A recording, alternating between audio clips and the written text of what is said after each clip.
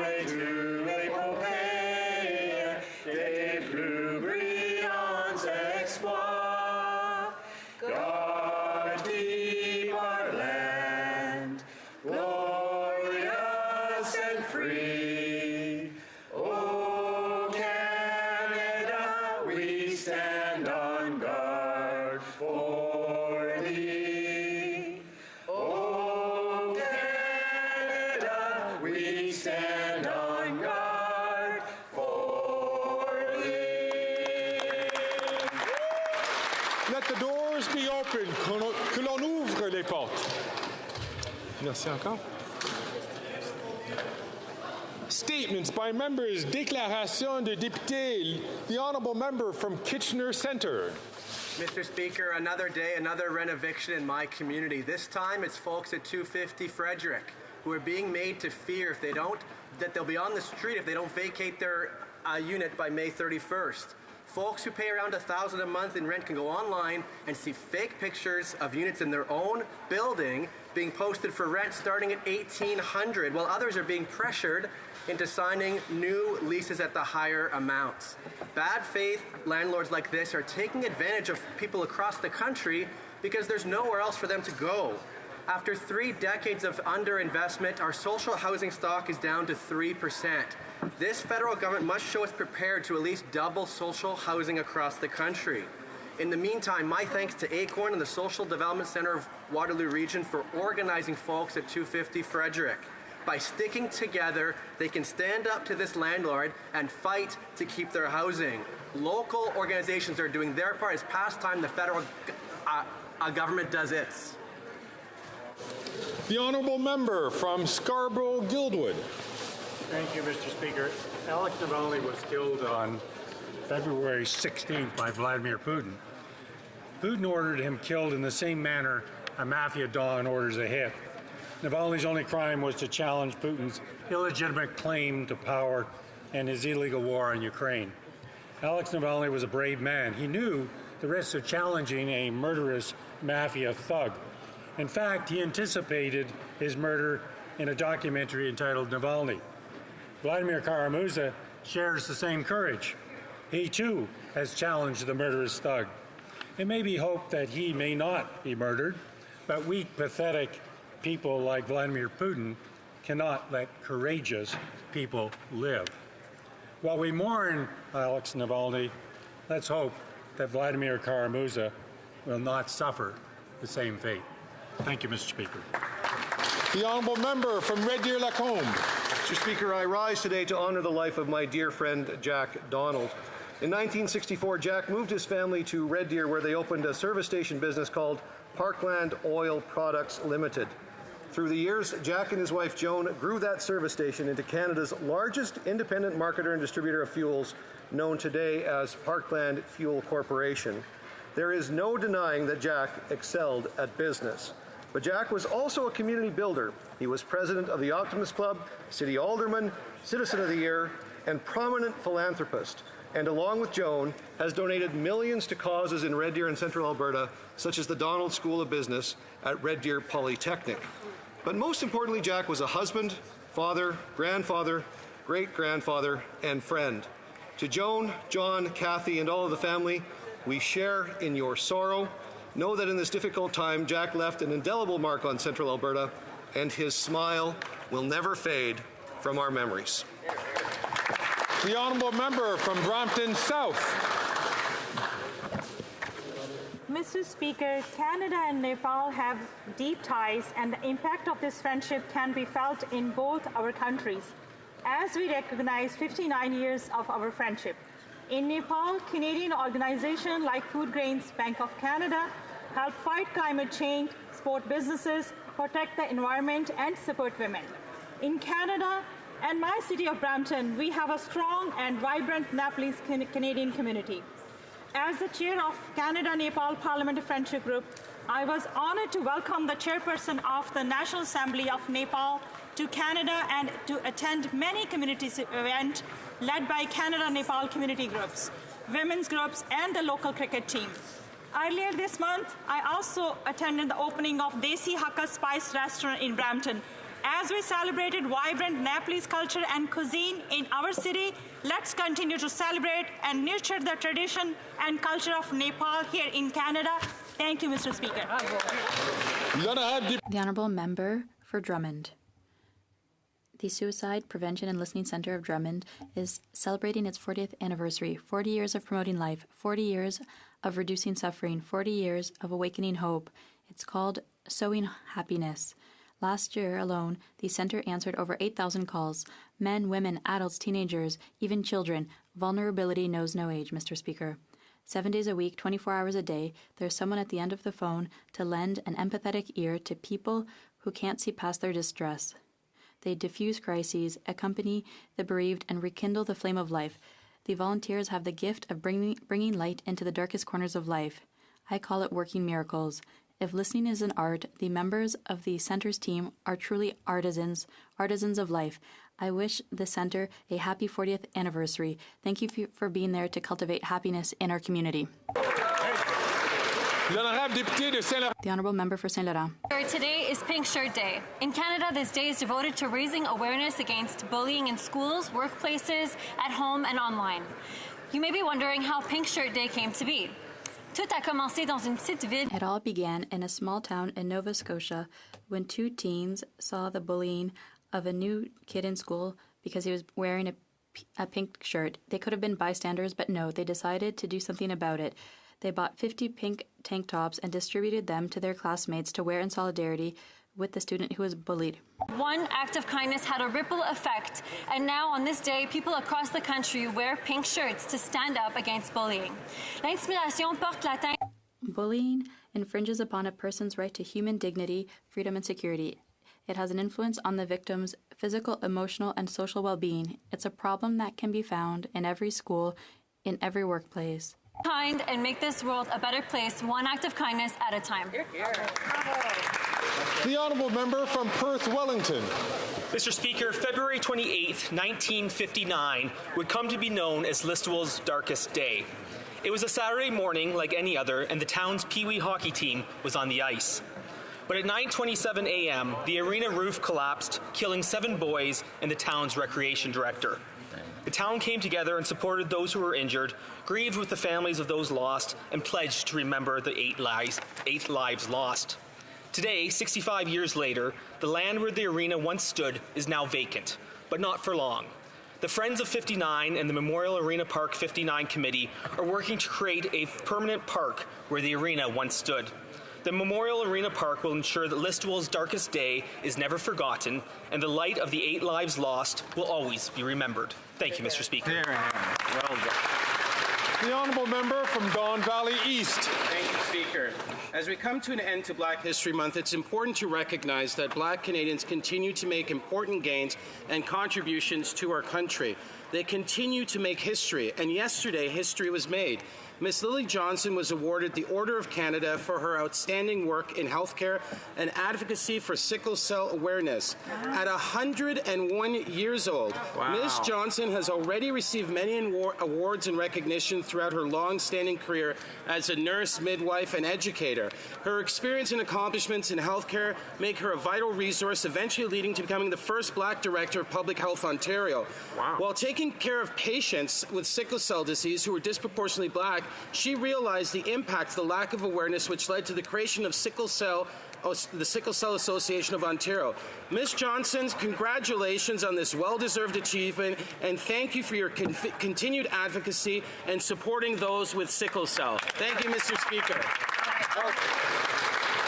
The Honourable Member for Halifax West. Constituents have reached out to me to raise the plight of their loved ones in Gaza and the heart-wrenching humanitarian crisis unfolding there.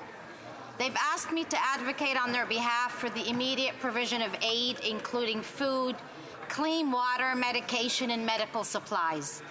They're pleading for Canada to use all our influence to support the passage of aid into Gaza for civilians. This is about our humanity. Canadians are rightly proud of our peacekeeping tradition, and I, like many, am disturbed by what we're seeing on the ground. Gazans need humanitarian aid, and that requires allowing the unobstructed delivery of the essentials for life. Canada has provided $100 million in aid, but we have to ensure that our support and the support that others have stepped up to provide can actually make it to those who are suffering.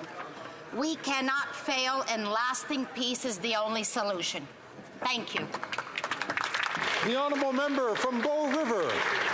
While the common sense Conservatives will axe the tax, build the homes, fix the budget, stop the crime, after 8 years, this NDP Liberal Prime Minister is not worth the cost, crime, or corruption. On April 1st, and it isn't April Fool's, get ready for another 23% carbon tax increase from this NDP Liberal government that robs money from hardworking Canadians, increases food price, and doesn't lower emissions.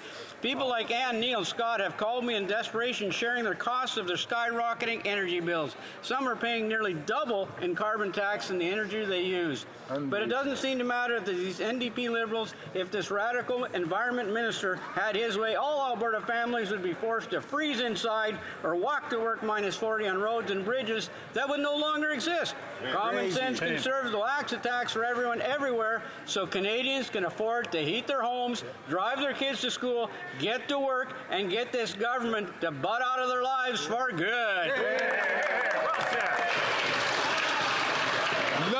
The honourable member for Vaudreuil-Soulanges. Speaker, it's almost that time of year once again, and thanks to an army of volunteers led by Jay DeLaurente, Rob Duma, Ken Bell, Mark Noonan, and Eileen McAleese, and the entire team at the Soulanges Irish Society, our community of Vaudreuil-Soulanges will become Irish for a day on the 13th annual St. Patrick's Day Parade in Hudson. This year, our Grand Marshal, renowned Canadian musician Brian Greenway, will lead the parade, a parade, Mr. Speaker, that will feature Irish Woman of the Year Kim Sullivan, Parade Queen Veronica Gilmore, and Princesses Shanasa Boyle, Giuliani, Vanessa Mooney, and Addie DeRoy, and Reviewing Officer Hudson's Mayor Chloe Hutchison. Come toujours!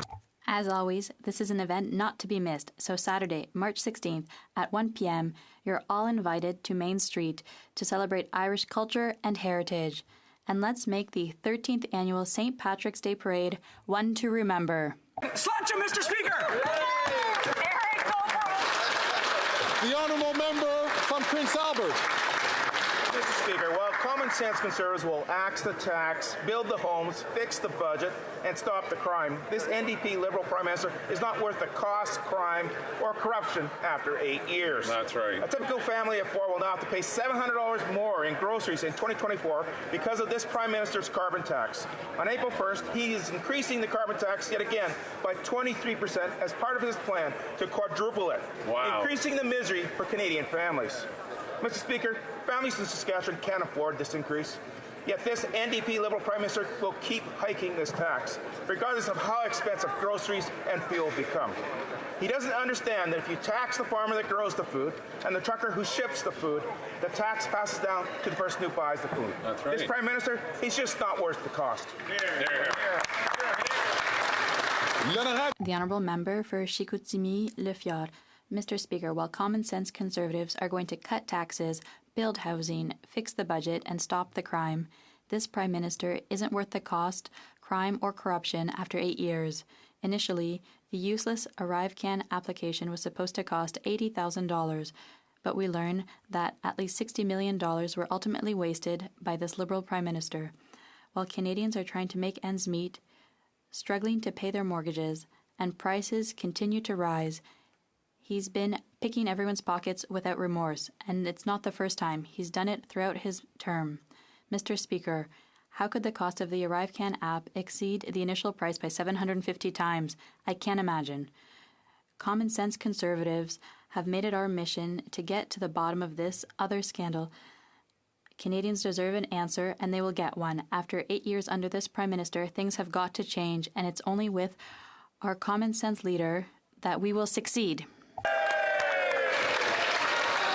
The honourable member from Halifax.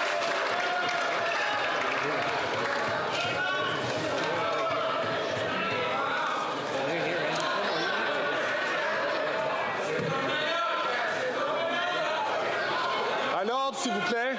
Order, please. The honourable member from Halifax. Mr. Speaker, last week I had the privilege of meeting with Tribe Network in Halifax, including CEO and founder Alfred Burgesson. The Tribe Network is an organization committed to supporting Black, Indigenous, and people of color in pursuit of their entrepreneurial aspirations. Tribe's team provides invaluable support by offering necessary knowledge, tools, and resources for their network to thrive and innovate. Their mission comes to life through concrete actions. Recently, they've joined forces with Volta Labs in Halifax, who nurtures tech industry talent in Atlantic Canada. Tribe is also co-organizing a pitch competition encouraging racialized youth to contribute to the development of clean energy innovations. This month, they're hosting a series of online workshops on financial literacy, bringing together experts in the field and facilitating access to knowledge. Halifax has a rich history of Black entrepreneurship, and I'm thankful to witness the legacy of pioneers like Viola Desmond being carried on today thanks to the dedicated work of Tribe Network. Here, here. The honourable member from Nunavut. Inuit, Indigenous, and Northern women have great strength. They deal with many hardships, including the effects of the lack of federal investments. They deal with overcrowded homes and so much more. Inuit and Indigenous women and Northern women make beautiful clothing from caribou, seal, and other materials. They work in partnership with hunters and many others.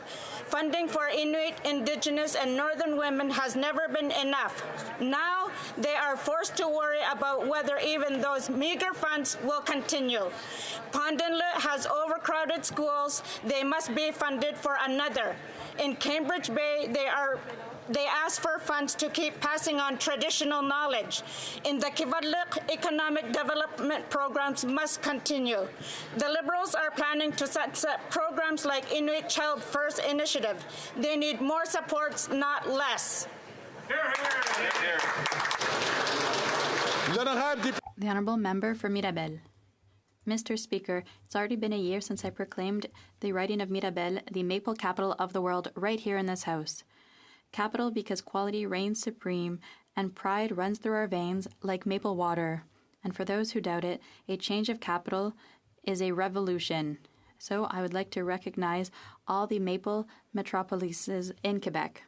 On February 21st, with Patrick Charbonneau, the mayor of Mirabel, Stéphane Michaud of Tourisme Mirabel, and several maple producers, we launched the season by awarding the prize for the largest maple tree in Mirabel to the Vermette family of St. Augustine, a beautiful beast with a circumference of over 15 feet and more than 200 years of history. Now, that's a maple. Well, Mr. Speaker, I wouldn't be surprised if it's the biggest in Quebec and even in the world. Mr. Speaker, our sugar bushes are very ready to welcome you with all the know-how you've come to expect. Dear colleagues, welcome to the maple capital of the world, and happy maple syrup season.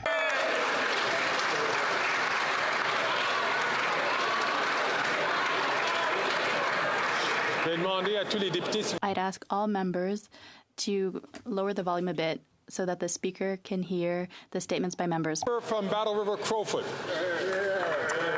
Thank you very much, Mr. Speaker.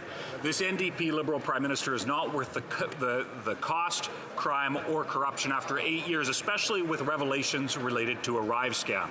While common sense Conservatives will axe the tax, build the homes, fix the budget, and stop the crime, that Prime Minister wasted at least $60 million on his ineffectual app. After fighting for weeks to get witnesses to committee, we have new information that GC Strategies contract resulted in an expense for $19 million to a company that does not do IT work. For this app that sent more than 10,000 Canadians forcibly into quarantine with no justification. Today's motion that Conservatives brought forward is essential as it calls out the lack of transparency from the Liberals and will require accountability for this injustice inflicted upon taxpayers. Mr. Speaker, while Liberals use every trick in the book to stop the truth from coming to light, Conservatives will bring home accountability back to this country.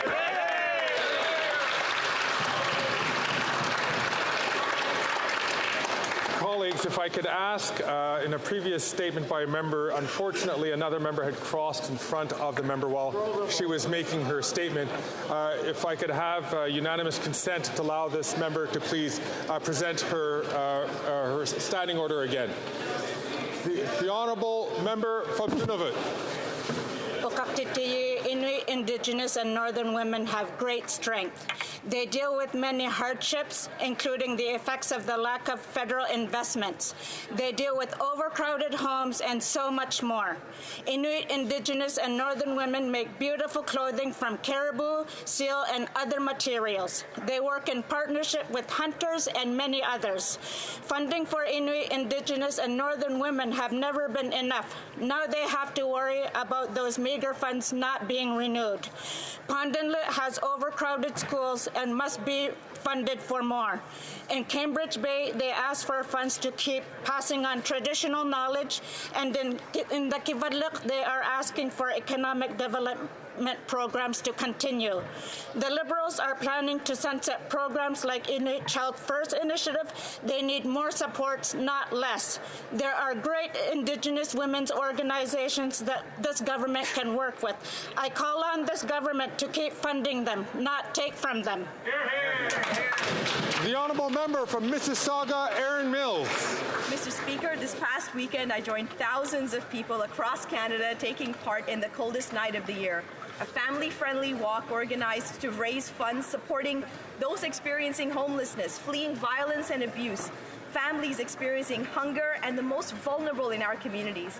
Whether it was a 2-kilometer or a 5-kilometer walk, our communities stepped up and out into the cold to really support our neighbors who are struggling. I want to recognize Eden Food for Change, an awesome not-for-profit community kitchen in my riding, and the Armagh House, a transitional housing shelter for women whose teams organize their own family-friendly walks and raise thousands of dollars for our communities this year. To all participants and to the hosts of this year's coldest night of the year, thank you for the critical work that you do in keeping our communities safe. Thanks, Mr. Speaker. Oral questions, questions orales, l'honorable chef de l'opposition. Lorsque les conservateurs de gros bon sens.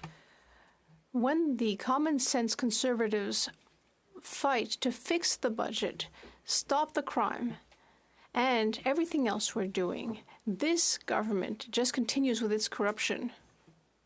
We have learned that the RCMP is investigating a Rive scam. The police force has revealed that the Liberals stopped the police from accessing documents in the SNC-Lavalin affair. Will this government waive cabinet confidentiality so that the police can get all the facts it needs for this criminal inquiry? The Right Honourable Prime Minister. Mr. Speaker, this situation is unacceptable, and that's why the authorities are closely examining this procurement process. Anyone who took advantage of our COVID approach to save Canadians should face the consequences. If they abuse the system, there will be consequences based on what the authorities find. The Honourable Leader of the Opposition. That is a non-answer, and it shows once again that this Prime Minister is not worth the cost or the corruption. The question was whether he would allow the RCMP to see cabinet documents. We know that during the other criminal inquiry on one of this Liberal Prime Minister's scandal, he prevented the police from seeing all the documents. I'm speaking about the SNC-Lavalin scandal. Once again, if he really has nothing to hide, will he give all documents, including cabinet documents, to the police? The Right Honourable Prime Minister.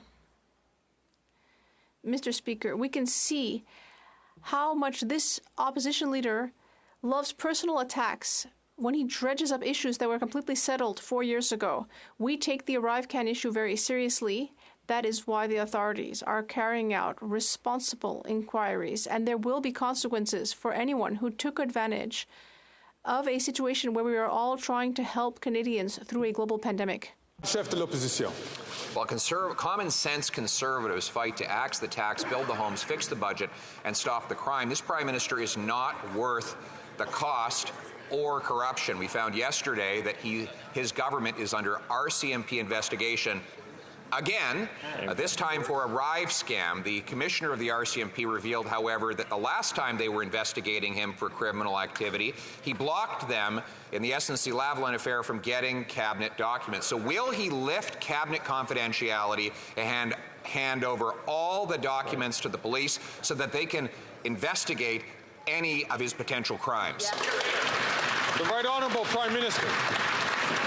Mr. Speaker, the situation around ArriveCan is obviously unacceptable, which is why authorities are looking into this procurement process.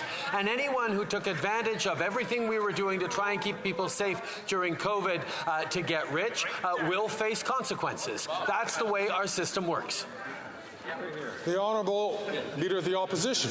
But that's not the way the system has worked since he took office 8 years ago. According to the RCMP Commissioner, he not only refused to be questioned in the SNC-Lavalin criminal investigation and in the Aga Khan Billionaire Island investigation, but he blocked key cabinet documents from being included in those investigations. We now know that an app that was supposed to cost $80,000 went up to $60 million after the NDP helpfully voted for those extra funds.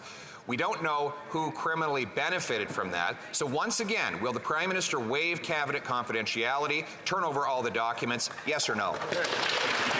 The Right Honourable Prime Minister. The Leader of the Opposition is digging into the past to try and bring up things that were settled many years ago. But if he really wants to talk about the past, he should talk about the fact that the Conservative leader was at Transport Canada working hand in hand with the minister as the founders of the company involved in ArriveCan were getting millions of dollars in contracts from the department he was working for.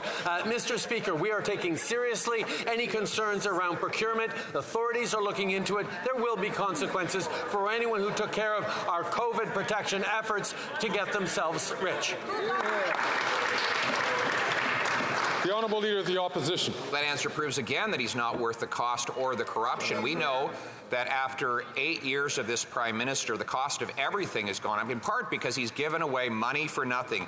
In a Rive scam, an app that was supposed to cost $80,000 was actually how much? $60 million at least, and counting, because the Auditor General says she doesn't have the documentation to do the full calculation. Today, though, we have a common sense Conservative motion that will require the Prime Minister release the full cost of the app and recover the money for Canadians within the next 100 days. Will he vote for that common sense motion? Yes or no? The Right Honourable Prime Minister. Mr. Speaker, we see the Leader of the Opposition choosing to fling mud on a question that I've said is unacceptable. The authorities are looking into it. But he doesn't want to talk about the housing investments that we're making across the country. He doesn't want to talk about the fact that he voted against dental care that seniors are going to be benefiting from as of May. He doesn't want to talk about child care. He doesn't want to talk about Ukraine. He doesn't want to talk about all the things where Conservatives are out of line with Canadians. We're going to continue focusing on the things that matter to Canadians every single day.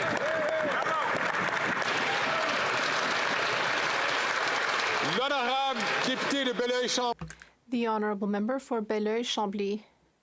Mr. Speaker, this government, with the NDP, wants to bring in Medicare, but that won't give anything additional to Quebec, which already covers drugs and which was an inspiration for the federal government. That would be okay with me as long as Quebec has a right to withdraw with full compensation and with no strings attached. The member for Rosemont-la-Petite-Patrie, a member of that alliance, said, yes, Quebec will be able to withdraw, but the minister doesn't seem to agree. Who's telling the truth? The Right Honourable Prime Minister. Mr. Speaker, the reality is that there are still too many Canadians throughout the country who are facing impossible choices. They're having to decide between paying for groceries or medication that they need.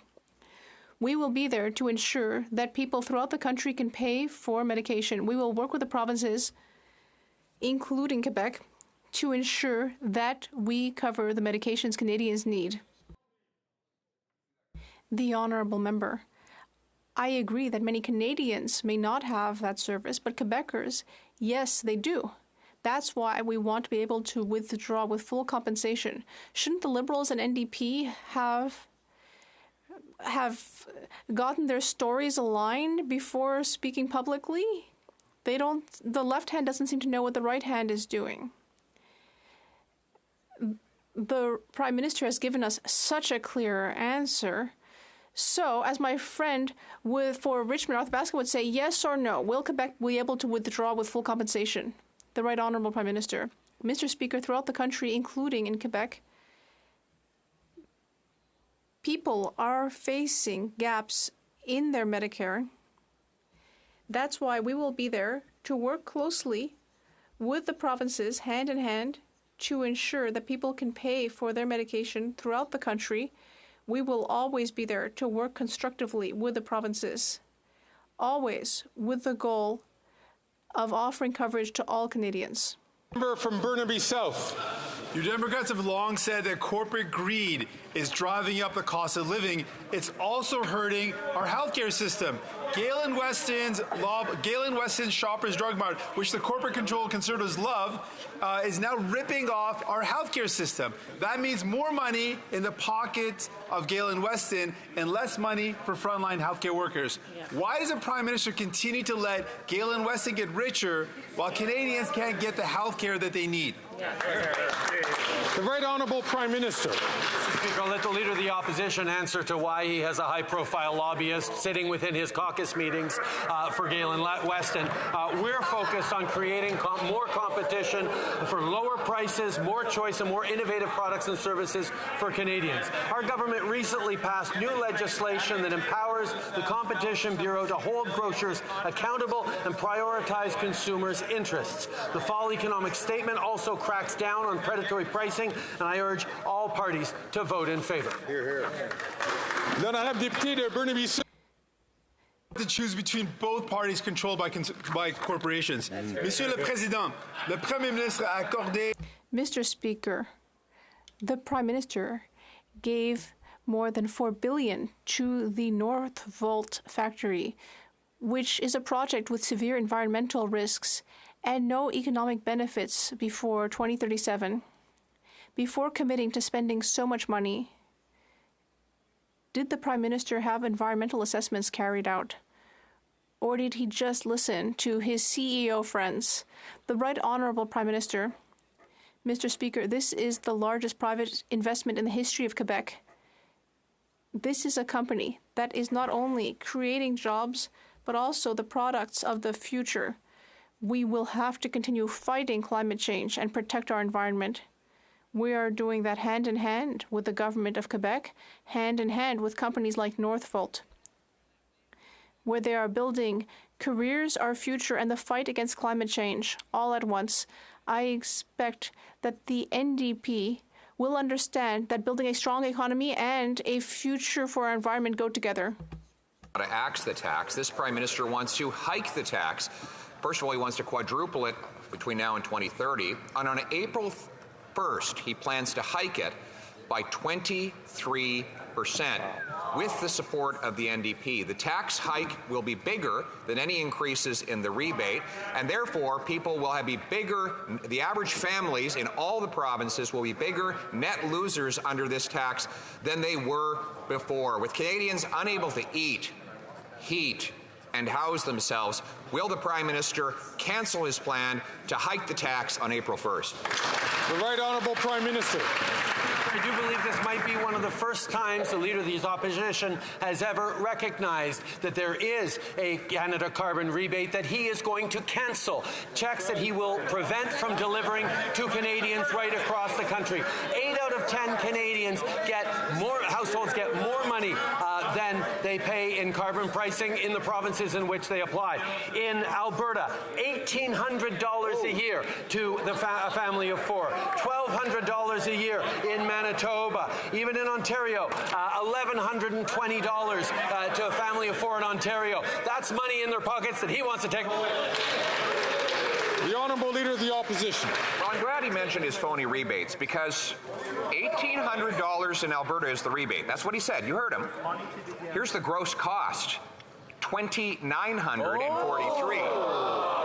So he's going to take away $2,943, but give back $1,800, and then ask you to be thankful for it, Mr. Speaker. Isn't that just proof that the carbon tax is just like him, not worth the cost? Yeah. The Right Honourable Prime Minister. Mr. Speaker, the Prime Minister has long said that corporate greed is driving up the cost of living. It's also hurting our healthcare system. Isn't that just proof that the carbon tax is just like him, not worth the cost? Yeah. The Right Honourable Prime Minister.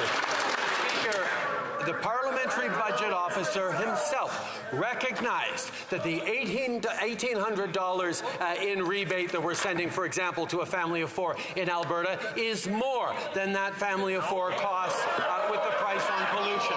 That is the calculation that is done right across the country that shows that 8 out of 10 families are better off with the Canada Carbon rebate than they pay in the price of pollution in areas in which it's brought in. We are both fighting climate change and delivering more money to households across the country, money that he wants to take away. The Honourable Leader of the Opposition. Mr. Speaker, the Parliamentary Budget Officer report is in my hands. Page 3 of a distributional analysis of the federal fuel charge under the 2030 Emissions Reduction Plan. Google it. Look it up. It's on the Parliamentary Budget Officer's website. You don't have to believe me, and you certainly don't want to believe him. Go look for yourself. The average Ontario family will pay $1,674 in carbon taxes next year. That's $630 more than they get back in rebates. So why doesn't the Prime Minister Google it, look up the report, check the facts, and axe the tax? The Right Honourable Prime Minister. Mr. Speaker, the first and base conclusion. The Right Honourable Prime Minister. Mr. Speaker, the first conclusion of the Parliamentary Budget Officer is, in the math, on the face of it, 8 out of 10 families get more back through the price on pollution, through the Canada Carbon rebate. The reality is, if one wants to talk about longer-term and broader economic consequences of a price on pollution, you have to talk about the cost of inaction. You have to talk about the benefits of investing and innovating in carbon reduction technologies. That's the full picture that the Leader of the Opposition doesn't want to look at, because he doesn't think you can build a strong economy and fight climate change at the same time. The Honourable Leader of the Opposition. Mr. Speaker, he's doing neither at the same time. Mr. Speaker, the Parliamentary Budget, first of all, I should catch that word. He said, on the face of it. Carbon tax is terrific. Well, the Parliamentary Budget Officer actually did the calculation of the full fiscal and economic cost for the average family. And he found that every family in the middle class is worse off under the carbon tax. For example, in Ontario, the net cost for the average family above and beyond rebates is $627 this year. How are they going to pay for that? The Right Honourable Prime Minister. Mr. Speaker, families in Ontario are going to be getting a Canada Carbon rebate worth $1,120 this year. That's a family of four. A family in Nova Scotia, $824. A family in Saskatchewan, $1,500 this coming year. And that is more for 8 out of 10 families than the price on pollution actually is. We are fighting climate change. We are innovating and creating jobs of tomorrow. And we're putting more money in the pockets of Canadians, checks that Leader of the Opposition would take away. The Honourable Leader of the Opposition. Mr. Speaker, here's a very simple way to measure it up. Right here from the Parliamentary Budget Officer's report. The total gross cost of the carbon tax in Ontario is $1,674 for this coming year. $1,674. $1,674. $1,674. How much is the rebate? With record-setting wildfires last year, with floods, with climate...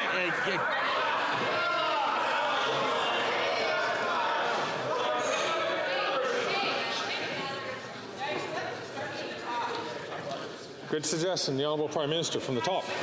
Mr. Speaker, with record-setting wildfires across the country, with droughts, with floods, Canadians know the costs of the impacts of climate change. The Leader of the Opposition has no plan to fight climate change. He's not proposing anything except, Mr. Speaker, to pull away way, both the price on pollution, which forces polluters to pay right across the country, that puts more money through checks that arrive 4 times a year in Canadians' pockets in the jurisdictions where there is a carbon price. We have a plan to fight climate change and put money in people's pockets. He has no plan. The Honourable Leader of the Opposition. Whoa, he doesn't need to get angry about it. Just asking some numbers here. Just some numbers. Right? So he was very anxious to talk about these wonderful rebates up until a moment ago. And now he doesn't want to say a thing about it. He even gave him a fancy new name. I'm going to say it again. In Ontario, the gross cost of the carbon tax is $1,674 for the average family. $1,674. How much is the rebate? Just the number. The Right Honourable Prime Minister. He suggests that I don't have to get angry about climate change. I'm sorry, Mr. Speaker. Canadians are worried and angry about climate change. They see the wildfires cutting across this country last summer that are already started up in Alberta. He sees the droughts. They see the floods. They have no plan. Their plan is to withdraw the 4 times a year checks that land in the bank accounts of Canadians, that the Parliamentary Budget Officer demonstrates gives more money to 8 out of 10 families right across the country in jurisdictions where it's applied. Mr. Speaker, we have a plan. He doesn't.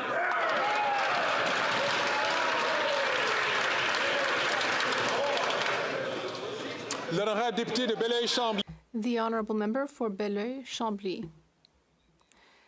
There was a unanimous vote at committee to support the bill brought forward by my colleague for Shefford to finally end discrimination towards seniors. The discrimination in old age security between people of 65 to 75 and those over 75. Since it was unanimous vote, I assume the Liberal members were directed to vote in favour. So logically, this should be part of the budget. My question is the following.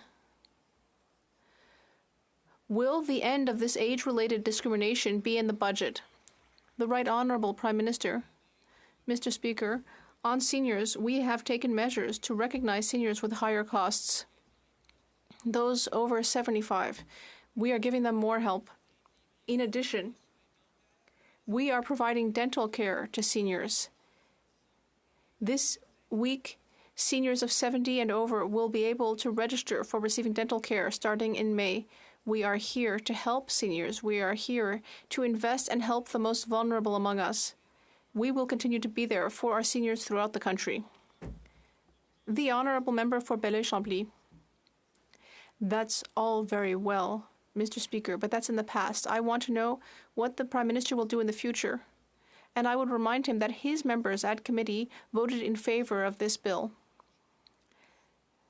And it's going to be coming to the floor of the House. So I'm assuming that the Prime Minister is not trying to fool us or fool the people who are the most vulnerable during the pandemic and now, and the most vulnerable to inflation. Will he finally put an end to this age-based discrimination between seniors?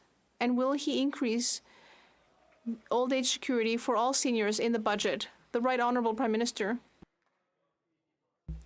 Mr. Speaker, since 2015 we have increased GIS and OAS. And we have recognized that indeed seniors are facing a difficult time, especially older seniors. From 75 years of age, there are more costs for vulnerable seniors, and that is why we are helping them with targeted assistance, while also helping all seniors with investment in housing, in dental care, in the New Horizons program, with investments throughout the country to help seniors. And we will always recognize those who are the most vulnerable. The NDP Liberal Prime Minister is not worth the cost of food, as we were reminded by a tragic report by Second Harvest that came out this week showing that there will be another million extra visits to food banks above last year's record-breaking numbers. This because of the collusion of the NDP Liberals on price fixing, that is the carbon tax.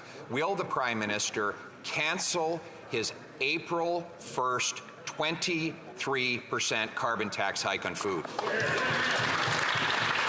The Right Honourable Prime Minister. Speaker, as one of the Conservative leader's own MPs recognized, there is absolutely no data or proof to link their theory around the price on pollution and the price of groceries. But if they actually cared about affordability for Canadians, they would have voted in favor of dental care for our most vulnerable seniors, for young families that can't afford to send their kids to the dentist. That's what we are delivering. They are voting against. They wouldn't be stalling on the competition reforms to ensure that we're actually moving forward on greater competition to stabilize grocery prices. The Honourable Leader of the Opposition. Mr. Speaker, after 8 years, this NDP Liberal Prime Minister is just not worth the cost of food. It's not just that 2 million people a month can't afford groceries and are forced to line up at food banks. It's just now that those food banks are running out of food and Canadians are diving into dumpsters. Literally, there's an 8,000-member Facebook group called the Dumpster Diving Network. Shame. How can the Prime Minister look those people in the eyes and raise taxes on their food when they're eating out of garbage cans? The Right Honourable Prime Minister. Speaker, we recognize that many Canadians are facing extremely difficult times, which is why we're continuing to step up our supports across the country for food banks, for programs, and for supports for vulnerable Canadians. This is something that we have taken seriously and we will continue to. At the same time, Mr. Speaker, we're continuing to move forward on concrete measures to help Canadians, like dental care, like pharmacare, like child care. These are things that the Conservative Party continues to vote against in terms of helping vulnerable Canadians, in helping with affordability. He's there to instrumentalize vulnerable Canadians and try and play politics off of them. He's not there to... The Honourable Leader of the Opposition. Mr. Speaker, that's the best answer he can come up with after 8 years of record food price increases that has forced people not just to food banks, but to literally jump into dumpsters and bring their phones that they can network on Facebook to share tips on how to eat out of garbage cans. In Canada, life was not like this before this Prime Minister, and it won't be like this after he's gone. In the meantime, we'll at least have the humanity to cancel his April 1st 23% tax hike. Right Honourable Prime Minister. Speaker, farmers across this country know the impacts of climate change on the food supply in Canada, on the growing and production of food.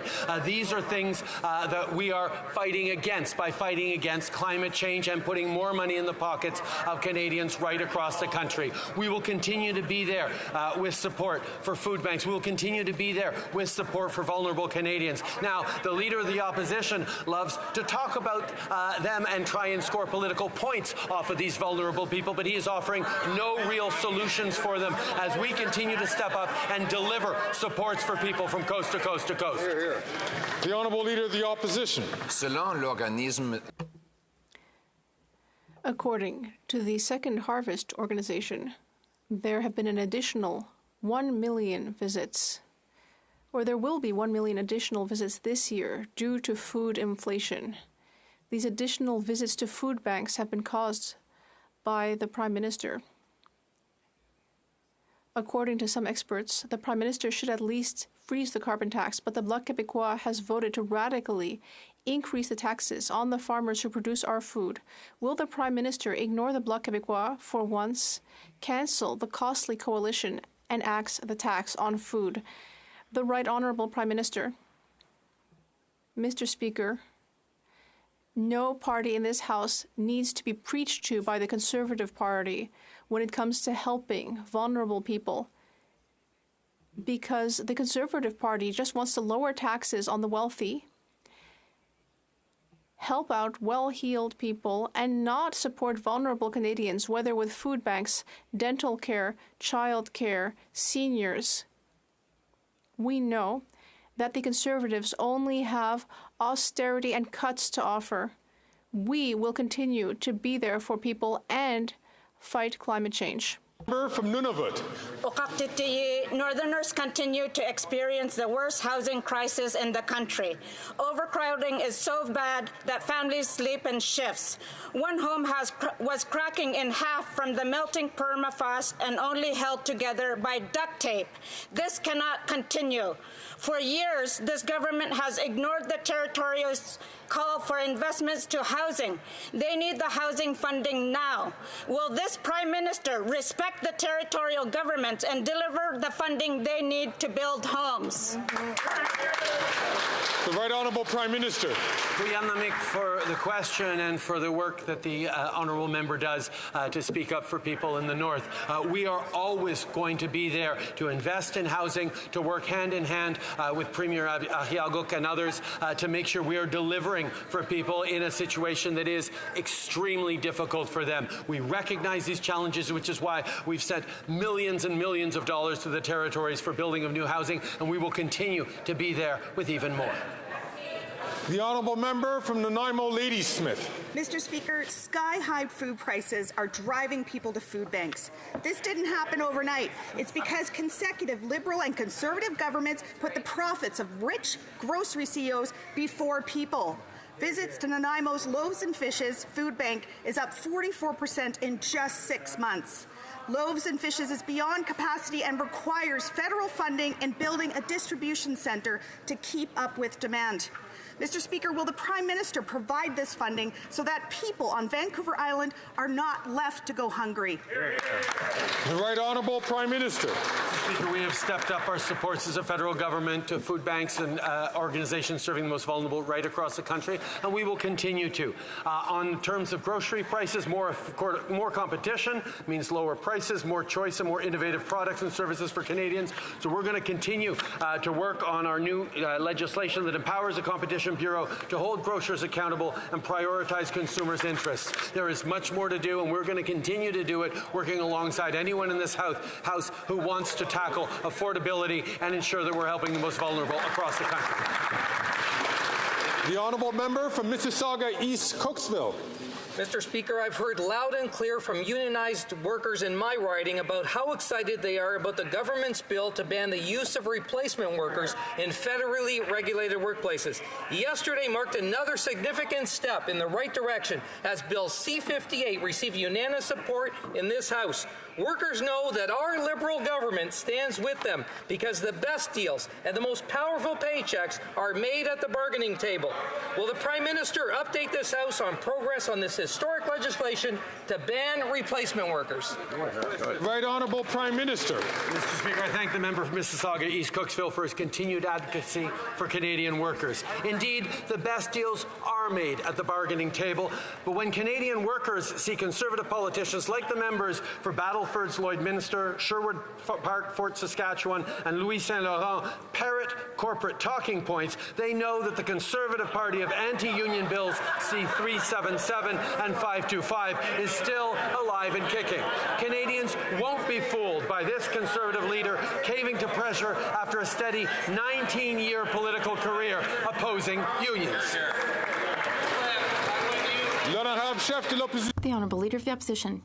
Tax the tax, build the homes, fix the budget, and stop the crime. Meanwhile, this Prime Minister has doubled housing costs since he promised to bring them down. A National Bank report out Thursday revealed that in Victoria and Toronto, it now takes an astonishing 25 years for the average family to save for a down payment. And in Vancouver, it's 29 years. This after he's created $80 billion of new housing spending that has been vaporized by bureaucracy. So will he finally follow our common sense plan to cut the bureaucracy and build the homes? The Right Honourable Prime Minister.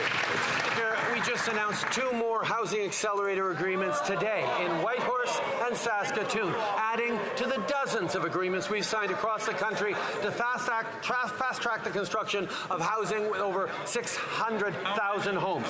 Now, the Conservatives Party plan, which he's talking about, is to insult mayors and cut critical infrastructure funding, and it won't get any more homes built. Cities understand that we need to change the rules to get more homes built faster, and indeed, the only only one gatekeeping this progress is the Conservative leader himself.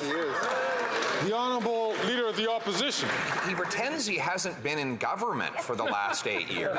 He acts like this is his first day on the job, Mr. Speaker. In fact, that he has to read off notes would suggest it is his first day on the job.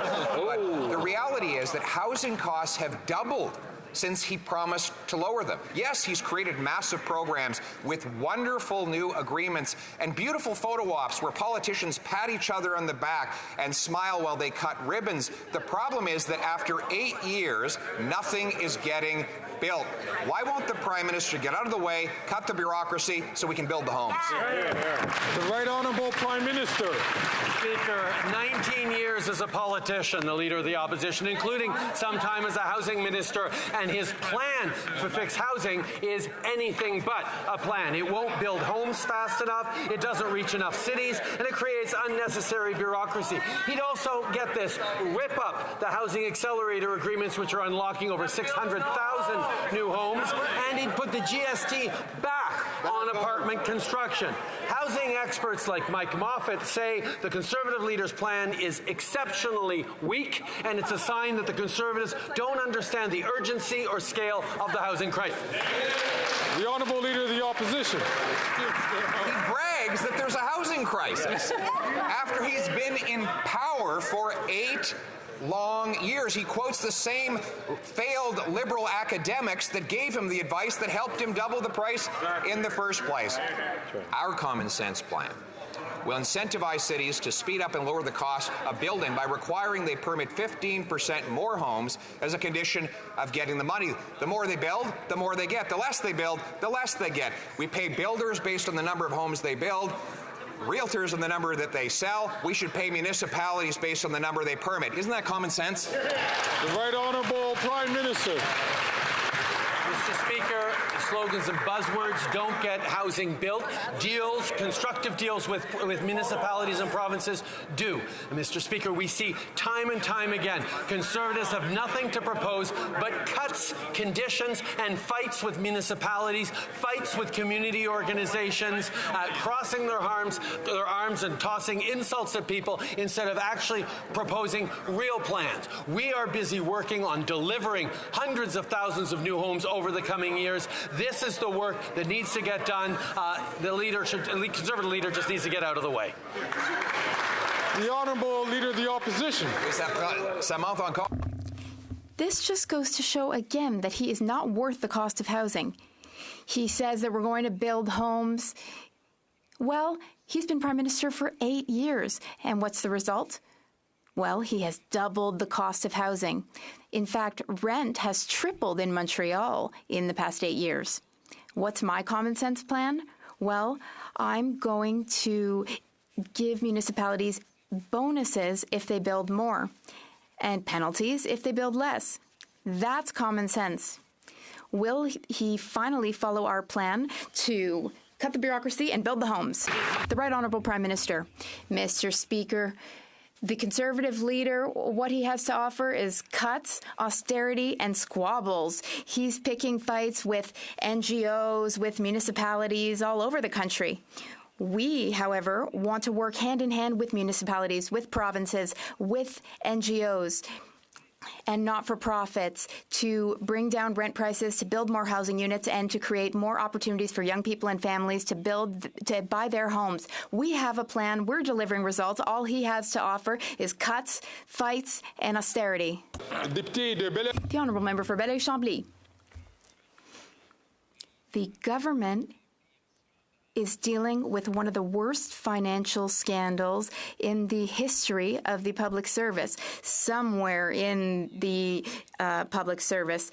This is the worst scandal since the sponsorship scandal. Now, we have 4 clear requests. First, we want the Prime Minister to acknowledge his responsibility. Second, we want him to implement an independent inquiry.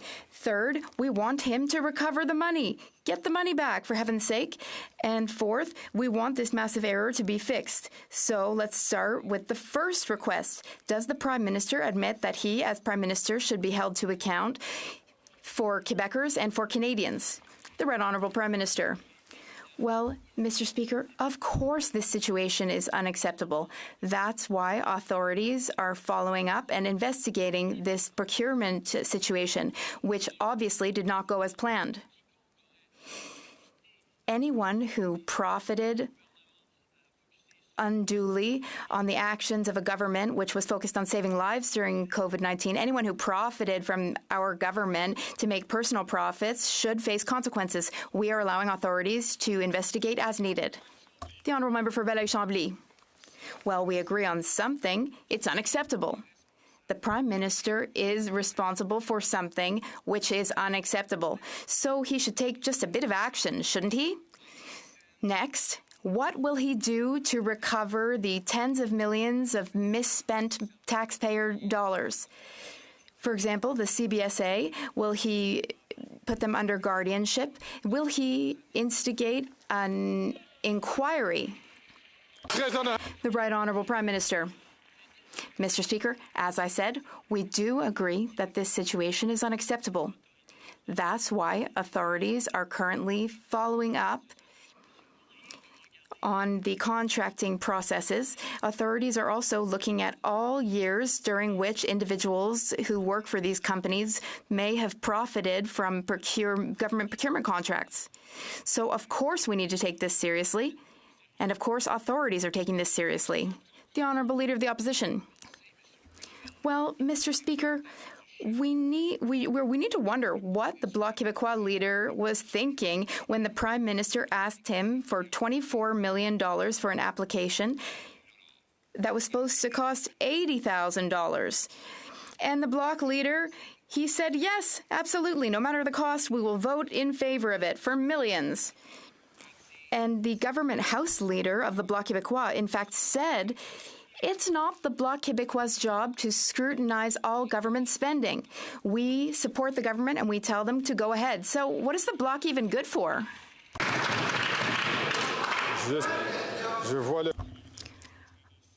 The Prime Minister is rising to answer the question, but I would like to remind members that it's important that questions during question period relate to the administration of government or committee business. The Right Honourable Prime Minister.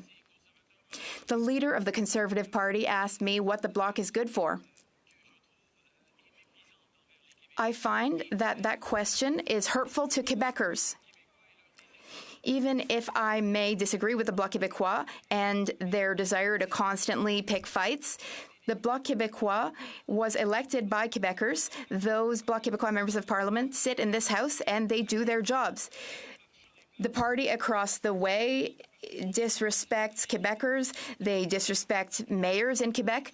On this side of the House, we have work to do, and we're doing it.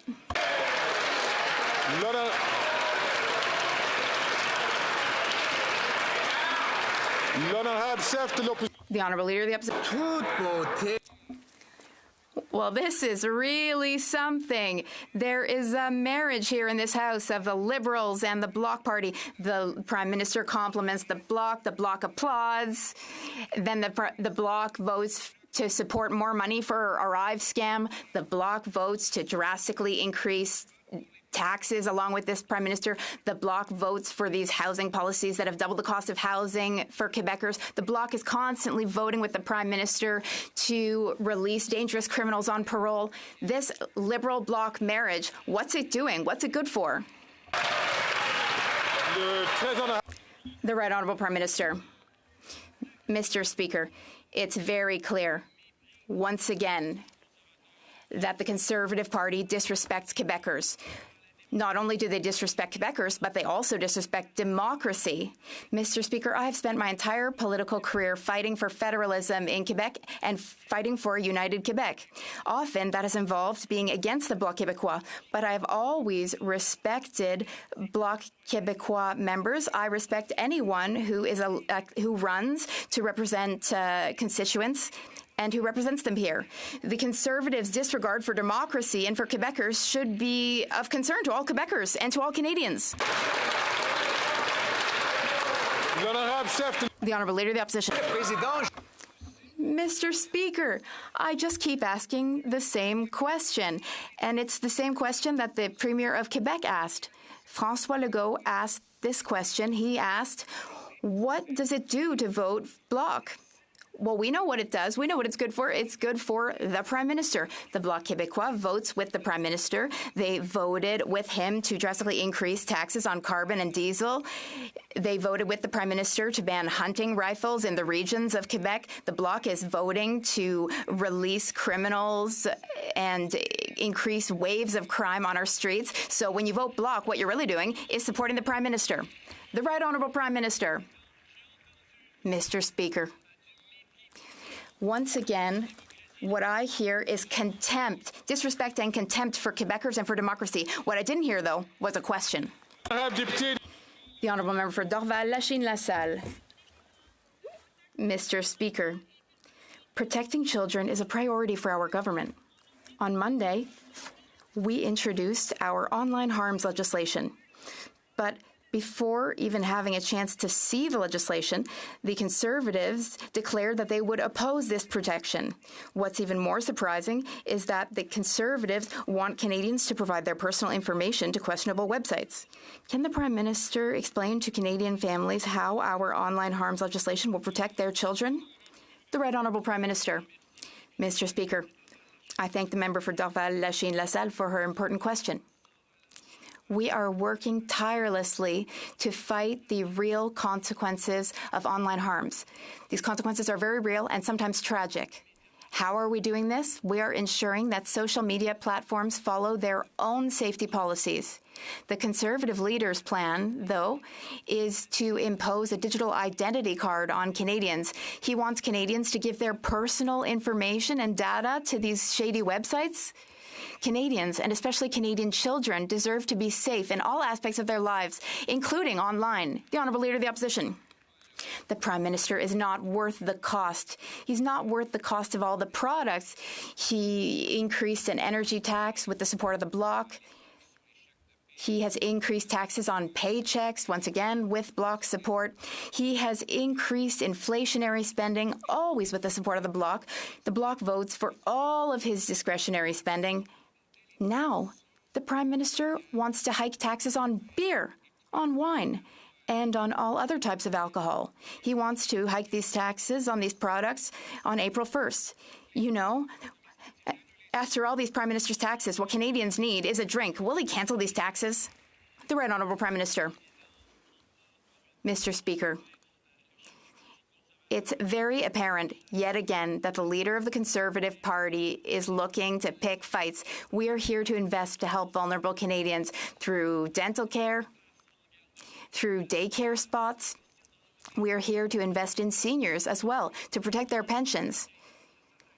He, though, wants to attack and cut pensions. We are here to help Canadians across the line. We will always be here to protect the most vulnerable. The Honourable Leader of the Opposition. Tax, build the homes, fix the budget, and stop the crime. Meanwhile, the NDP Liberal Prime Minister has raised taxes on gas, heat, and groceries, raised taxes on paychecks, raised income taxes on middle-class and lower-income Canadians, raised taxes on small businesses. He keeps raising taxes. It's enough to drive a man to drink. But he wants to tax that too. On April 1st, another 5% increase on beer, wine, and spirits that will kill jobs for those workers and raise costs on consumers. Will he have the humanity to let someone have a drink in peace? The Right Honourable Prime Minister. Mr. Speaker, while the Conservative leader continues to figure out catchy slogans and buzzwords, we're rolling up our sleeves to deliver for Canadians. More housing, dental care, supports for seniors, supports for young families, fighting against climate change while putting more money in their pockets. We are doing the hard work of delivering for Canadians while he proposes nothing but cuts to programs, austerity, and catchy slogans. Mr. Speaker, we need continued responsible approach to government, and that's exactly what we are delivering. The Honourable Leader of the Opposition. After reports that the RCMP had to intervene at the Winnipeg labs due to a security breach and great speculation, public speculation of espionage by a foreign dictatorship at that Canadian lab, the Prime Minister fought tooth and nail for any of the documents to come out, including by defying a motion of this House. We found out from a letter written by all parties that had seen the documents, including a Liberal MP, that this was to cover up embarrassment, not protect national security. What did the Prime Minister have to hide? The Right Honourable Prime Minister.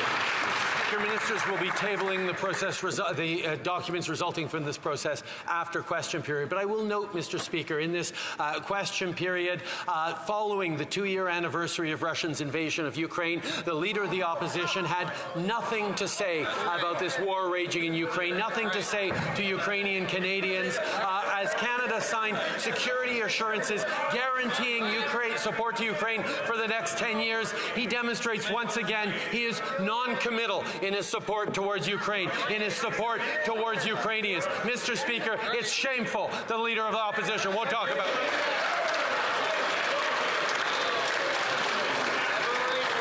The Honourable Member for Halifax West. Speaker, the lobster industry is a crucial part of the economy of the Atlantic provinces. Last week, Conservative MPs from Ontario and Alberta saw fit to shockingly attack this industry, the economy of our region, and by definition, the women and men who make the industry thrive. Can the Prime Minister tell fishers from my region why, contrary to the opposition, we will always promote this important industry abroad? The Right Honourable Prime Minister. Speaker, I thank the member for Halifax West for her advocacy on behalf of Atlantic Canadians. On this side of the House, we are proud that Canadian lobster is being exported around the world, bringing $2.6 billion to our economy and supporting the livelihoods of communities across the Atlantic. But last week, Conservative leadership demonstrated that they don't care to understand the economic importance of this industry for our East Coast. Atlantic Conservative MPs who stand with their constituents should demand an apology from their leader and their deputy leader for the disdain they showed towards hardworking Atlantic Canadians.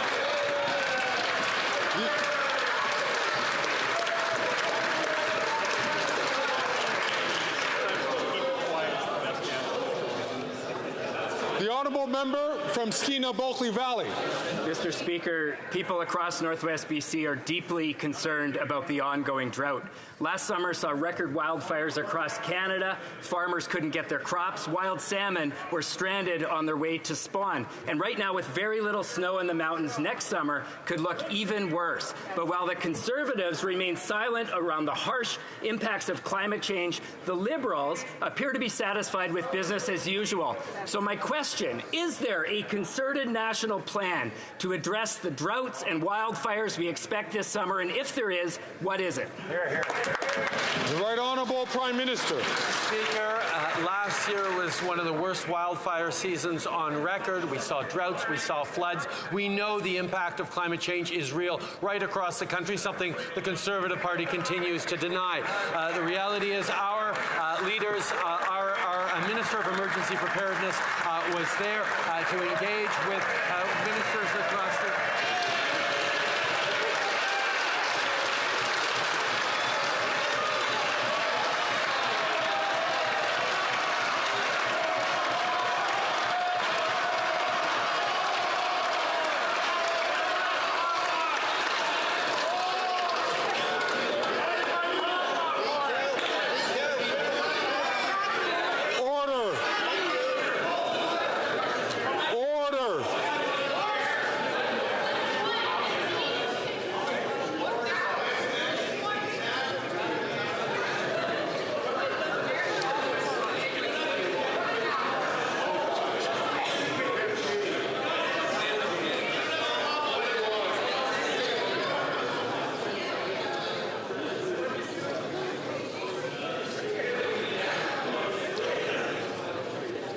Colleagues, it is important not to be disruptive in the House or to cause disorder in the House. This applies to all members from all sides. I encourage you, please, to conduct yourselves accordingly to allow questions to be asked and for answers to be given. The Right Honourable Prime Minister from the top, please. Mr. Speaker, Conservative MPs just demonstrated their complete lack of respect for their constituents who face the direct impacts of climate change in floods, wildfires, droughts right across the country. The fact is they have no solutions, no plan to deal with it. Our Minister of Emergency Preparedness has already engaged with partners across the country in provision of what may be a very bad season for climate impacts and for wildfires. That's why we're going to continue to fight against climate change while we grow the economy and be there to support Canadians from coast to coast to coast, something Conservatives have no plan for. The honourable member from Saanich, Gulf Islands. Thank you. Thank you, Mr. Speaker, and to the Prime Minister, who's so concerned about the wildfires, the zombie fires still under the snow. The wildfire season has already started, and yet, quietly, on Friday, February 16th, Environment Canada posted extension to consultation on clean electricity regulations. The David Suzuki Foundation has posted a warning. Does this mean more delay? Does this mean clean electricity regulations are to be weakened? Can the Prime Minister assure all Canadians that we have more than rhetoric to throw at the wildfires in this country? The Right Honourable Prime Minister. Mr. Speaker, following consultations that started in August of 2023, we recently released an updated draft of the clean electricity regulations. A net zero grid will serve as the basis for climate actions across the economy, like helping Canadians switch from electric transportation and heating. Our government is committed to working closely with all provinces, territories and partners on delivering the benefits of a clean grid in a way that ensures reliability and affordability for all Canadians. And thus brings to an end a question period. I recognize the Honourable Minister of Health rising on a point of order. Thank you very much, Mr. Speaker. Pursuant to standing order, I'd like to make a point of order. Pursuant to standing order 32.2, I'm tabling in both official languages documents from the Public Health Agency of Canada and the Canadian Security and Intelligence Service related to the investigation into the activities and subsequent termination of the employment of 2 scientists at the National Microbiology Laboratory. These documents are being tabled in accordance with the Memorandum of Understanding agreed to by this government and 3 opposition parties in the House in October of 2022 and have been reviewed and vetted by the Ad Hoc Committee of Parliamentarians with the support of an independent panel of arbiters in accordance with the terms of the Memorandum of Understanding. Mr. Speaker, this process has demonstrated that the parties of this House can work together to ensure accountability and transparency to Canadians. I would also draw members' attention to the departmental statement that will be issued by the Public Health Agency today, which outlines the actions that have been taken by the agency since 2009 to address and highlight these documents. Thank you very much, Mr. Speaker. The honourable member from Chilliwack Hope is rising on a point of order. Mr. Speaker, during question period, the member from Elmwood Transcona issued a repulsive, vulgar, and unparliamentary remark to members of the Conservative opposition. I would like, through you, to ask him to withdraw those repulsive remarks. The chair did not hear the comment, but recognizes that the honourable member from Elmwood Transcona is rising on his feet. Mr. Speaker, in the course of expressing concerns for the tongue of certain Conservative members that I feared would get stuck in the backside of their leader as he exited the chamber, I did indeed use unparliamentary language, and for that,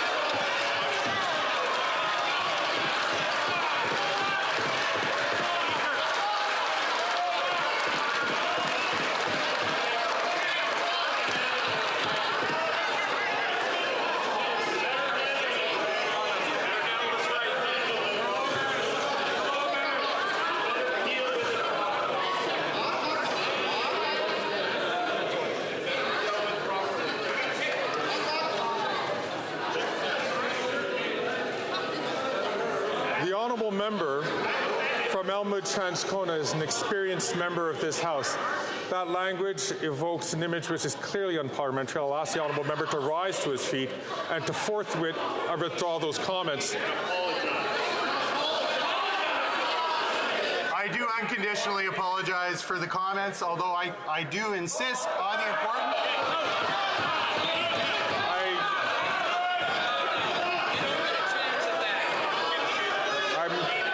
The chair has heard the honourable honourable member apologize, which is appropriate. Now that brings us back to the original point. And the original point that was raised, that the honourable member was in the middle of, I hope, withdrawing his comment. Would the honourable member rise on that issue alone? I do, Mr. Speaker. I withdraw those comments. I thank the honourable member for that. The Honourable Government House Leader is rising on a point of order. Yes, Mr. Speaker. I think we just witnessed a very disgraceful, disrespectful display and question period today, which is clearly against the standing orders. The members across the aisle here owe an apology to the member from Skeena Bulkley Valley, who gets to ask a question just like everyone else in this House. That was a disgraceful display, and I ask that you, Mr. Speaker, take that away and consider what you might do in the event that it occurs again. I will take that matter under advisement. It being 3:23, the House will now proceed to the taking of the deferred recorded division on the motion of Mr. Poilievre relating to the business of supply. Call in the members.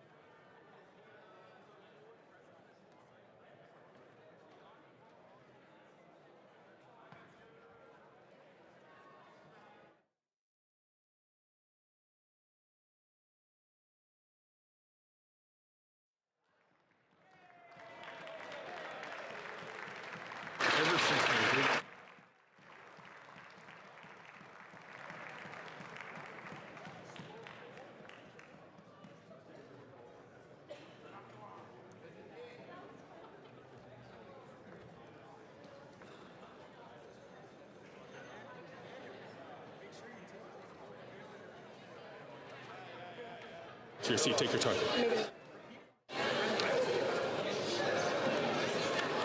It's okay, I'm good. The question is as follows. Mr. Poilievre, seconded by Mr. Nader, move that, given that, one, the Auditor General's ArriveCAN audit determined that the app cost taxpayers at least $500 million, $650, may I dispense? At least $60 million, but concluded it is impossible to determine the actual cost of the application. Deux, l'Ombudsman de l'approvisionnement a constaté. Two, the procurement ombud found that in 76% of ArriveCAN contracts, some or all of the contractors' proposed resources, such as subcontractors and employees, did not perform any work. GC Strategies, an IT company that does no actual IT work, was paid nearly $20 million in relation to the ArriveCAN app. The House demande au Premier ministre.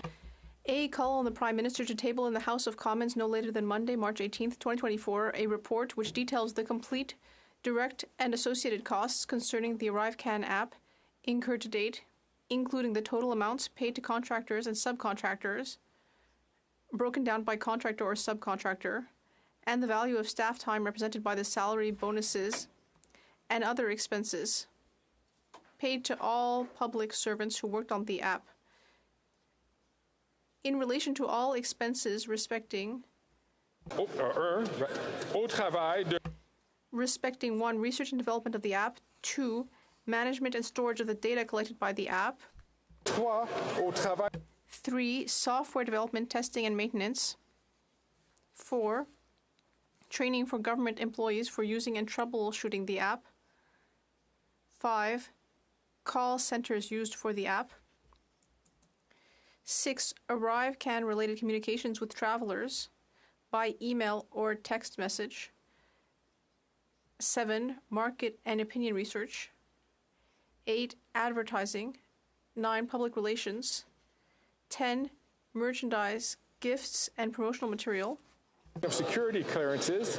12, travelers' expenses after being wrongfully directed by the ArriveCAN app to quarantine. 13, the services of legal counsel involved in contract negotiation, litigation arising from procurement, or the use and implementation of the app, and the numerous investigations conducted related to the app.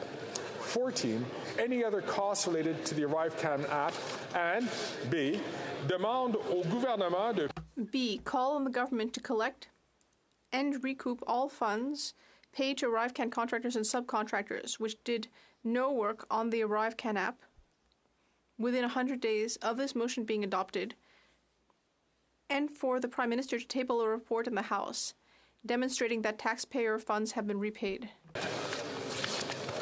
The 10-minute period for members voting electronically has started, and the House will now proceed to the vote for members participating in person.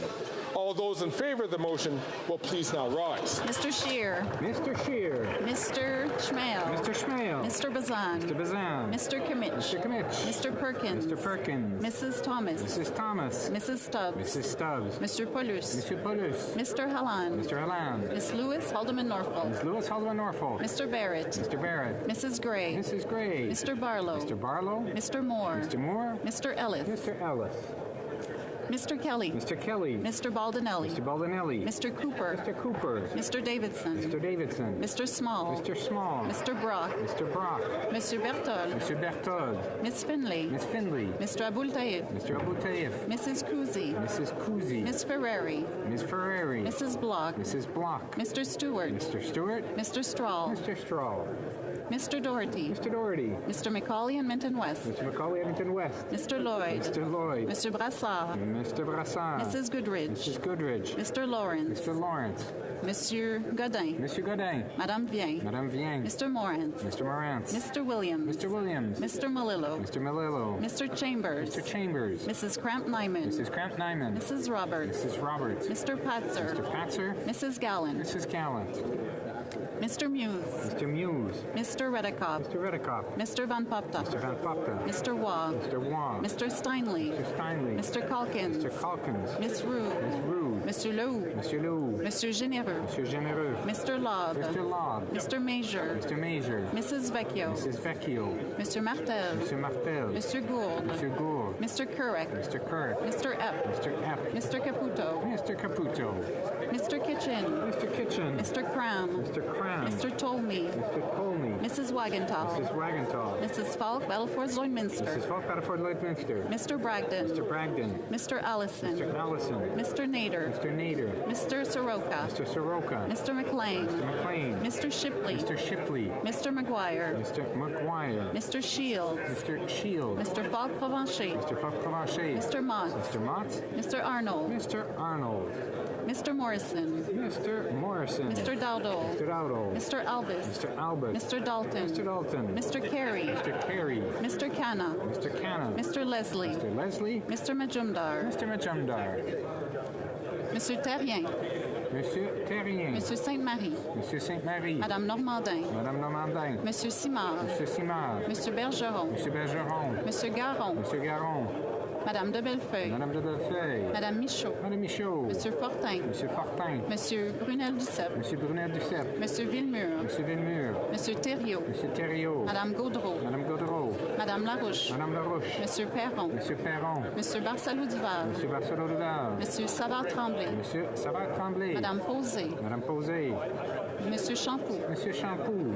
Monsieur Beaulieu. Monsieur Beaulieu. Madame Saint-Clair-de-Gagny. Madame Saint-Clair-de-Gagny. Madame Chabot. Madame Chabot. Monsieur Trudel. Monsieur Trudel. Madame Desbiens. Madame Desbiens. Monsieur Blanchette-Jonca. Monsieur Blanchette-Jonca. Madame Bérubé. Madame Bérubé. Monsieur Désilet. Monsieur Désilet. Mr. Julian. Mr. Julian. Miss Kwan. Miss Kwan. Miss Blaney. Miss Blaney. Miss Idlout. Miss Idlout. Mr. Green. Mr. Green. Mr. McGregor. Mr. McGregor. Miss Barron. Miss Barron. Mr. Backrack. Mr. Backrack. Mr. Garrison. Mr. Garrison. Madame Hughes. Madame Hughes. Mr. Cannings. Mr. Cannings. Monsieur Boulris. Monsieur Boulris. Miss Matheson. Miss Matheson. Miss McPherson. Miss McPherson. Mr. Blakey. Mr. Blakey. Miss May Sanish Gulf Islands. Miss May Sanish Gulf Islands. Mr. Morris. Mr. Morris. those opposed to the motion will please rise. Mr. McKinnon gets no. Monsieur McKinnon gets no. Mr. Blair. Mr. Blair. Mr. Varani. Mr. Varani. Ms. Sachs. Ms. Sachs. Ms. Chager. Ms. Chager. Mr. McKay.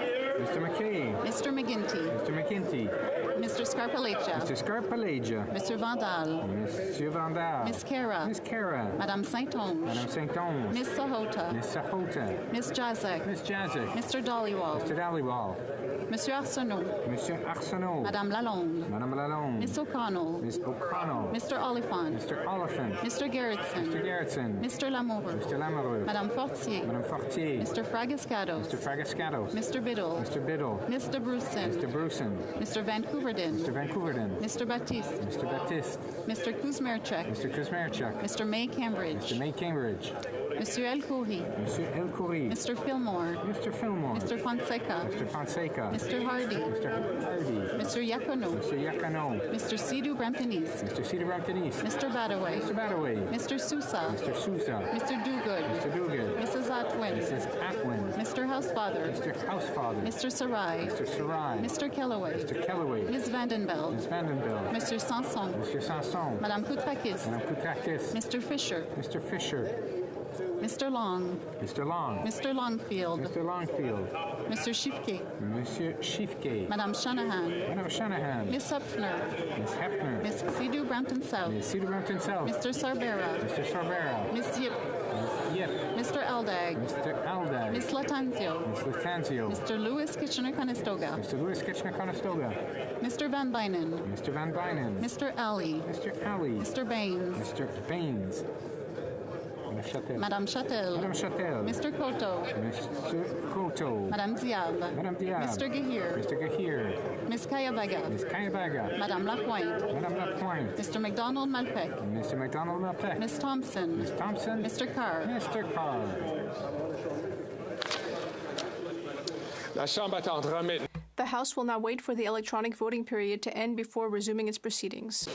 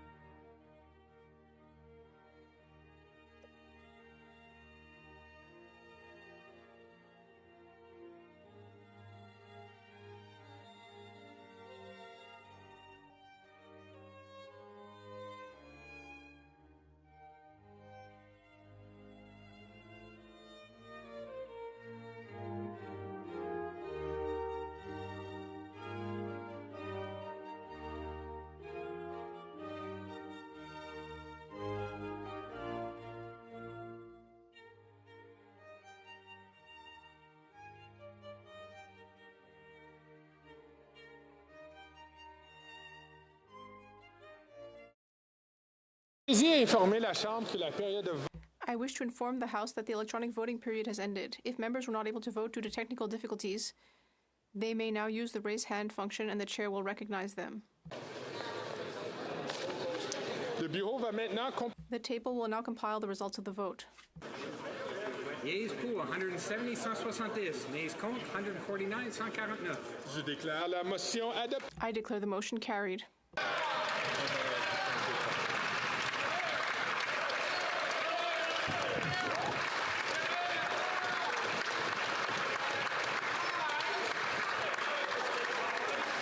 The House will now proceed to the taking of the deferred recorded division on the motion at second reading under Bill C-354 under private members' business.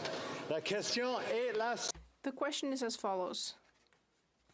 Mr. Beaulieu, seconded by Mr. Sainte-Marie, moved that Bill C-354, an act to amend the Canadian Radio, Television and Telecommunications Commission Act, Quebec's cultural distinctiveness and French-speaking communities, be now read a second time and referred to the Standing Committee on Canadian Heritage. The 10-minute period for members voting electronically has started, and the House will now proceed to the vote. We will start with the sponsor of the item. Mr. Beaulieu. Monsieur Beaulieu.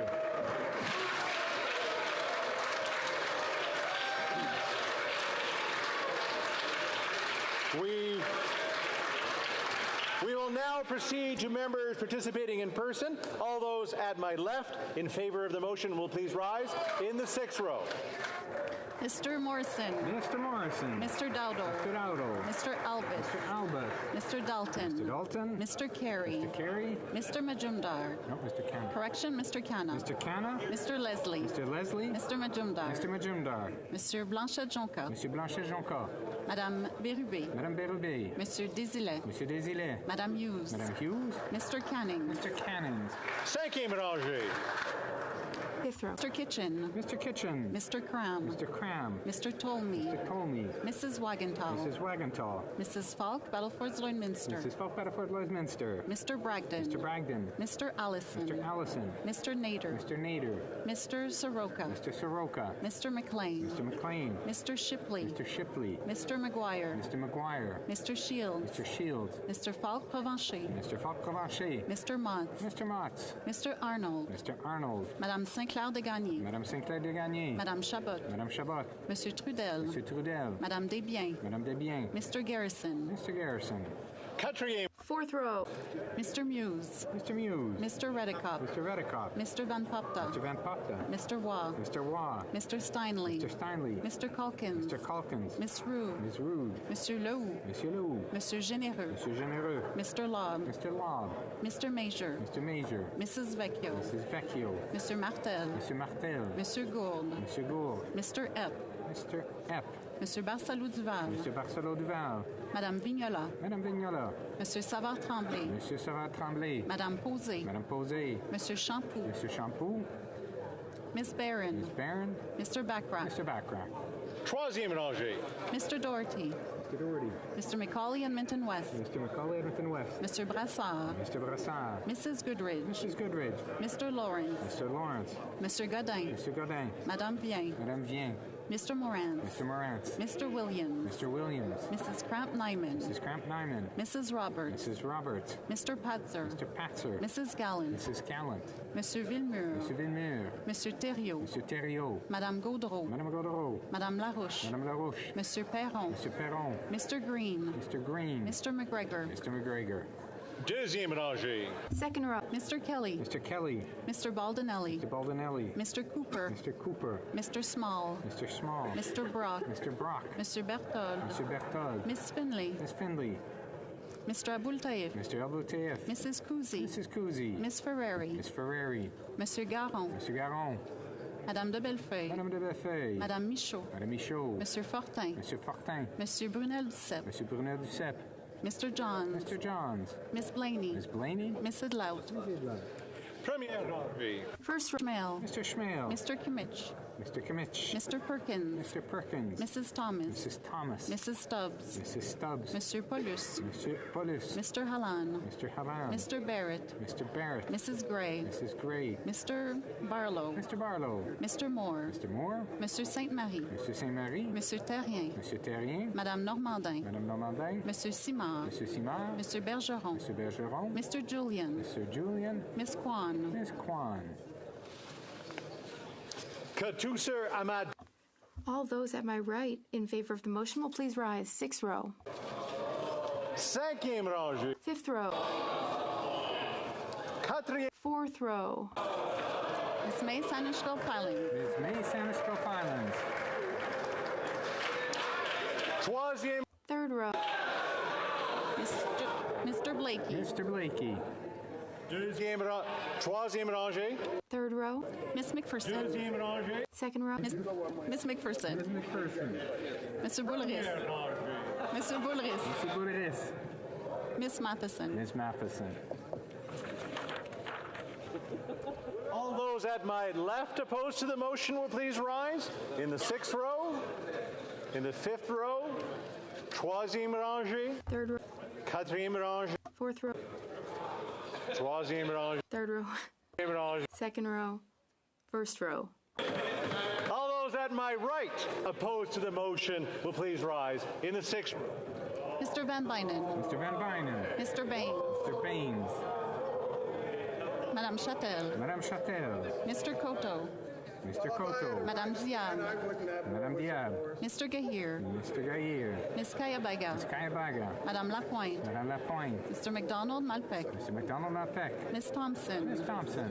Cinquième rangée. 5th row. Long. Mr. Long. Mr. Longfield. Mr. Longfield. Madame Shanahan. Madame Shanahan. Miss Hefner. Miss Hefner. Miss Sidhu Brampton South. Miss Cedar Brampton South. Mr. Sarbera. Mr. Sorbera. Mr. Aldag. Mr. Aldag. Miss Latanzio. Mr. Tanzio.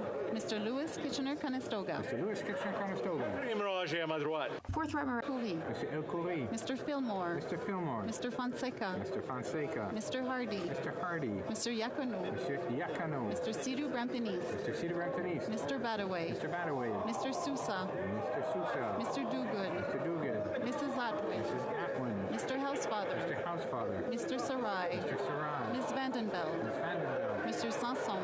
Monsieur Sanson. Madame Koutrakis. Madame Koutrakis. Mr. Fisher. Mr. Fisher. Mr. Morris. Troisième rangée. 3rd. Mr. Oliphant. Mr. Elephant. Mr. Lamoureux. Mr. Lamoureux. Madame Fortier. Madame Fortier. Mr. Fragascatos. Mr. Fragascatos. Mr. Biddle. Mr. Biddle. Mr. Bruson. Mr. Bruson. Mr. Baptiste. Mr. Baptiste. Mr. Kuzmerchuk. Mr. Kuzmerchuk. Mr. May Cambridge. Mr. May Cambridge. Deuxième rangée. 2nd row. Ms. Scrow. Ms. Scrow. Mr. McGinty. Mr. McGinty. Mr. Scarpalegia. Mr. Scarpalegia. Mr. Vandal. Mr. Vandal. Miss Cara. Miss Cara. Miss Sahota. Miss Sahota. Madame Pittspa-Taylor. Madame Pittspa-Taylor.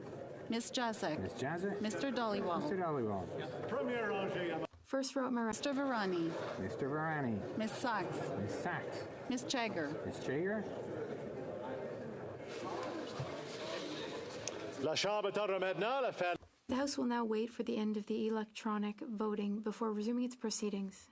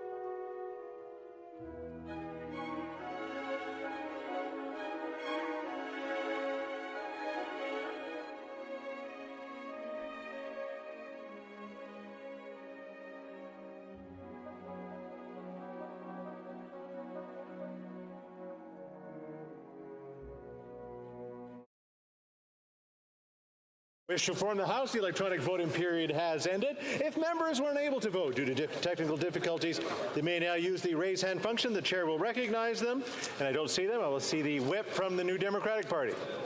Thank you so much, Mr. Speaker. Just wanted to let you know that on the dashboard, the photo of the member from the Grand Prairie Mackenzie riding did not show up, so his vote should not count. Thank you. Okay, thank you. And that'll be deleted from the roll. The table will now compile the results of the vote.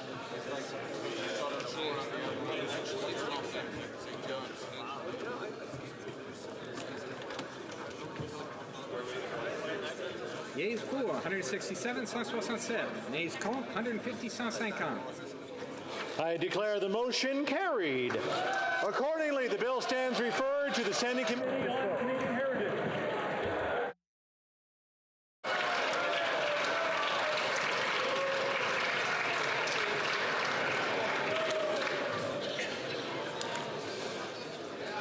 The House will now proceed to the taking of the deferred recorded division on the motion at third reading stage of Bill 321 under the private member's business. The question is as follows. Mr. Darty, seconded by Mr. Majumdar, move that Bill C-321, an act to amend the Criminal Code, assaults against persons who provide health services and first responders, be now read a third time and do pass.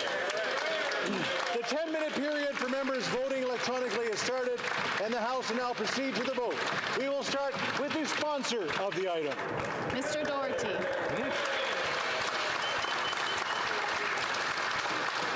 We will now proceed to members participating in person. All those at my left in favor of the motion will please rise in the sixth row. Mr. Morrison. Mr. Morrison. Mr. Dowdall. Mr. Dowdall. Mr. Albus. Mr. Albus. Mr. Dalton. Mr. Dalton. Mr. Carey. Mr. Carey. Mr. Leslie. Mr. Leslie. Mr. Majumdar. Mr. Majumdar. Monsieur Blanchet-Jonca. Monsieur Blanchet-Jonca. Madame Bérubé. Madame Bérubé. Monsieur Désilet. Monsieur Désilet. Mr. Canning. Mr. Canning. Thank you, Ranger. Mr. Kitchen. Mr. Kitchen. Mr. Cram. Mr. Cram. Mr. Tolmie. Mr. Tolmie. Mrs. Wagenthal. Mrs. Wagenthal. Mrs. Falk, Battleford Lloydminster. Mrs. Falk, Battleford Lloydminster. Mr. Bragdon. Mr. Bragdon. Mr. Allison. Mr. Allison. Mr. Nader. Mr. Nader. Mr. Soroka. Mr. Soroka. Mr. McLean. Mr. McLean. Mr. Shipley. Mr. Shipley. Mr. McGuire. Mr. McGuire. Mr. Shields. Mr. Shields. Mr. Falk Provencher. Mr. Falk Provencher. Mr. Mott. Mr. Mott. Mr. Arnold. Mr. Arnold. Monsieur Beaulieu. Monsieur Beaulieu. Madame Sinclair de Gagné. Madame Sinclair de Gagné. Madame Chabot. Madame Chabot. Madame Desbiens. Madame Desbiens. Mr. Garrison. Mr. Garrison. Fourth row. Mr. Redekop. Mr. Redekop. Mr. Van Popta. Mr. Van Popta. Mr. Waugh. Mr. Waugh. Mr. Steinley. Mr. Steinley. Mr. Calkins. Mr. Calkins. Monsieur Lehoux. Monsieur Lehoux. Monsieur Généreux. Monsieur Généreux. Mr. Major. Mr. Major. Mrs. Vecchio. Mrs. Vecchio. Monsieur Martel. Monsieur Martel. Monsieur Gould. Monsieur Gould. Mr. Epp. Mr. Epp. Madame Vignola. Madame Vignola. Madame Posey. Madame Posey. Miss Barron. Miss Barron. Mr. Backrack. Mr. Backrack. Third row. Mr. Macaulay and Minton West. Mr. Macaulay and Minton West. Mr. Brassard. Mr. Brassard. Mr. Lawrence. Mr. Lawrence. Monsieur Godin. Monsieur Godin. Madame Vien. Madame Vien. Mr. Morantz. Mr. Morantz. Mr. Williams. Mr. Williams. Mrs. Cramp Nyman. Mrs. Cramp Nyman. Mrs. Roberts. Mrs. Roberts. Mr. Patzer. Mr. Patzer. Mrs. Gallant. Mrs. Gallant. Madame Larouche. Madame Larouche. Monsieur Perron. Monsieur Perron. Mr. Green. Mr. Green. Mr. McGregor. Mr. McGregor. Deuxième rangée. Second. Mr. Kelly. Mr. Kelly. Mr. Baldinelli. Mr. Baldinelli. Mr. Cooper. Mr. Cooper. Mr. Small. Mr. Small. Mr. Brock. Mr. Brock. Monsieur Berthold. Monsieur Berthold. Miss Finley. Miss Findley. Mr. Abultaif. Mr. Abultaif. Miss Ferrari. Miss Ferrari. Mrs. Block. Mrs. Block. Monsieur Garon. Monsieur Garon. Madame de Bellefeuille. Madame de Bellefeuille. Mr. Johns. Mr. Johns. Miss Blaney. Miss Blaney. The first row at my left. Mr. Schmale. Mr. Schmale. Mr. Kimmich. Mr. Kimmich. Mr. Perkins. Mr. Perkins. Mrs. Thomas. Mrs. Thomas. Mrs. Stubbs. Mrs. Stubbs. Mr. Halland. Mr. Halland. Mrs. Gray. Mrs. Gray. Mr. Barlow. Mr. Barlow. Mr. Moore. Mr. Moore. Monsieur Terrien. Monsieur Terrien. Madame Normandin. Madame Normandin. Monsieur Simard. Monsieur Simard. Mr. Julian. Mr. Julian. Miss Kwan. Miss Kwan. All those at my right in favor of the motion will please rise in the 6th row. Mr. Van Bynen. Mr. Van Bynen. Mr. Baines. Mr. Baines. Madame Châtel. Madame Châtel. Mr. Koto. Mr. Koto. Madame Diab. Madame Diab. Mr. Gahir. Mr. Gahir. Ms. Kayabaga. Ms. Kayabaga. Madame Lapointe. Madame Lapointe. Mr. McDonald Malpec. Mr. McDonald Malpec. Ms. Thompson. Ms. Thompson. Cinquième 5th row. Mr. Long. Mr. Long. Mr. Longfield. Mr. Longfield. Madame Shanahan. Madame Shanahan. Ms. Hepfner. Ms. Hefner. Ms. Sidhu Brampton South. Ms. Cedar Brampton South. Mr. Sarbera. Mr. Sorbera. Mr. Aldag. Mr. Aldag. Ms. Latanzio. Ms. Latanzio. Mr. Lewis Kitchener-Conestoga. Mr. Louis Kitchener-Conestoga. Catherine Mélanger. 4th row. El Khoury. Mr. El Khoury. Mr. Fillmore. Mr. Fillmore. Mr. Fonseca. Mr. Fonseca. Mr. Hardy. Mr. Hardy. Mr. Yacono. Mr. Yakano. Mr. Sidhu Brampton East. Mr. Cedar Brampton East. Mr. Badaway. Mr. Badaway. Mr. Sousa. Mr. Sousa. Mr. Dogood. Mr. Dogood. Mrs. Atwin. Mrs. Atwin. Mr. Housefather. Mr. Housefather. Mr. Sarai. Mr. Sarai. Ms. Vandenbeld. Ms. Vandenbeld. Mr. Sanson. Monsieur Sanson. Madame Koutrakis. Madame Koutrakis. Mr. Fisher. Mr. Fisher. Miss May, Sanish Gulf Islands. Miss May, Sanish Gulf Islands. Mr. Morris. Mr. Morris. In the 3rd row.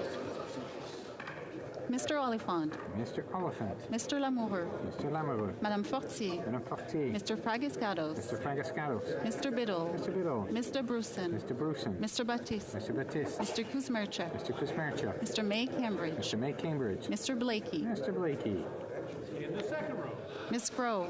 Rowe. Mr. McGinty. Mr. McGinty. Mr. Scarpalagia. Mr. Scarpalagia. Mr. Vandal. Mr. Vandal. Miss Kara. Miss Kara. Miss Sahota. Miss Sahota. Madame Fitzpatrick. Madame Fitzpatrick. Miss Jazek. Miss Jazek. Miss McPherson. Miss McPherson. Premier rangée à ma droite. 1st row at my right. Miss Jagger. Ms. Chager. Back to Mr. Varani. Mr. Varani. Miss Sachs. Ms. Sachs. Mr. Bulris. Mr. Boreris. Miss Matheson. Ms. Matheson. All right. All those at my left opposed to the motion in the 6th row, the 5th row, the 4th row, the 3rd row, deuxième rangée, 2nd row. première rangée. 1st row. All those at my right opposed to the motion will please rise in the 6th row, cinquième rangée, 5th row. quatrième 4th. rangée, troisième 3rd. rangée, deuxième 2nd row. et première. 1st row. The House will now wait for the electronic voting period to end before resuming its proceedings.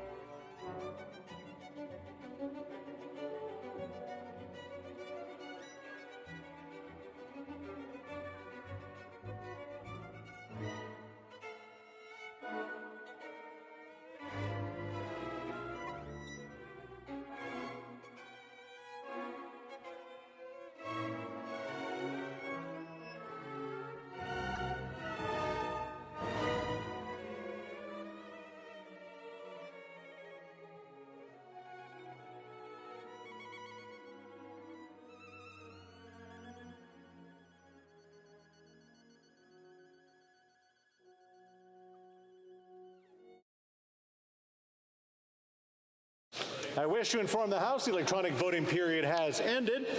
If members were not able to vote due to technical difficulties, then they'll use the raise hand function and the chair will recognize them. I'm seeing none online. Nobody ran into the chamber. The table will now compile the results of the vote. Yeas pour 318, 318. Nays contre, 0, aucun. I declare the motion carried.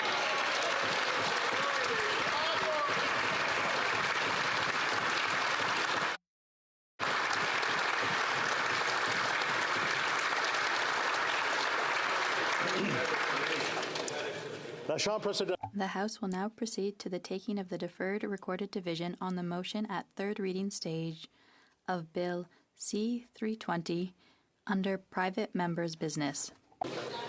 The question is as follows. Mr. Carey, seconded by Mr. Doherty, move that Bill C-320, an act to amend the Corrections and Conditional Release Act, disclosure of information to victims, be now read a third time and do pass. The 10-minute period for members voting electronically has started, and the House will now proceed to the vote. We will start with the sponsor of the item. Mr. Carey. We will now proceed to members voting in person. All those at my left in favor of the motion will please rise in the sixth row. Mr. Morrison. Mr. Morrison. Mr. Dowdle. Mr. Dowdle. Mr. Albus. Mr. Albus. Mr. Dalton. Mr. Dalton. Mr. Leslie. Mr. Leslie. Mr. Majumdar. Mr. Majumdar. Monsieur Blanchet-Jonca. Monsieur Blanchet-Jonca. Madame Bérubé. Madame Bérubé. Monsieur Désilet. Monsieur Désilet. Mr. Canning. Mr. Canning. Fifth row. Mr. Kitchen. Mr. Kitchen. Mr. Cram. Mr. Cram. Mr. Tolmie. Mr. Tolmie. Mrs. Wagenthal. Mrs. Wagenthal. Mrs. Falk, Battleford, Lloydminster. Mrs. Falk, Battleford, Lloydminster. Mr. Bragdon. Mr. Bragdon. Mr. Allison. Mr. Allison. Mr. Nader. Mr. Nader. Mr. Soroka. Mr. Soroka. Mr. McLean. Mr. McLean. Mr. McGuire. Mr. McGuire. Mr. Shields. Mr. Shields. Mr. Falk Provencher. Mr. Falk Provencher. Mr. Motts. Mr. Motts. Mr. Arnold. Mr. Arnold. Monsieur Beaulieu. Monsieur Beaulieu. Madame Sinclair de Gagné. Madame Sinclair de Gagné. Madame Desbiens. Madame Desbiens. Mr. Garrison. Mr. Garrison. Fourth row. Mr. Redekop. Mr. Redekop. Mr. Van Popta. Mr. Van Popta. Mr. Waugh. Mr. Waugh. Mr. Steinley. Mr. Steinley. Mr. Calkins. Mr. Calkins. Monsieur Lehoux. Monsieur Lehoux. Monsieur Généreux. Monsieur Généreux. Mr. Major. Mr. Major. Mrs. Vecchio. Mrs. Vecchio. Monsieur Martel. Monsieur Martel. Monsieur Gourde. Monsieur Gourde. Mr. Kurek. Mr. Kirk. Mr. Epp. Mr. Epp. Madame Vignola. Madame Vignola. Madame Posey. Madame Posey. Miss Barron. Miss Barron. Mr. Backrack. Mr. Backrack. Third row at my left. Mr. Doherty. Mr. Doherty. Mr. Macaulay and Minton West. Mr. Macaulay Minton West. Mr. Brassard. Mr. Brassard. Mr. Lawrence. Mr. Lawrence. Monsieur Godin. Monsieur Godin. Madame Vien. Madame Vien. Mr. Morantz. Mr. Morantz. Mr. Williams. Mr. Williams. Mrs. Cramp Nyman. Mrs. Cramp Nyman. Mrs. Roberts. Mrs. Roberts. Mr. Patzer. Mr. Patzer. Mrs. Gallant. Mrs. Gallant. Madame Larouche. Madame Larouche. Mr. Green. Mr. Green.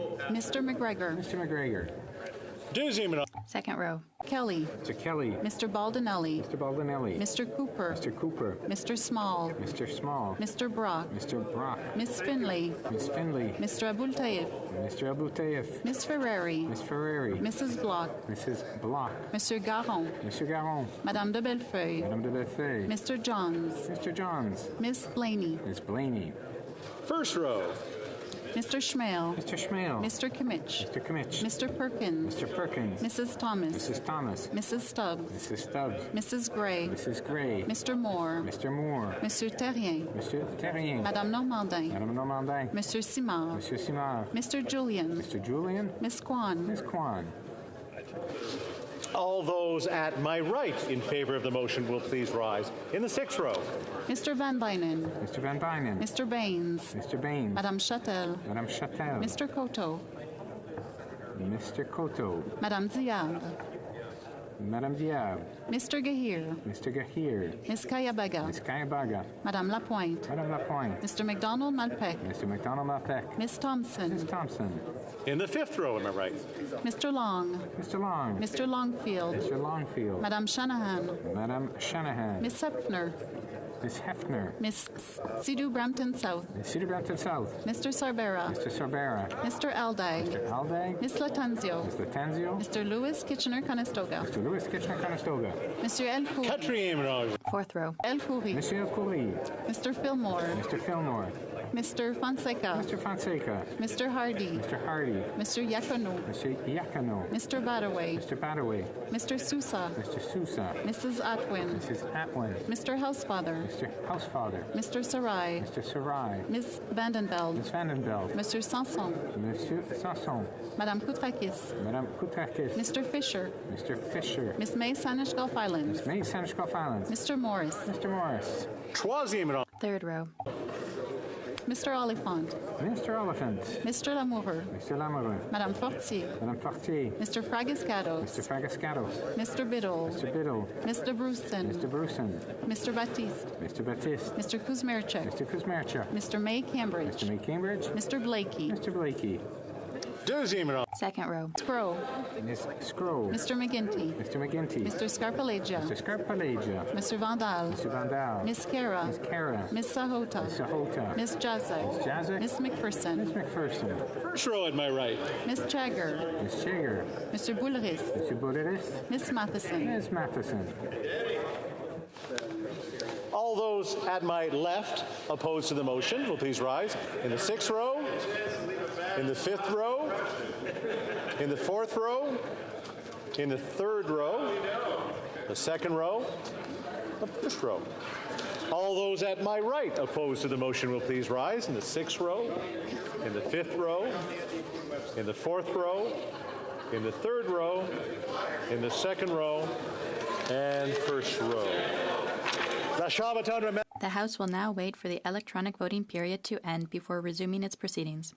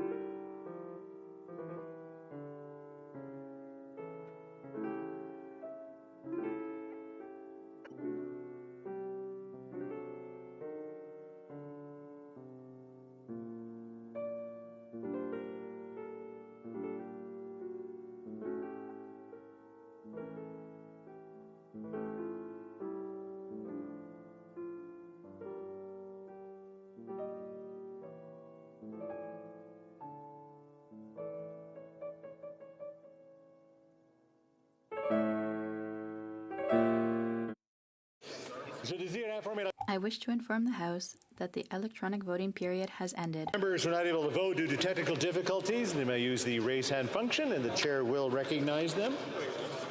It's good. The system seems to be working really well today. The table will now compile the results of the vote. Yes pour 319, 319. Nays contre, 0, aucun. I declare the motion is carried.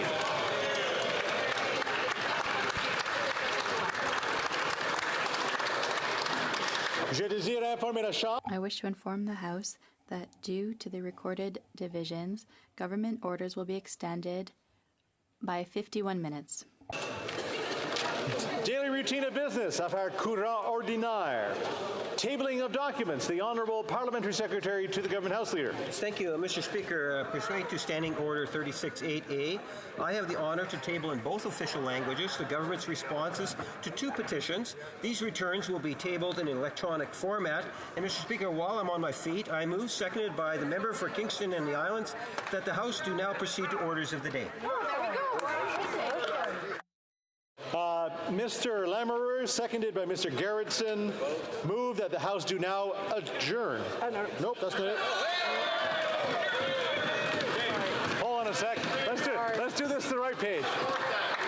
Mr. Lamoureux, seconded by Mr. Gerritsen, move that the House do now proceed to orders of the day. If a member participating in person wishes that the motion be carried or carried on division, or if a member of a recognized party participating in person wishes to request a recorded division, I invite them to now rise and indicate it to the chair. The Honourable Member for Kingston and the Islands. Request a recorded division, Mr. Speaker. Call in the members.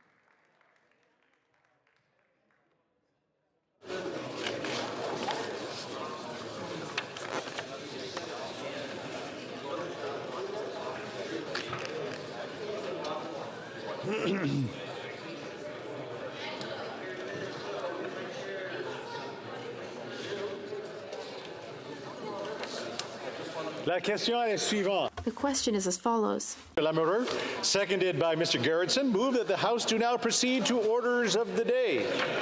The 10-minute period for members voting electronically has started, and the House will now proceed to the vote for members participating in person. All those in favor of the motion will please rise. McKinnon Gatineau.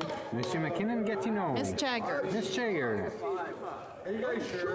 Miss Scroll. Miss Scroll. Monsieur Vandal. Monsieur Vandal. Miss Kara. Miss Kara. Madame Putzpah-Taylor. Madame Putzpah-Taylor. Miss Jacek. Miss Jacek.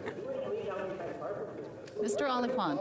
Mr. Oliphant. Mr. Gerritsen. Mr. Gerritsen. Mr. Lamoureux. Mr. Lamoureux. Madame Fortier. Madame Fortier. Mr. Fragiscatos. Mr. Fragiscatos. Mr. Biddle. Mr. Biddle. Mr. Bruson. Mr. Bruson. Mr. May Cambridge. Mr. May Cambridge.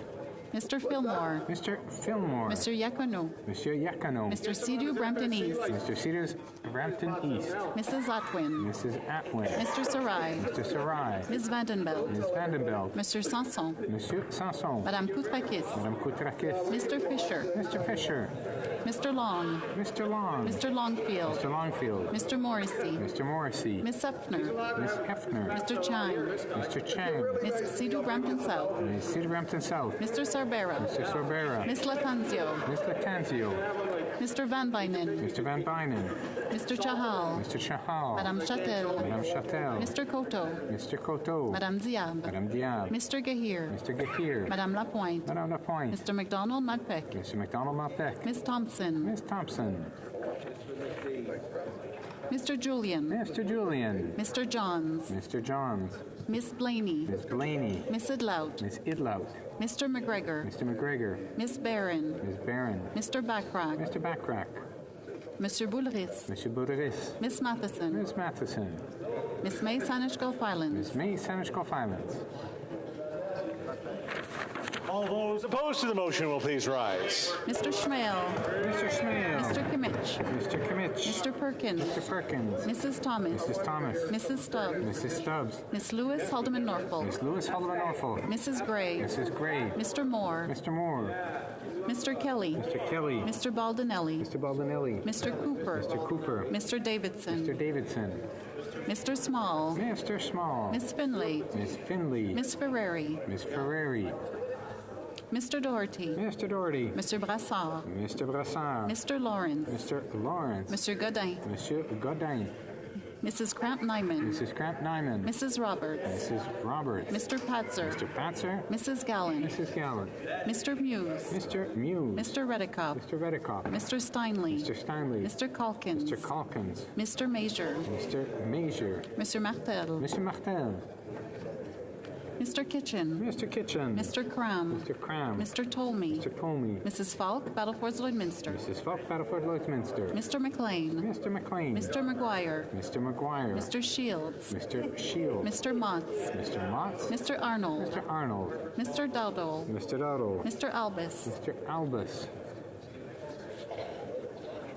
Madame de Bellefeuille. Madame de Bellefeuille. Retour à Monsieur Simard. Monsieur Simard. Madame Larouche. Madame Larouche. Madame Posé. Madame Posé. Monsieur Beaulieu. Monsieur Beaulieu. Madame Sinclair de Gagné. Madame Sinclair de Gagné. Madame Desbiens. Madame Desbiens. Monsieur Blanchette Jonca. Monsieur Blanchette Jonca. La Chambre attendra maintenant la... The House will now await the end of the electronic voting period before resuming its proceedings.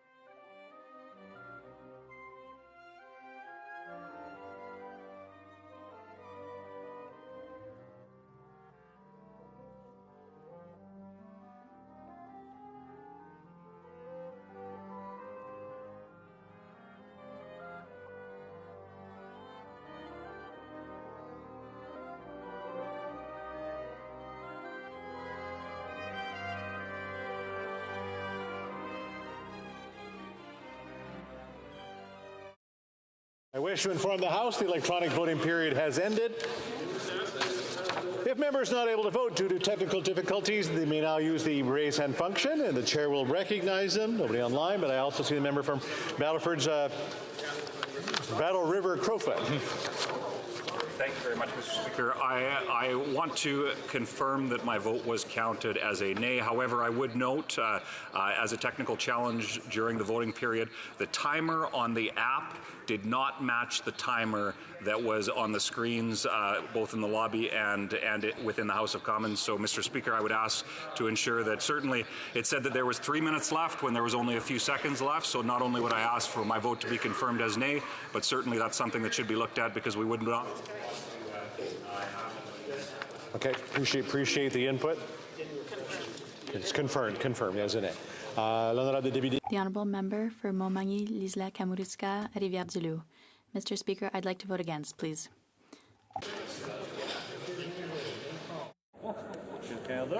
Anybody else? The table will now compile the results of the vote. Yeas pour 170, 170. Nays contre 144, 144. I declare the motion carried. It's my duty, pursuant to Standing Order 38, to inform the House the questions to be raised tonight at the time of adjournment are as follows.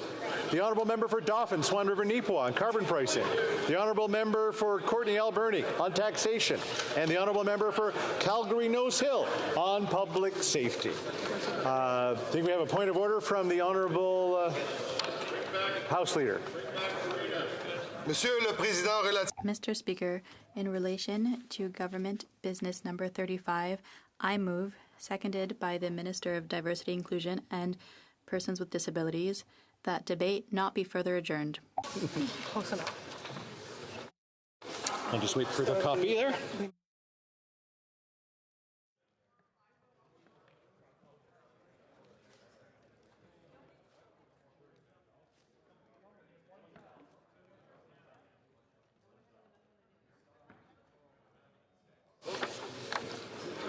So we have a motion moved by Mr. McKinnon-Gatineau and seconded by Ms. Kara. So she is here. That the debate be not further adjourned. Pursuant to Standing Order 67-1, there will be now a 30-minute question period. I invite honourable members who wish to ask questions to rise or use the raise hand function so the chair has some idea of the number of members who wish to participate in question period. Look around. That's good. All right. Great. The honourable member for Barrie Innisfil. Thank you, Mr. Speaker. And what a tangled web we weave and how cynical this government has become over the years.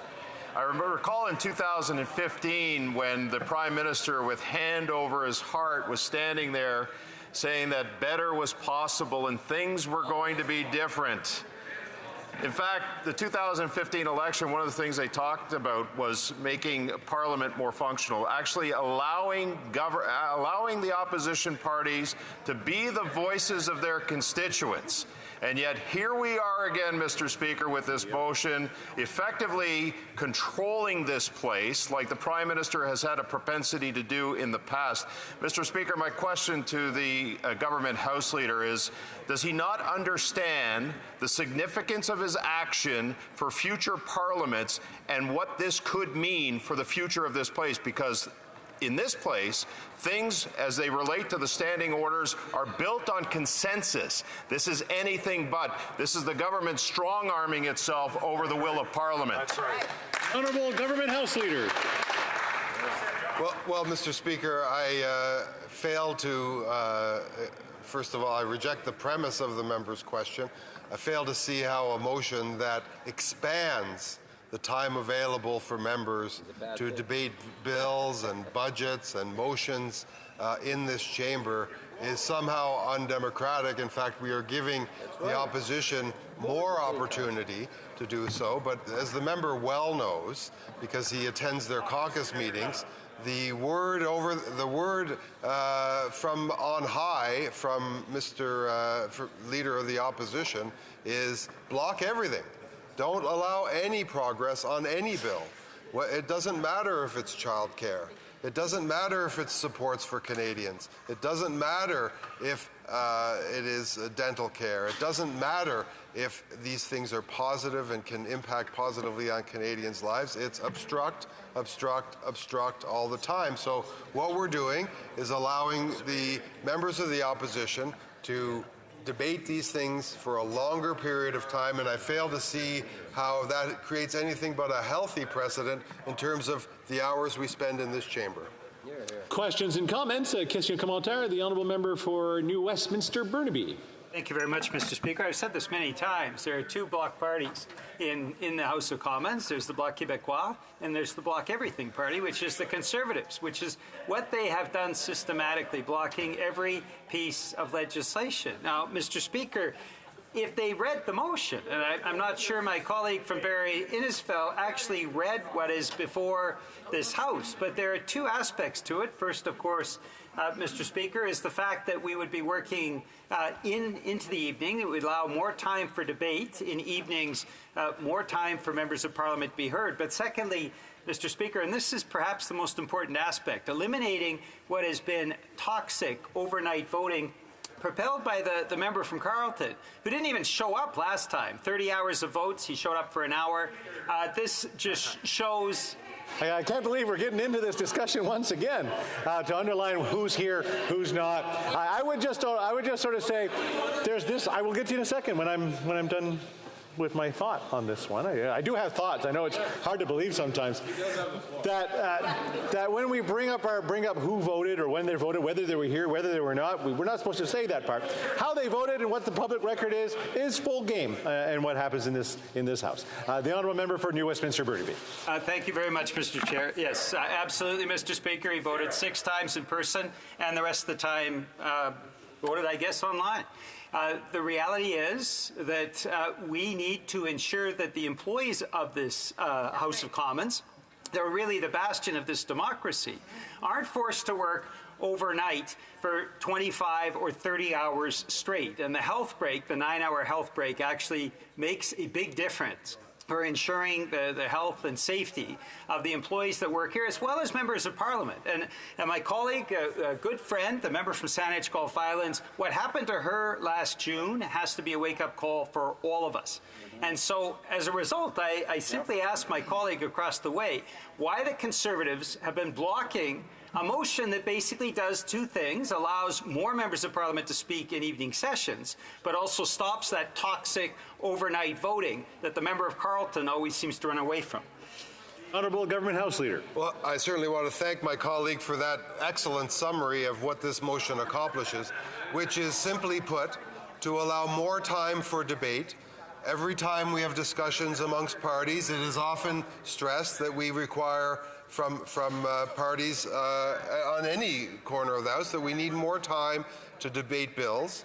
And sometimes that's constructive, sometimes that is obstructive. Sometimes members, yes, Mr. Speaker, across the way simply talk out things that they know perfectly well are good for Canadians. They know perfectly well that this will impact positively on Canadians' lives in an immediate fashion.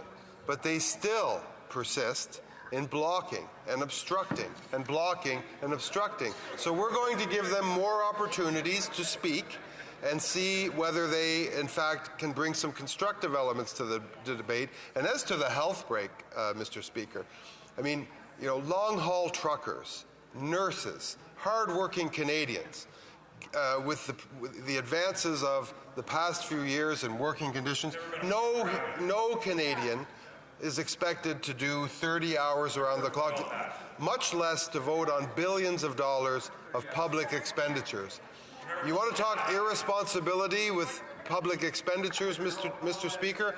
That would be Conservatives asking 338 members of Parliament to opine on important matters at 3 or 4 in the morning. That is not a reasonable proposition. No Canadian expects that. It is unhealthy, and it is unhealthy for the people who are forced to be in this chamber or around the parliamentary precinct to protect and support us as we do our work. So it's important, Mr. Speaker, that we move from this very toxic, obstructive environment to one that is a healthier one for all members in the House. Questions and comments? Question commentaire. The honourable member for Saanich, Gulf Islands. Thank you, Speaker, and I thank my honourable friend from New Westminster Burnaby for a really heartfelt concern for my health. I did have a hemorrhagic stroke after working straight 7 days a week for 51 days, and for May and June, we were sitting till midnight. I can remember well, Mr. Speaker, when a different speaker would say, it now being 1:15 in the morning, this House do now stand adjourned, the honourable member for Saanich Gulf Islands. He didn't stop for breath because I was doing adjournment proceedings. I think if we're going to work those long hours, and I'm not afraid of hard work, everyone knows that, I want a nurse's station in the foyer. I want some healthcare professionals checking the blood pressure of members of Parliament, checking to see if their health needs attention, and also, very, very importantly, as the honourable member for New Westminster Burnaby has said, for the workers in this place who are not elected and don't have the fantastic salaries we have to do this work.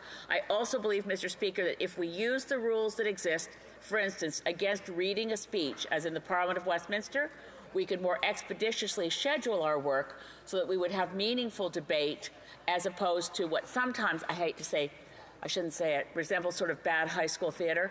I think we really do need to focus on debates, taking our time to do it right, and not being afraid of hard work, but not being forced into late-night sessions, which are inevitably bad for everyone's health. By the way, thanks to all my friends across all party benches who have let me know they prayed for me, I am miraculously healed. Thank you very much. The Honourable Government House Leader. Well, thank you to the member for Saanich Gulf Islands for that very heartfelt question and her observations. And I know all of us are happy that she's back hale and hearty and participating in this debate. I would also say that, like so many other members on this side of the House, that member is not afraid of hard work, not afraid, more importantly, of putting in the preparation and study required to bring to this House constructive ideas, positive contributions to debate. Way too often, Mr. Speaker, we fall into this trap of just what we call dilatory motions. Those are things like proceedings to consider committee reports from 6 months ago, where these things are just designed to block and obstruct. Obstruct what? Obstruct positive things. Childcare. We are on the cusp of adopting a national childcare plan for Canadians. Conservatives even voted for the bill in previous iterations, but yet they will refuse to allow these things to come to a vote. Mums and dads out there watching need to know that the people standing in the way of putting a national child care program into law are Conservatives. Hold on. A point of order from the honourable member for Peterborough, Kawartha. Just to reiterate to the honourable member opposite, speaking about childcare, that is actually already in place, and there doesn't need. All right, that is into debate. The honourable Government House Leader. I think we'll all note that this member once again is standing up and refusing to allow a debate on childcare to occur in this chamber and a vote on childcare to occur in this chamber. But I do want to finish, Mr. Speaker, my remarks in thanking the member for Saanich Gulf Islands for her many contributions and for her eternal concern for the respect of the rules of this place, for the health and well-being of the people who inhabit this place from all parties and those who support us here, and I think that her contributions have been very positive. While I'm on my feet, Mr. Speaker, I have a point of order, if I may. Monsieur le Président. Mr. Speaker, I would like to inform the House that the Opposition Day designated for Thursday, February 29th, 2024, is undesignated and redesignated for Friday, March 1st, 2024. Furthermore, Mr. Speaker, I give notice that, with respect to the motion for the consideration of the Senate amendment to Bill C-35, an act respecting early learning and child care in Canada, at the next sitting of the House, a Minister of the Crown shall move, pursuant to Standing Order 57, that debate not be further adjourned. Thank the member for the information. Questions and comments? The Honourable Parliamentary Deputy House Leader. Thank you, Mr. Speaker. And you know, I listened to the member from Barrie Innisfil talking about the Prime Minister committing to do things differently in Parliament. You know, the problem is, and perhaps the Prime Minister was giving too much credit to the Conservatives when he was making those comments, but it relies on the assumption that everybody, all 338 of us, come here to do the job that we were elected to do. The problem is that Conservatives have come here and think that their job is to obstruct absolutely everything. The House Leader has already mentioned, you know, Conservatives, even if they agree with the bill, they obstruct at every possible opportunity. The member from Peterborough was just going on about the child care bill. You know, this is a bill that she got up routinely and criticized the government. Time after time after time, Conservatives would get up and criticize the bill, but then what do, Mr. Speaker, at the end of it? They vote in favor of it. The same thing can be said for the SCAP legislation. They spoke against it, spoke against it, spoke against it. They just put up all the roadblocks to prevent it from being actually voted on, and then when it came time to vote on it, just really quietly yesterday, they just stood up and started voting in favor of it. So I'm wondering if the House Leader can actually, provide some insight as to why it is Conservatives are so genuinely interested in just obstructing absolutely everything.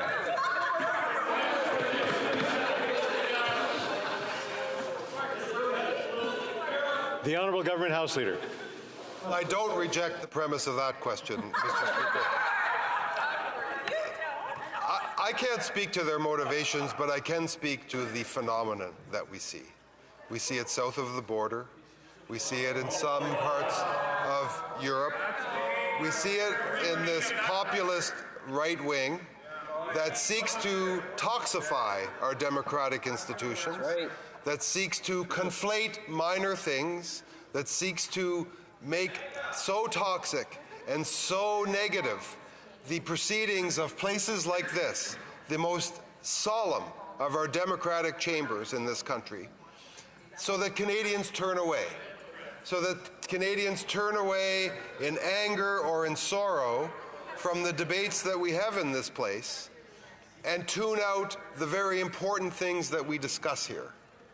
Because they think if you make it toxic and if you make it negative and you throw enough vitriol, the Canadians will turn away. That is why we, Mr. Speaker, want to give more space for debate in this place. That is why we want to make sure members come to work healthy and prepared to debate, seriously debate the issues, seriously debate them like many members choose to do in this chamber. But on the right, Mr. Speaker, we see more and more unfortunate efforts to toxify our politics, to make it negative, to make Canadians turn away and recoil in horror from the very important democratic debates that we have in this chamber. Hear, hear. Hear, hear. Questions and comments? The Honourable Member for York Simcoe. Well, thank you, Mr. Speaker. And, you know, I listened to, I'm not sure if that's a government House Leader or the member from New Western Burnie is the government House Leader. I haven't had that clarified, but, you know, I've listened to his comment. Our job is the opposition. And, you know, with all due respect to my colleague from Saanich Gulf Islands, I listened to her saying we need a doctor, we need a nurse. These are the very things we're in this House of Commons fighting for. The people in York Simcoe can't even ask for that. They don't have a doctor. They don't have a nurse. And it's this very government across here that's shutting down debate. My riding, we're sitting there fighting, wanting to talk about getting the rural top-up on the carbon tax. And here we are, this government classifying my First Nations, our First Nations in York Simcoe, as urban, as part of Toronto. These are the debates that we want to have. And again, we see this government shutting down debate. The Honourable Government House Leader. Well, once again, Mr. Speaker, I will point one simple fact out to the member. He ridiculed the member for Saanich Gulf Islands for her very appropriate concern for the well-being of all members in this House. But let me point out a very ironic fact. They've had a point of order from the honourable member for York Simcoe. I have to clarify that. With all due respect, I did not ridicule the member from Saanich Gulf Islands. You did not. Even though that is a point of debate, we appreciate the clarification. The Honourable Government House Leader. But I thank the member for his concern for health care. I would have really appreciated if he was concerned enough for health care to go to his leader on the eve of the estimates that we just finished voting before Christmas and tell him to not vote against the $3.1 billion additional dollars that we have provided for doctors, nurses, personal care workers in the member's home province of Ontario. This is a point that makes it so eloquently, Mr. Speaker. He talks about health care. We've addressed health care. You know who else thinks we've addressed health care in Ontario? Doug Ford, who was at the hospital with the Prime Minister signing for the $3.1 billion that the member there who professes to care about doctors and personal care workers voted against.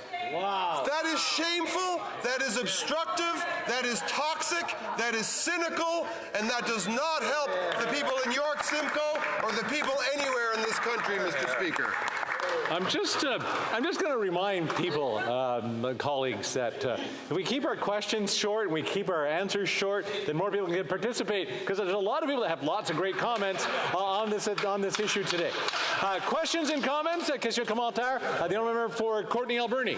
Well, Mr. Speaker, I kind of find it comical when I come in here and I hear my Conservative colleague talk about people working hard, like my colleague from Saanich Gulf Islands, who it takes 12 and a half hours like me, 3 flights on average to get here, Mr. Speaker. And you know that we'll be here tonight in a late adjournment proceedings, dragging you here, dragging the government here. It's not a question of working hard. When we have Conservative colleagues that it takes 2 hours to get here, and they're complaining about how hard we work. But Mr. Speaker, I'm going to talk about, the Conservative member talked about health care. They cut funding to health care, Mr. Speaker. Ask people who live in Ontario where Doug Ford lives, or Danielle Smith in the UCP. They don't stand up for workers. What we're talking about here is ensuring that workers aren't working 30 hours or from midnight to 9 a.m. The member from Saanich Gulf Islands talked about ensuring there was health support for somebody.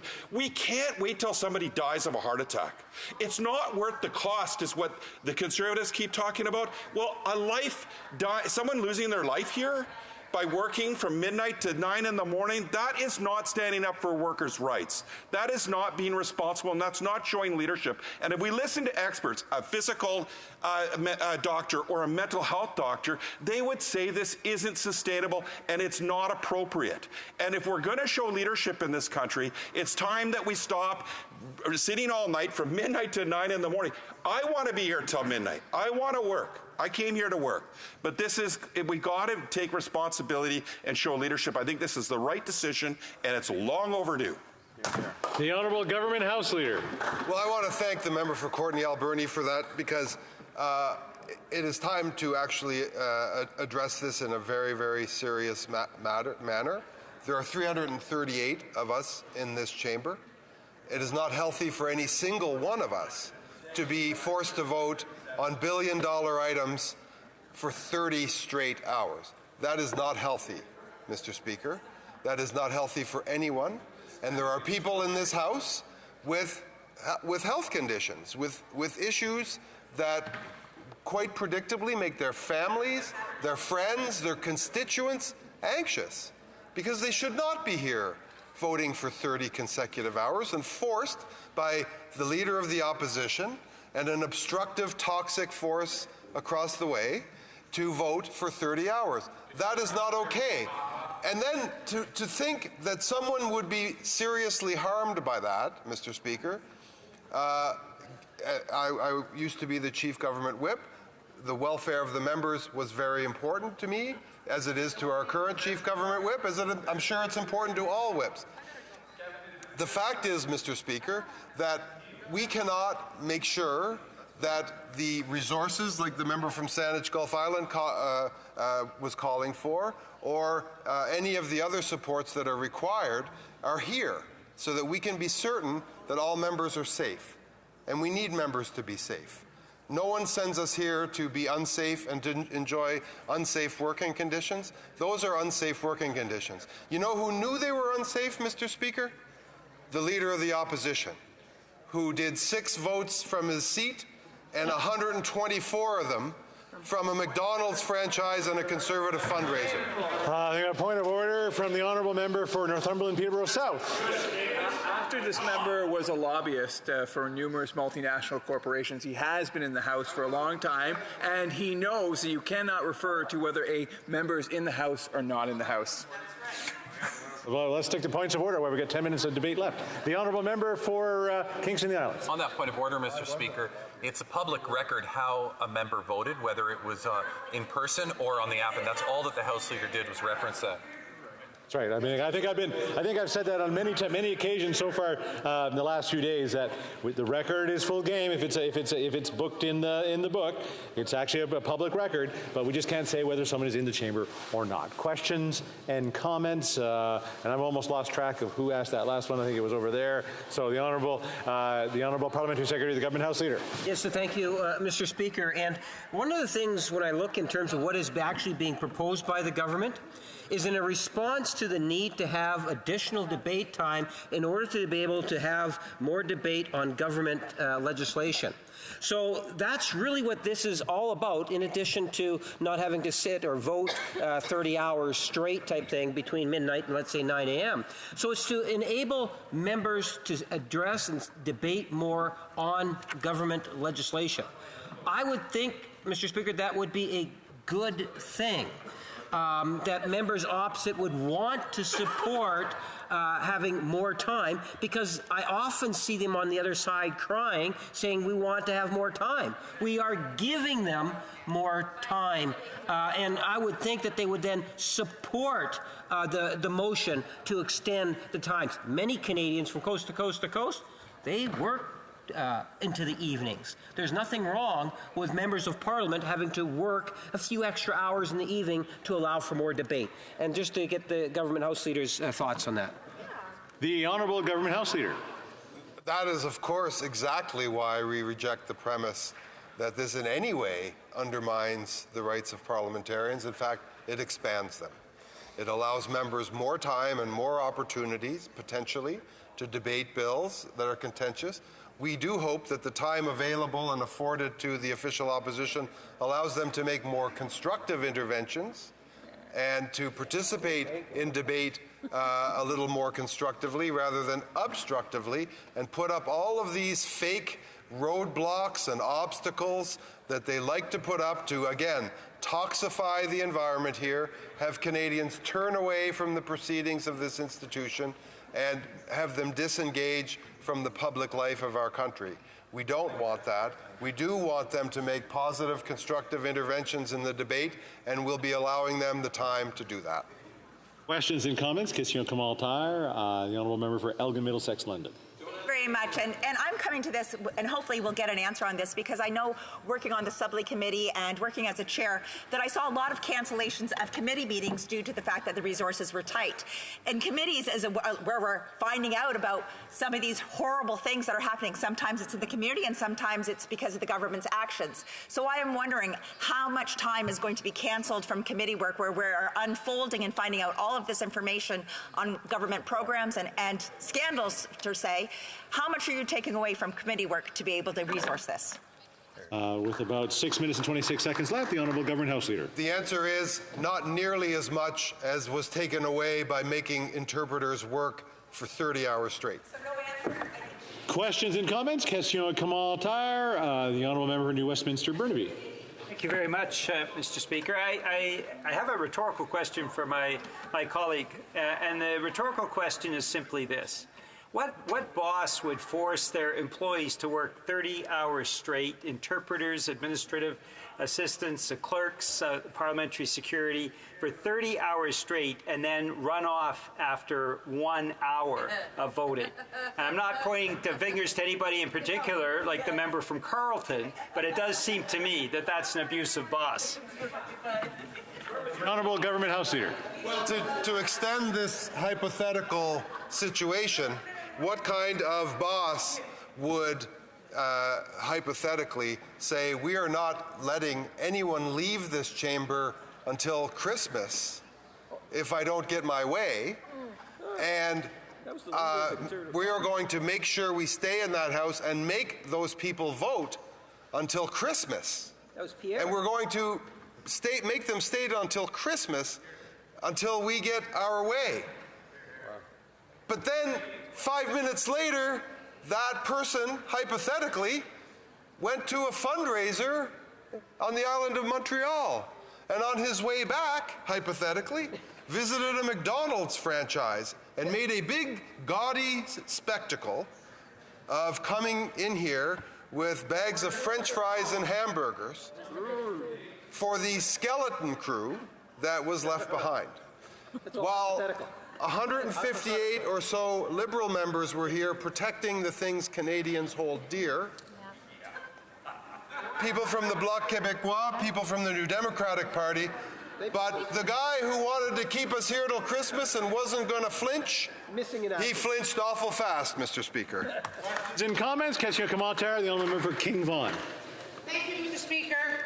We're the opposition. We're here to protect all Canadians. They talk about health. They talk about the fact that 3.17 million meals were served by a food bank in Toronto. 3,000 deliveries to seniors because they can't afford to buy food because of their tax implication. They got to axe the tax. They care about health, then care about feeding the people that can't afford to eat. Hear, hear, hear, hear. With 3 minutes and 38 seconds remaining, the Honourable Government House Leader. That member voted against the Canada Child Benefit, or her party did. That member voted against dental care for our most vulnerable children and seniors. That member voted against child care.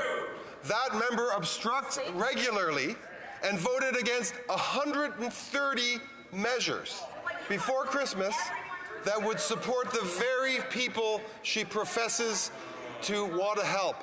Mr. Speaker, this will be a recurring debate in this chamber. These people like to talk in slogans and glib lines. They talk in I think we have a point of order from the honourable member for King Vaughan. First of all, it's not these people, okay? It's okay, that's...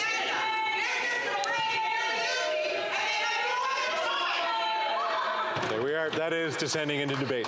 Maybe just to finish up the thought, the Honourable Government House Leader. Look, those members are good with the fake outrage. Yeah. But they're also very good at they're also very good at blocking needed supports for the people they profess to care about but don't. And they're very good at obstructing all of the things that this government proposes that will help those very people. In comments, question commentaire, Point of order. The Honourable Member for York Simcoe with a point of order. I'm just concerned about the government. They're so concerned about this, and they haven't asked for a body break. Okay, we should have a body break. All right, that's not a point of order, but I appreciate the thought. Questions and comments? The Honourable Member for Red Deer Lacombe.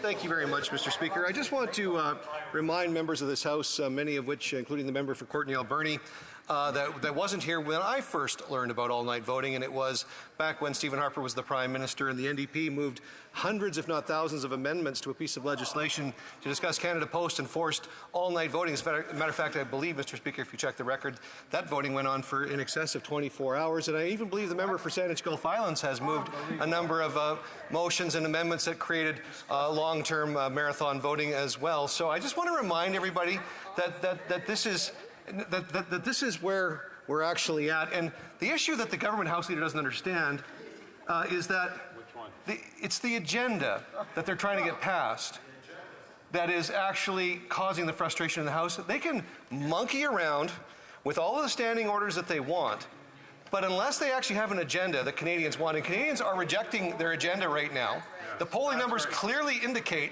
that this government and their coalition partners do not have the support of the Canadian public, so everything that they're doing is actually against where the Canadian public is at. So if they would just change their agenda, they would actually have the support of this House and the support of the Canadian public.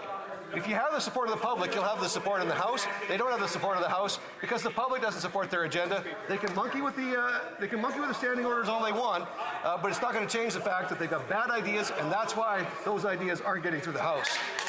With about a minute left, the Honourable Government House Leader. Well, I want to thank my former counterpart, who was the Chief Opposition Whip, and I know of his very legitimate concern for members, and I thank him for pointing out that perhaps he too objects to all-night voting, and that's exactly why, and I know in an honest moment that member would probably agree that it's a very bad idea. I will say this, though. I do reject the premise that giving that member and his colleagues more time to present their constructive ideas to Canadians is somehow a danger for the rules of this place. We are allowing time for more debate and allowing that member more time to put his ideas across. Point of order from the Honourable Member Brattle River Crowfoot. Thank you very much, Mr. Speaker. Before a vote can take place, I know I had raised as a technical concern in this place that the timer associated with the app was certainly not accurate. In fact, specifically, it stated, and those members may think that it's user error for those who don't understand the concept and technology around blockchain. That's really rich. But, Mr. Speaker, I think that it would be notable that before we can proceed to another vote, that the timing issue on the app is actually of the utmost concern. Because when I did look, and I did vote early in the process to ensure that I would have time to verify a vote if that would be the case. However, the 10-minute voting period does indicate an allowance for votes to be cast later in that process. And when I did look back at the app to see, I looked at the screen and there was 30 seconds left on the screen in the lobby, Mr. Speaker, but 3.5 minutes left on the voting app. And I would, Mr. Speaker, just to further emphasize the seriousness of this technical concern, it was about 20 minutes after the vote had finished that I got the confirmation email that had said that my vote was in fact nay. So, Mr. Speaker, I would raise serious concerns about the ability for members to fulfill their constitutional parliamentary functions in this place, especially on an issue that is important as the future of our democracy, which the Liberals are certainly putting out. Thank you. I think that was enough of a point of order. I understand. I'm understanding the concern. I'm just going to talk to the desk for just a moment before I read this part.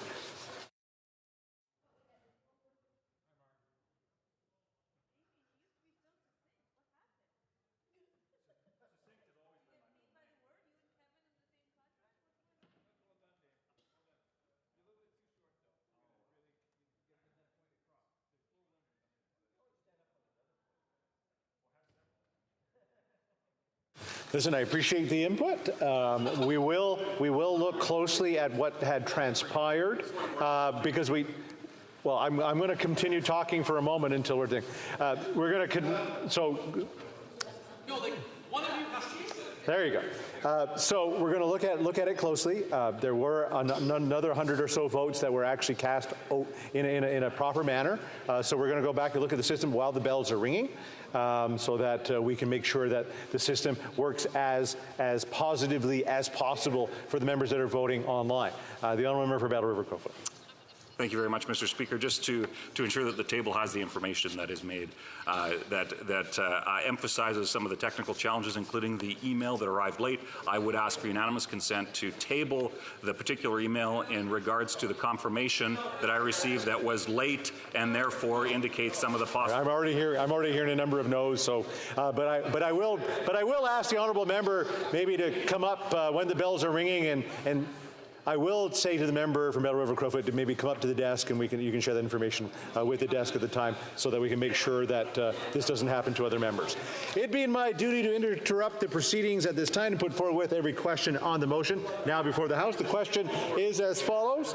Monsieur McKinnon-Gatineau, appuyé par Madame Mr. McKinnon-Gatineau, seconded by Ms. Kara, moved that in relation to the consideration of government business number 35, the debate not be further adjourned. Person wishes that the motion be carried or carried on division, or if a member of a recognized party participating in person wishes to request a recorded division, I would invite them to rise and indicate it to the chair. The honourable member for Battle River Crowfoot. Thank you very much, Mr. Speaker. I would ask for, in preservation of democracy, a recorded vote.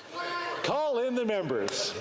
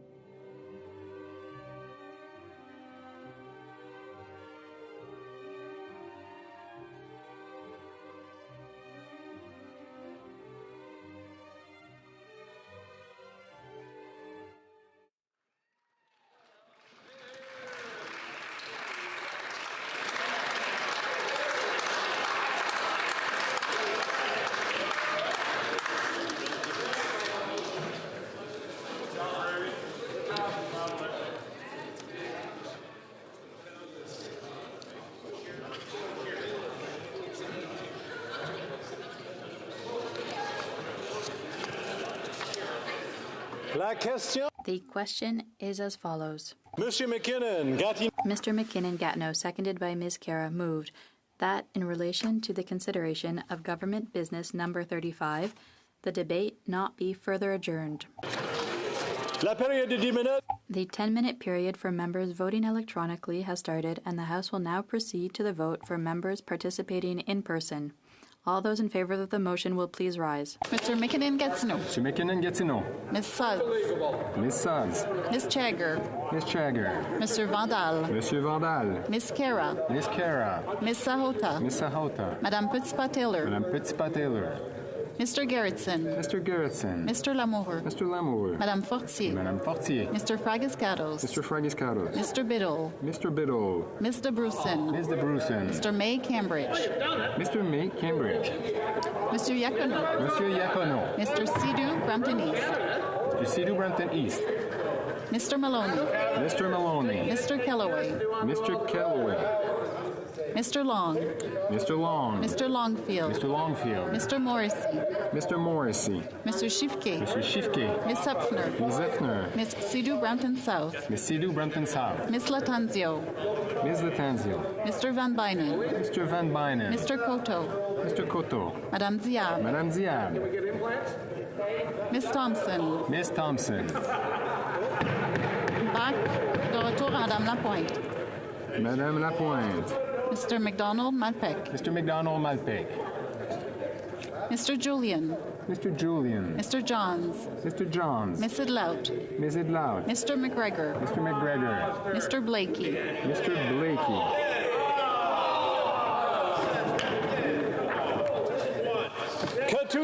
All those opposed to the motion will please rise. Mr. Scheer. Mr. Scheer. Mrs. Stubbs. Mrs. Stubbs. Mr. Hallan. Mr. Hallam. Mrs. Gray. Mrs. Gray. Mr. Baldinelli. Mr. Baldinelli. Mr. Cooper. Mr. Cooper. Mr. Davidson. Mr. Davidson. Mr. Small. Mr. Small. Miss Finley. Miss Finley. Miss Ferreri. Miss Ferreri. Monsieur Brassard. Monsieur Brassard. Mr. Lawrence. Mr. Lawrence. Monsieur Godin. Monsieur Godin. Mrs. Roberts. Mrs. Roberts. Mr. Patzer. Mr. Patzer. Mr. Muse. Mr. Muse. Mr. Steinley. Mr. Steinley. Mr. Calkins. Mr. Calkins. Monsieur Généreux. Monsieur Généreux. Mrs. Vecchio. Mrs. Vecchio. Monsieur Martel. Monsieur Martel. Mr. Kurek. Mr. Kurek. Mr. Kitchen. Mr. Kitchen. Mr. Cram. Mr. Cram. Mrs. Falk, Bellafords Lloydminster. Mrs. Falk, Bellafords Lloydminster. Mr. Bragdon. Mr. Bragdon. Mr. Allison. Mr. Allison. Mr. Motz. Mr. Motz. Mr. Arnold. Mr. Arnold. Mr. Albus. Mr. Albus. Monsieur Simard. Monsieur Simard. Madame de Bellefeuille. Madame de Bellefeuille. Madame Posé. Madame Posé. Monsieur Champoux. Monsieur Champoux. Monsieur Beaulieu. Monsieur Beaulieu. Madame Saint-Clair-Desgagnés. Madame Saint-Clair-Desgagnés. Madame Desbiens. Madame Desbiens.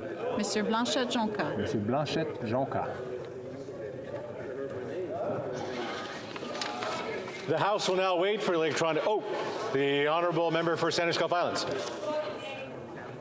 Miss May, Sandwich Gulf Islands. Ms. May, Sandwich Gulf Islands. There you go. The House will now wait for electronic voting period to end before resuming its proceedings.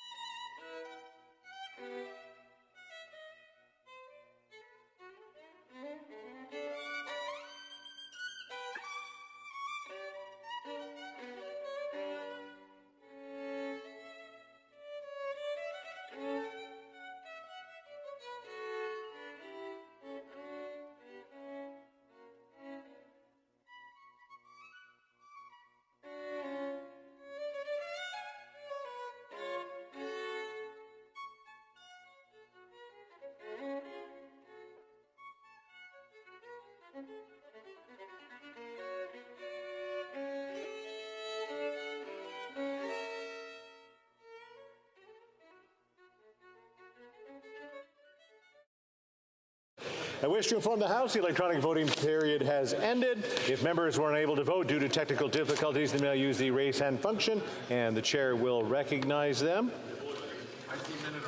We're good. The table will now compile the results of the vote.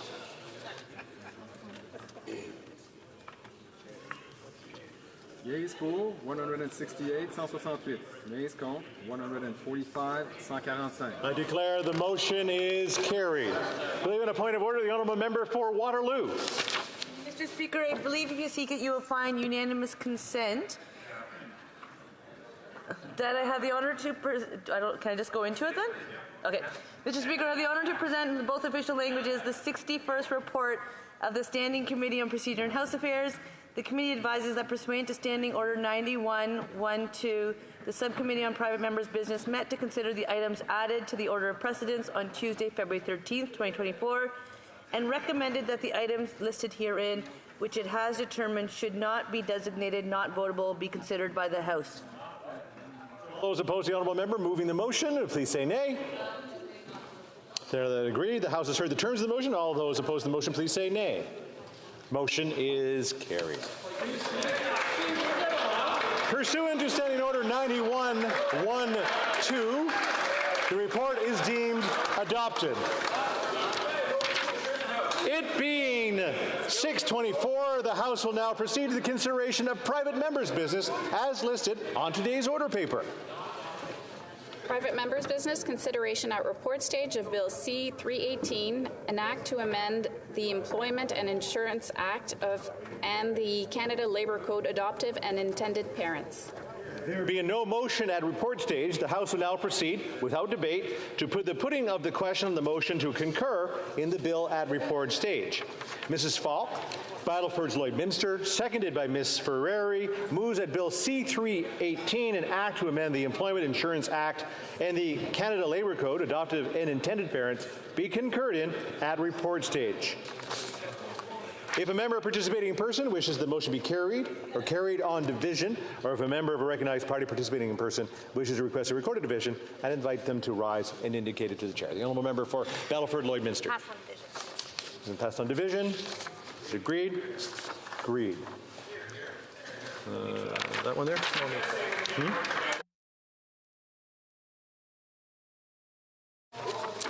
So before the House proceeds to private members' business, the chair wishes to remind members that pursuant to statements made on Thursday, May 4th, 2023, and Monday, February 26, 2024, a royal recommendation is required for Bill C-318, an act to amend the Employment Insurance Act and the Canada Labour Code. Since the bill appropriates part of the public revenue. En conséquence, si le projet de loi est agréé à l'étape du rapport, la mise aux voix de la motion portant troisième lecture du projet de loi aura lieu seulement si une recommandation royale est soumise au moment opportun. Well, let me just do this part. So we'll work for a translation and I'll read the part in English. Hold on. The bill is concurred in a report stage. The question will only be put on the the motion for third reading of this bill if a royal recommendation is submitted at the time. Donc, j'espère que... So I hope that interpretation is now working. Yes, it's working. Thank you. Now we go. Third reading and passage. So, Ms. Falk, Battleford's Lloydminster, seconded by Ms. Ferrari, moves that Bill C-318, an act to amend the Employment Insurance Act and the Canada Labour Code, adoptive and intended parents, be now read a third time and do pass. Debate. The honourable member for Battleford's Lloydminster. Thank you very much, Mr. Speaker. We know that the arrival of a new child, as all parents know, is life-changing. It comes with great joys and excitement. It is a precious time of bonding and many, many new firsts. But it also comes with added expenses, time constraints, and many new challenges. And while we all know that Canada's Employment Insurance Program helps to ease some of those pressures, we must confront the fact that not all families are treated equally. It's not a fair program, and it does not reflect the diversity of families here in Canada. Families formed through adoption and through surrogacy continue to be entitled to 15 weeks less leave. And it's a disadvantage that must be rectified. My private member's bill, C318, does that through the creation of a new 15-week time to attach benefit for adoptive and also intended parents. It also adjusts entitlement leave accordingly in the Canada Labour Code. It is a common sense bill. Hear, hear. And addressing the inequity in our EI system should truly be a non-partisan issue. Unfortunately, Madam Speaker, this Liberal government has chosen instead to politicize it. While claiming to be supportive of equal access to EI leave for adoptive and for intended parents, this Liberal government's actions suggest otherwise. At second reading, Madam Speaker, the member for Winnipeg North indicated that this was not a priority for the Liberal government when he said, quote, "We might have to put some limitations on some of the things we wanted to do as a result of the pandemic," end quote. And the member for Kingston the Islands said that this bill would not get a royal recommendation because his own bill didn't get one.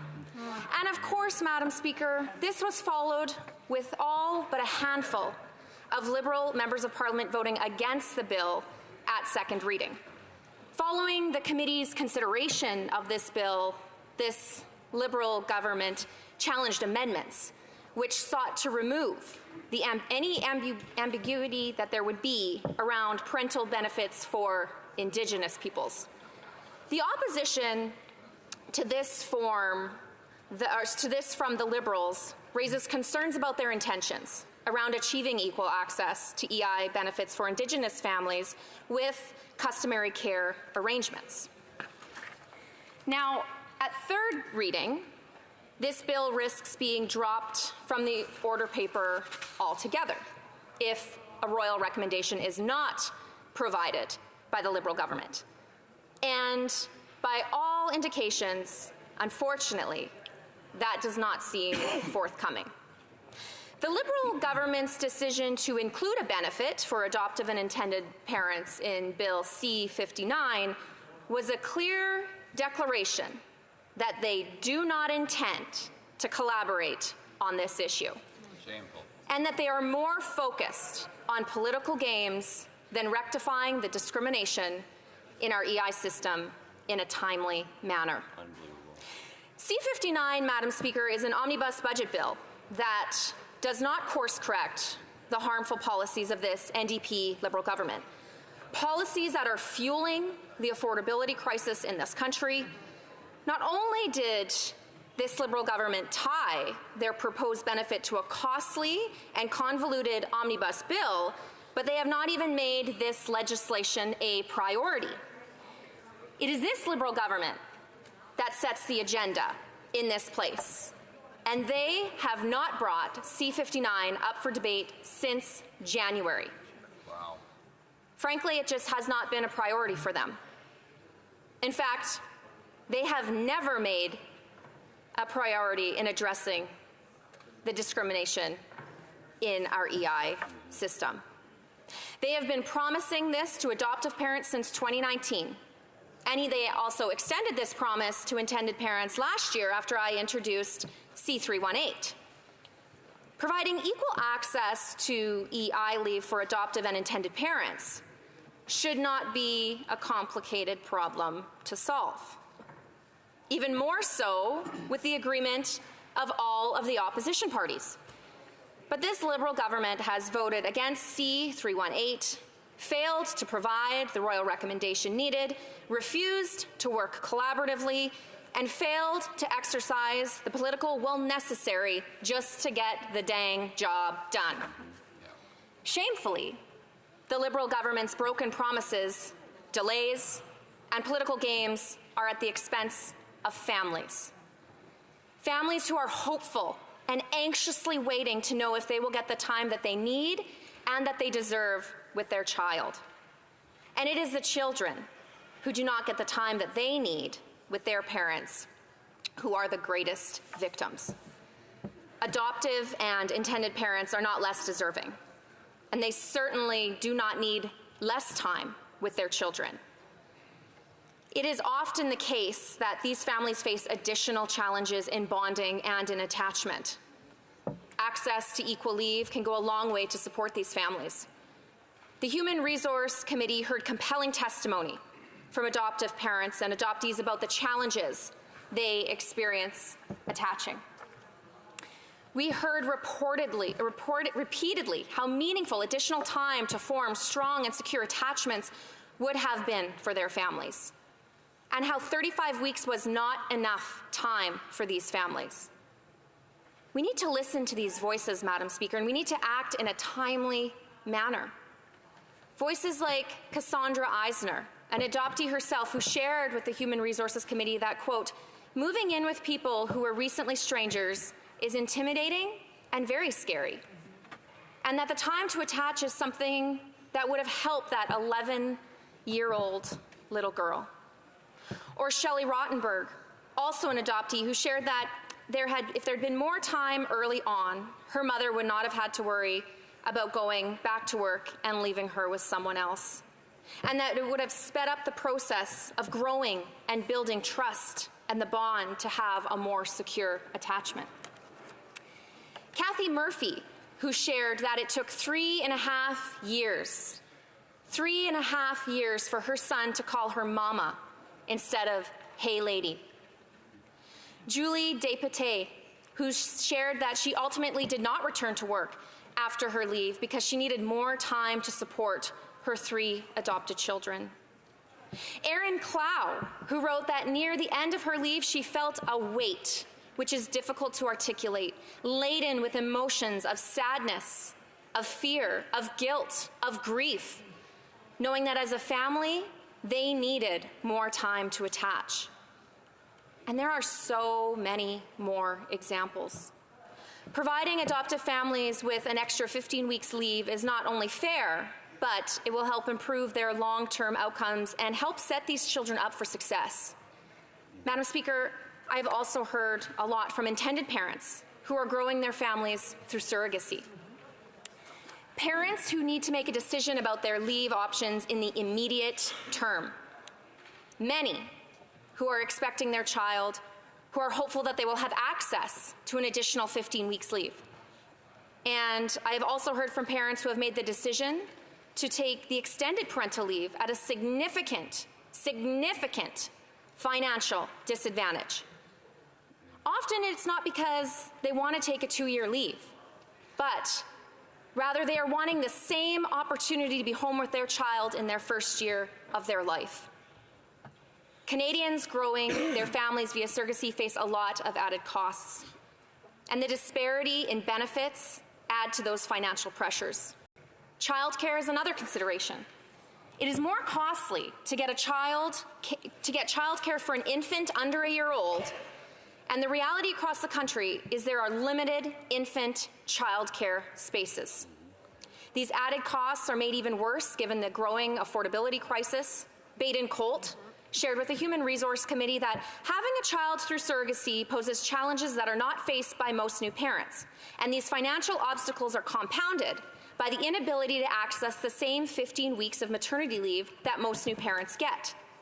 That children like her daughter deserve every opportunity that her peers have in life, and that begins with having the same amount of time to bond with their parents as every other Canadian child. Madam Speaker, her daughter does deserve the same time with her parents that is afforded to other children. This Liberal government needs to set aside the partisanship and the political games that are costing families across this country the time to attach and to bond with their children. Because, Madam Speaker, it's well past time that all families, including adoptive and intended parents, get the time they need and deserve with their child. Thank you. Hear, hear. Well done. Questions and comments? The honourable member for Battle River Crowfoot. Thank you very much. Thank you very much, Madam Speaker, and I greatly appreciate the speech that my friend and colleague from Saskatchewan and actually neighbour made.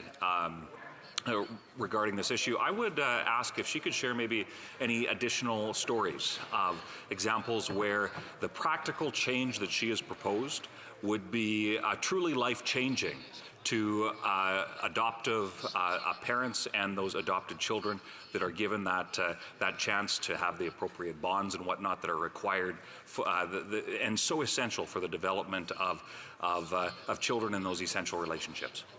The Honourable Member for Battleford Lloydminster. Thank you, Madam Speaker, and through you to my colleague, thank you for that question. There are countless stories that I have heard from adoptive and intended parents. I have one here from Luke.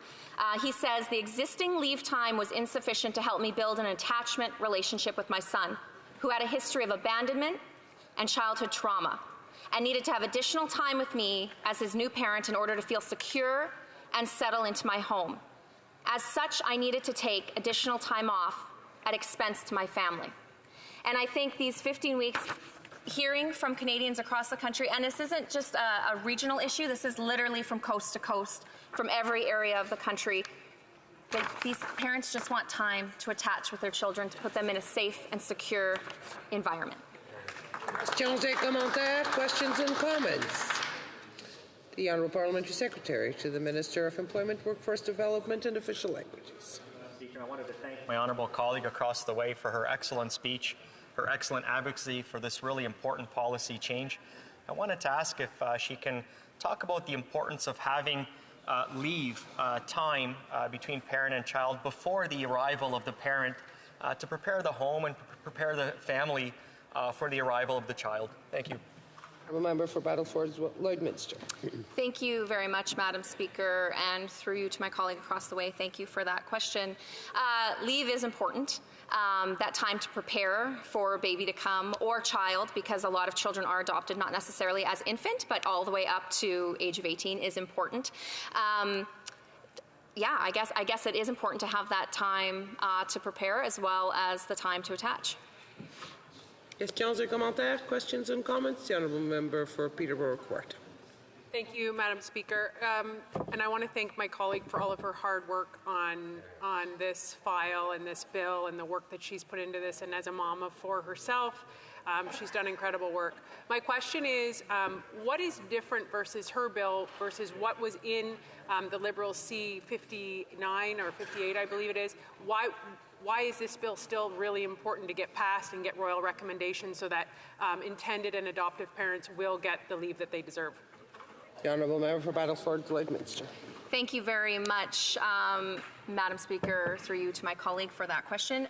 Very important. I would actually say that this bill is more important than the provisions that are put in to the FES. As I mentioned in my remarks, this Liberal government hasn't even brought forward that piece of legislation to debate. With my legislation, there is actually an enactment on royal assent. We have no idea at all when this would be enacted. If it's like anything that they've done, childcare, which is a mess, the disability benefit, which still Canadians with disabilities have not received, it would do Canadians, especially adoptive and intended parents, a great service if they just gave C-318 a royal recommendation, which would make sure these intended and adoptive parents would know the date that they could apply for these benefits. Hear, hear.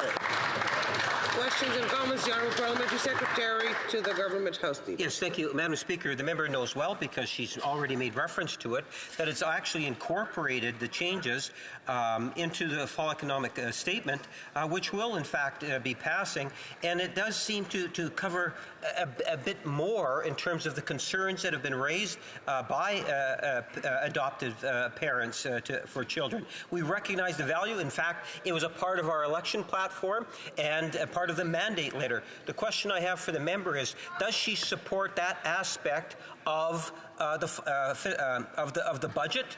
And if so, can we anticipate she'll be voting in favor of it? Honourable Member for Battleford Lloydminster. Thank you very much, Madam Speaker, and through you, thank you to my colleague across the way. So, yes, this promise was in the Liberal Party's 2019,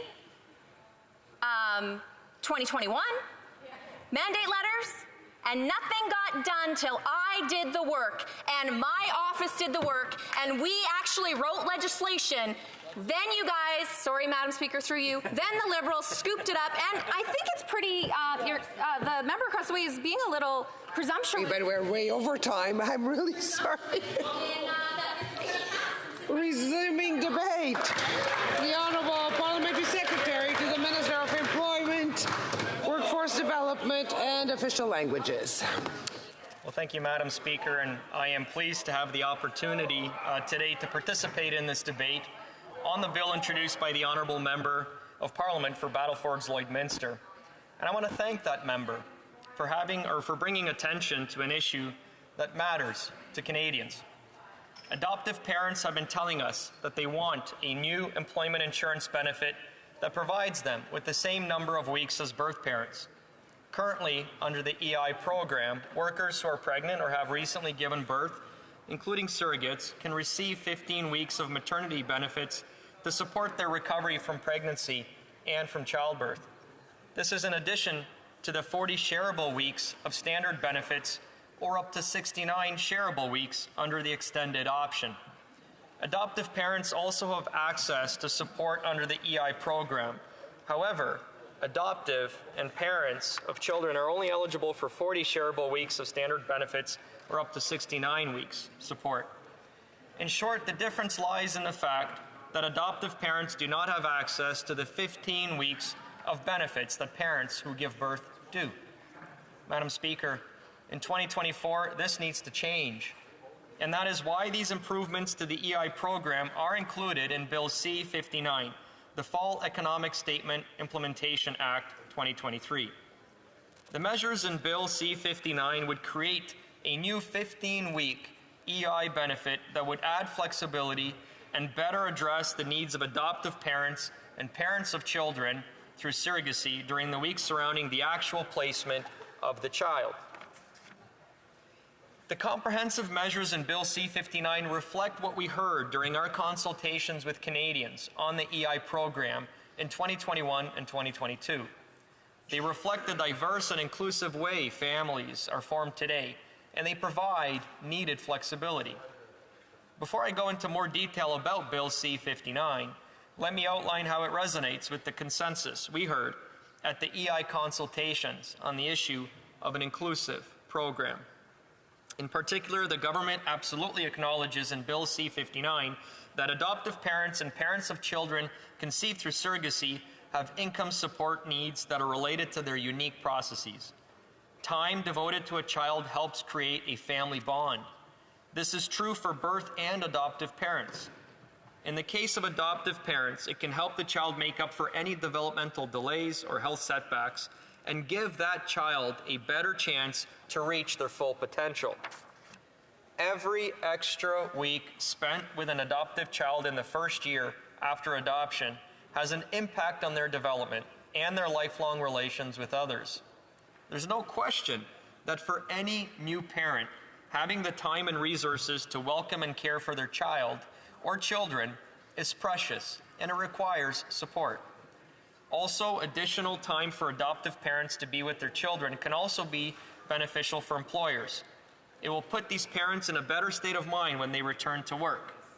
So yes, Madam Speaker, there is no doubt that what the member opposite proposes and what we propose is important. Leave with income support for adoptive and intended parents so they can welcome and care for their children's needs to be part of a modern and inclusive EI program. The proposal in Bill C-318 does this in part, but we consider our approach in Bill C-59 to offer the better, more flexible, and more responsive solution to address the important need. We expect that each year the government's proposed benefit will provide approximately 1,700 Canadian families with additional time and flexibility as they welcome a new child in their home. Parents through surrogacy, including 2 LGBTQI+ family, will also be eligible for this benefit, and rightfully so. The government's proposed EI adoption benefit will make EI benefits inclusive and reflective of families in Canada. It would support parents going through adoption or surrogacy by providing temporary income support before the child arrives at home.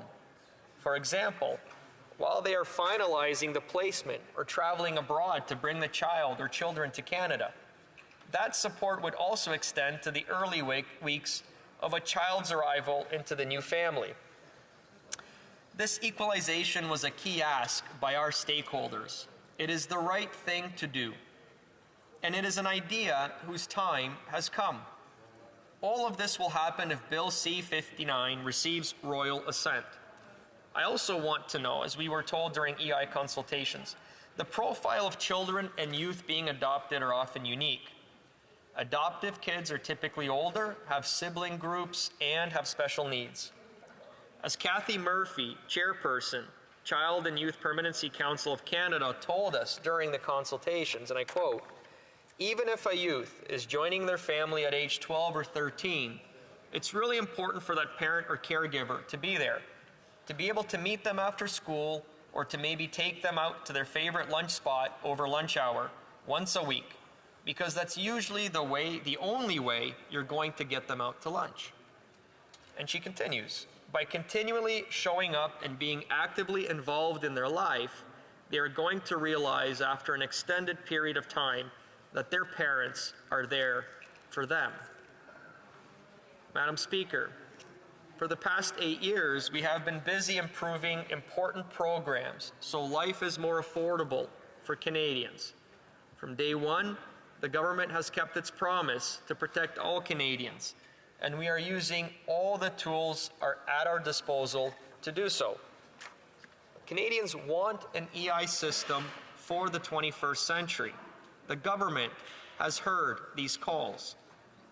It's a long-haul commitment, but we're taking the time to get it right, and we're not waiting for a grand reveal to make improvements along the way.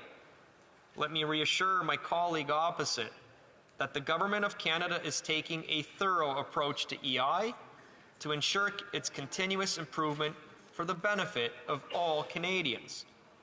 Adoptive parents have asked for equal treatment. They deserve equal treatment, and the government has answered. Thank you, Madam Speaker. Resuming debate, l'honorable député de Laurentides-Labelle. The honourable member for Laurentides-Labelle. Thank you, Madam Speaker. Madam Speaker, I rise tonight to speak to C-318, an act to amend the Employment Insurance Act and the Canada Labour Code for adoptive and intended parents. The arrival of a child, Madam Speaker, as we know, is a very important moment. It changes our lives, but it's also an incredibly stressful time. For those of us who are parents, we have all experienced that. That moment when you go home and you go in through the front door with your newborn and your partner, and you say to yourself, well, I have to really be up to this task. Now, I was very lucky to carry my own 2 daughters. I had 2 easy pregnancies. I was even a sports coach during one of my pregnancies. But not all women are as lucky as I was. Sometimes nature makes choices for us, makes it such that some people have to give up on their dream of pregnancy and turn toward other options like adoption or surrogacy. It's not easy for women to grieve the ability to carry their own child. I have a great deal of empathy for these women, but these women can still become mothers, maybe not the typical way, but they will be able to experience motherhood. They will be able to experience giving and receiving love unconditionally between a parent and a child. Currently, though, adoptive parents only have access to 35 weeks of EI benefits. 35 weeks, that's 8 months. 8 months is not enough time to form a bond with a child. One needs to form a bond with the child so that the child forms an attachment bond as well as possible. This process is just as important for adoptive and intended parents, maybe even more so. All cases are different. all experiences, all families are different. Now, I would like to quote Julie Despatie. She's a Director General of the organization Adopt for Life. I'd like to tell you what she said during her appearance before the HUMA committee. She said, "These days, children waiting to be adopted tend to be over 7 years old. Often, they're adolescents, and they often have siblings as well." She said that throughout Canada, there is an overrepresentation of children experiencing health problems and neurological development problems in the child welfare system. So it takes time for successful integration to the new family.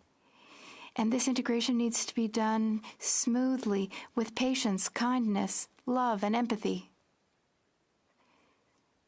The government must prioritize giving all children, regardless of their backgrounds, regardless of their birthplace, equal opportunities. And equal opportunities, for that, you need to start with solid foundations.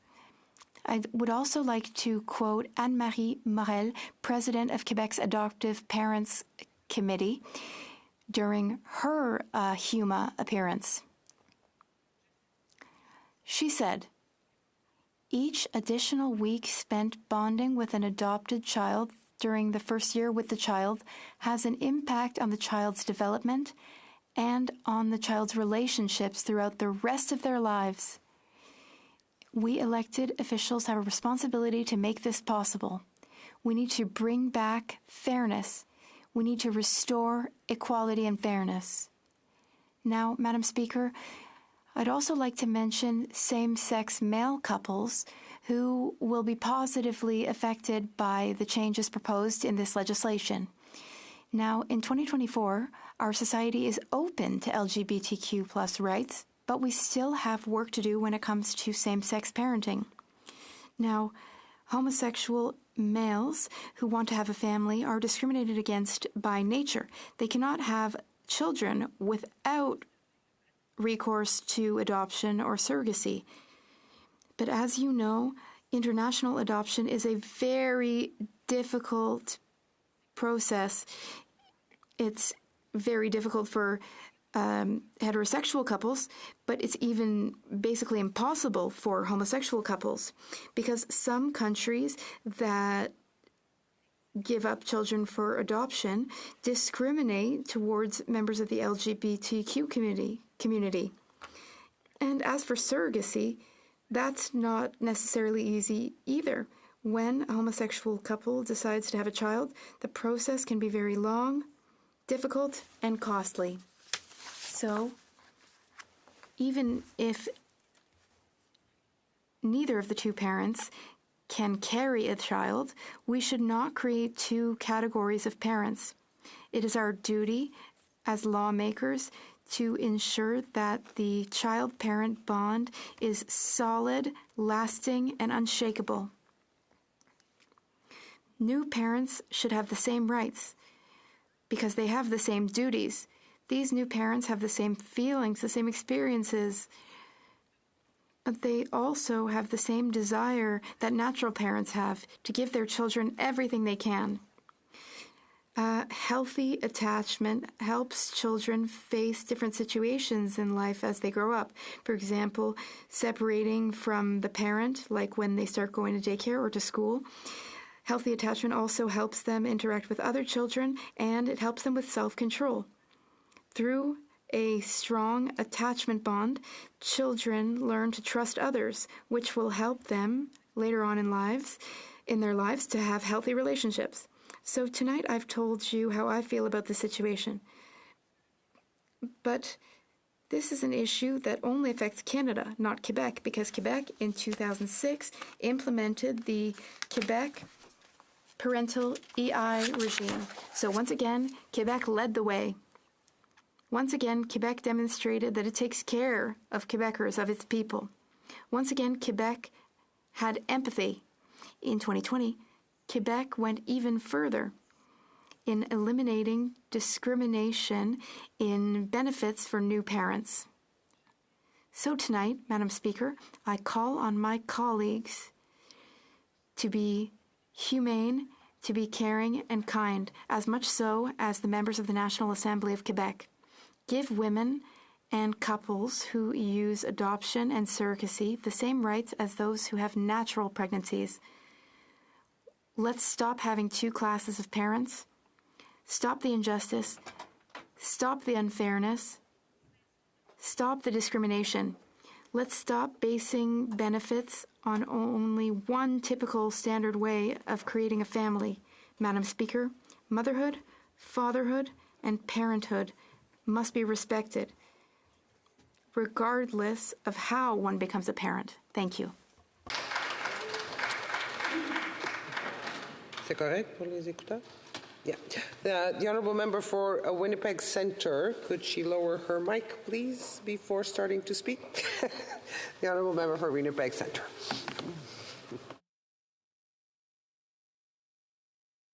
The member needs to unmute. Thank you so much for all your guidance today, Madam Speaker. As I start my speech on 318, it's a very important bill. First, I want to thank and congratulate the member of Parliament. I'm forgetting her riding off the bat.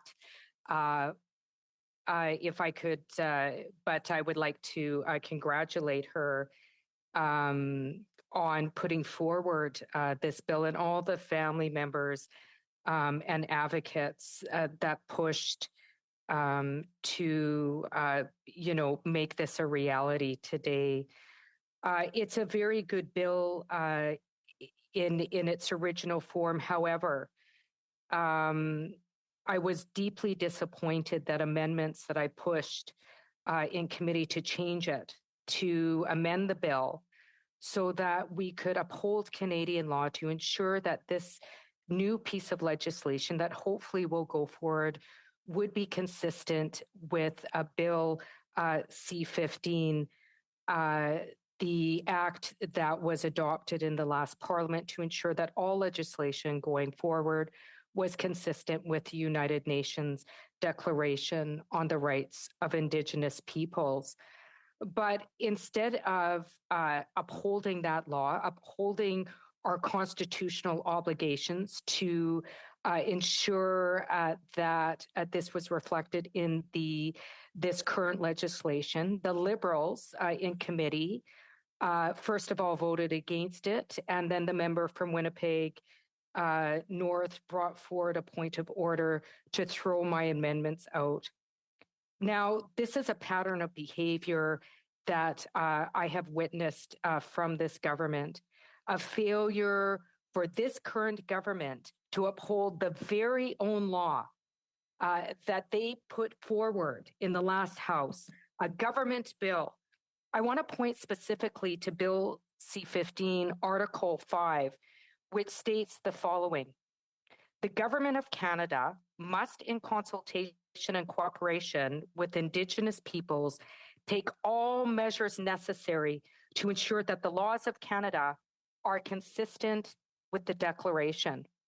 By failing to uphold Bill C-15, this current government, Madam Speaker, is willfully not respecting Articles 19, 21, and 22 of the UN Declaration, the United Nations Declaration on the Rights of Indigenous Peoples. I want to read in the record Articles 19, 20, and 21 so that we can have a permanent record of the specific human rights that this government is flippantly violating in refusing to amend this bill, even though the sponsor of the bill supported the amendments I put forward in committee, supporting them, indicating that they were in scope of the bill. Article 19 of the United Nations Declaration on the Rights of Indigenous Peoples states the following: States shall consult and cooperate in good faith with Indigenous peoples concerned through their own representative institutions in order to obtain their free, prior, and informed consent before adopting and implementing legislative or administrative measures that affect them. I would like to remind this government, when we're talking about adoption, when we're talking about child welfare systems, in Manitoba alone, 90% of kids currently in child welfare are Indigenous. 90%. Many families whom choose customary and kinship care arrangements. We have so many grandmothers in our communities, Madam Speaker, who look after their loved ones without financial assistance, without the option of leaving work, doing double duty with no financial resources. And like the Canadian Human Rights Tribunal, well, this Liberal government was held in non-compliance over 14 times with the Canadian Human Rights Tribunal to immediately stop racially against First Nations kids on reserve. Once again, they're showing the commitment to have a two-tiered system in this country, one for Indigenous children and one for everybody else. This government is demonstrating through throwing out these amendments that Indigenous kids are not respected in the rights, the human rights of Indigenous kids are still not being respected by this current government. Article 20 of the United Nations Declaration on the Rights of Indigenous People states, Indigenous peoples have a right to maintain and develop their political, economic, and social systems or institutions to be secure in the enjoyment of their own means of subsistence and development, and to engage freely in all their traditional and other economic activities, traditional meaning parenting, to be given the resources to be able to parent our kids the way they choose. Let's not forget, Madam Speaker, that there's more kids in care now than at the height of residential schools. It was well reported in the TRC report that we need systems reform in our child welfare systems, that as a result of the residential school system, it has left a legacy of intergenerational trauma and healing within our nation. Not only did they throw out my amendments, but they're also throwing out the calls to action of the Truth and Reconciliation Commission, Madam Speaker. If this government isn't ready to even respond to the calls to action from the Truth and Reconciliation Commission, mainly giving our kids back, this government is so far from reconciling with Indigenous peoples in this country. Article 22 states Indigenous peoples deprived of their means of subsistence and development are entitled to just and fair redress. And that includes the financial resources, Madam Speaker, so that we're able to raise our kids in the way that we choose, not in poverty, so that we don't have to go to the Human Rights Tribunal ruling, to go after the government for years and years and years for them to finally settle $17 billion than what was asked. It's abhorrent what has happened in this House. Article 21, I'll just go to Article 21.2. States shall take effective measures and, where appropriate, special measures to ensure continuing improvement of their economic and social conditions. Particular attention shall be paid to the rights and special needs of Indigenous elders, women, youth, children, and persons with disabilities. I'd like to remind this government who threw out amendments to ensure the human rights of Indigenous peoples would be upheld, to ensure we were upholding Canadian law, to ensure that it was consistent with Article 5 of Bill C-15, that the child welfare system has been named the pipeline to murdered and missing Indigenous women and girls in this country. We have a legacy of 60 Scoop survivors that were separated from family and community to have nowhere to return home, Madam Speaker. And yet, on the very subject of our children, this government, once again, what does it do?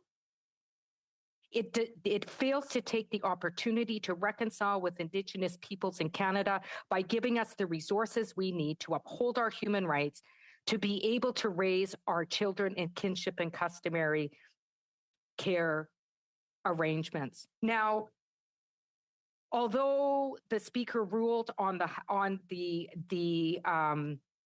my amendments as being out of scope, I would like to remind this House that it in fact wasn't scope, because this government has a legal obligation to make sure all legislation going forward is consistent with Bill C-15. So I'm going to urge the government, they still have the power to make a royal recommendation with the amendments I put forward to make sure it's consistent with human rights law. If they're serious about reconciliation, then they'll give our kids back. Thank you, Madam Speaker. Resuming debate, the honourable member for Peterborough-Coquitlam. Thank you, Madam Speaker, and thank you so much to my colleague from Battleford's Lloyd Minister behind me here for this incredible bill that will bring parity, equity, mental health, and attachment to adoptive and intended parents. So what we're talking about today for folks watching is C-318, which was created, as I said, by my friend and colleague and member from Battleford's Lloyd Minister. And I think I'll just give an overview, and I'm going to give some compelling testimony that we heard in the Human Resources Committee today, and I'm really going to hammer home how common sense this bill is and how it should have been done long, long ago, and yet, like so many things in this House, here we are. So Bill C-318 introduces a new 15-week benefit for adoptive and intended parents through the Employment Insurance Program and adjusts the Canadian Labour Code accordingly. So for a lot of people, myself included, I actually didn't know that this was an issue. So I had biological children, and I just assumed that adoptive parents or intended parents, which means surrogacy, everybody was entitled to the same amount of unemployment leave or mat leave or paternity leave, which a lot of people know those as the common names.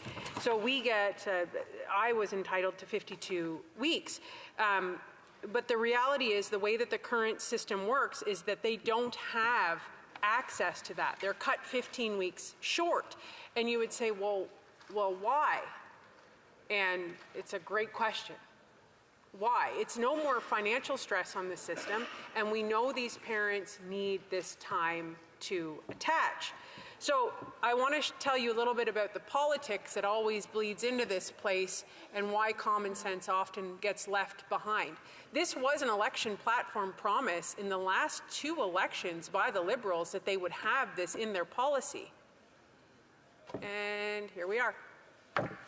Still not here. Not a shock. And that's the reality of what we have in this country. So this has went through first reading. Now what we're asking for in this debate today in the House is for royal recommendation.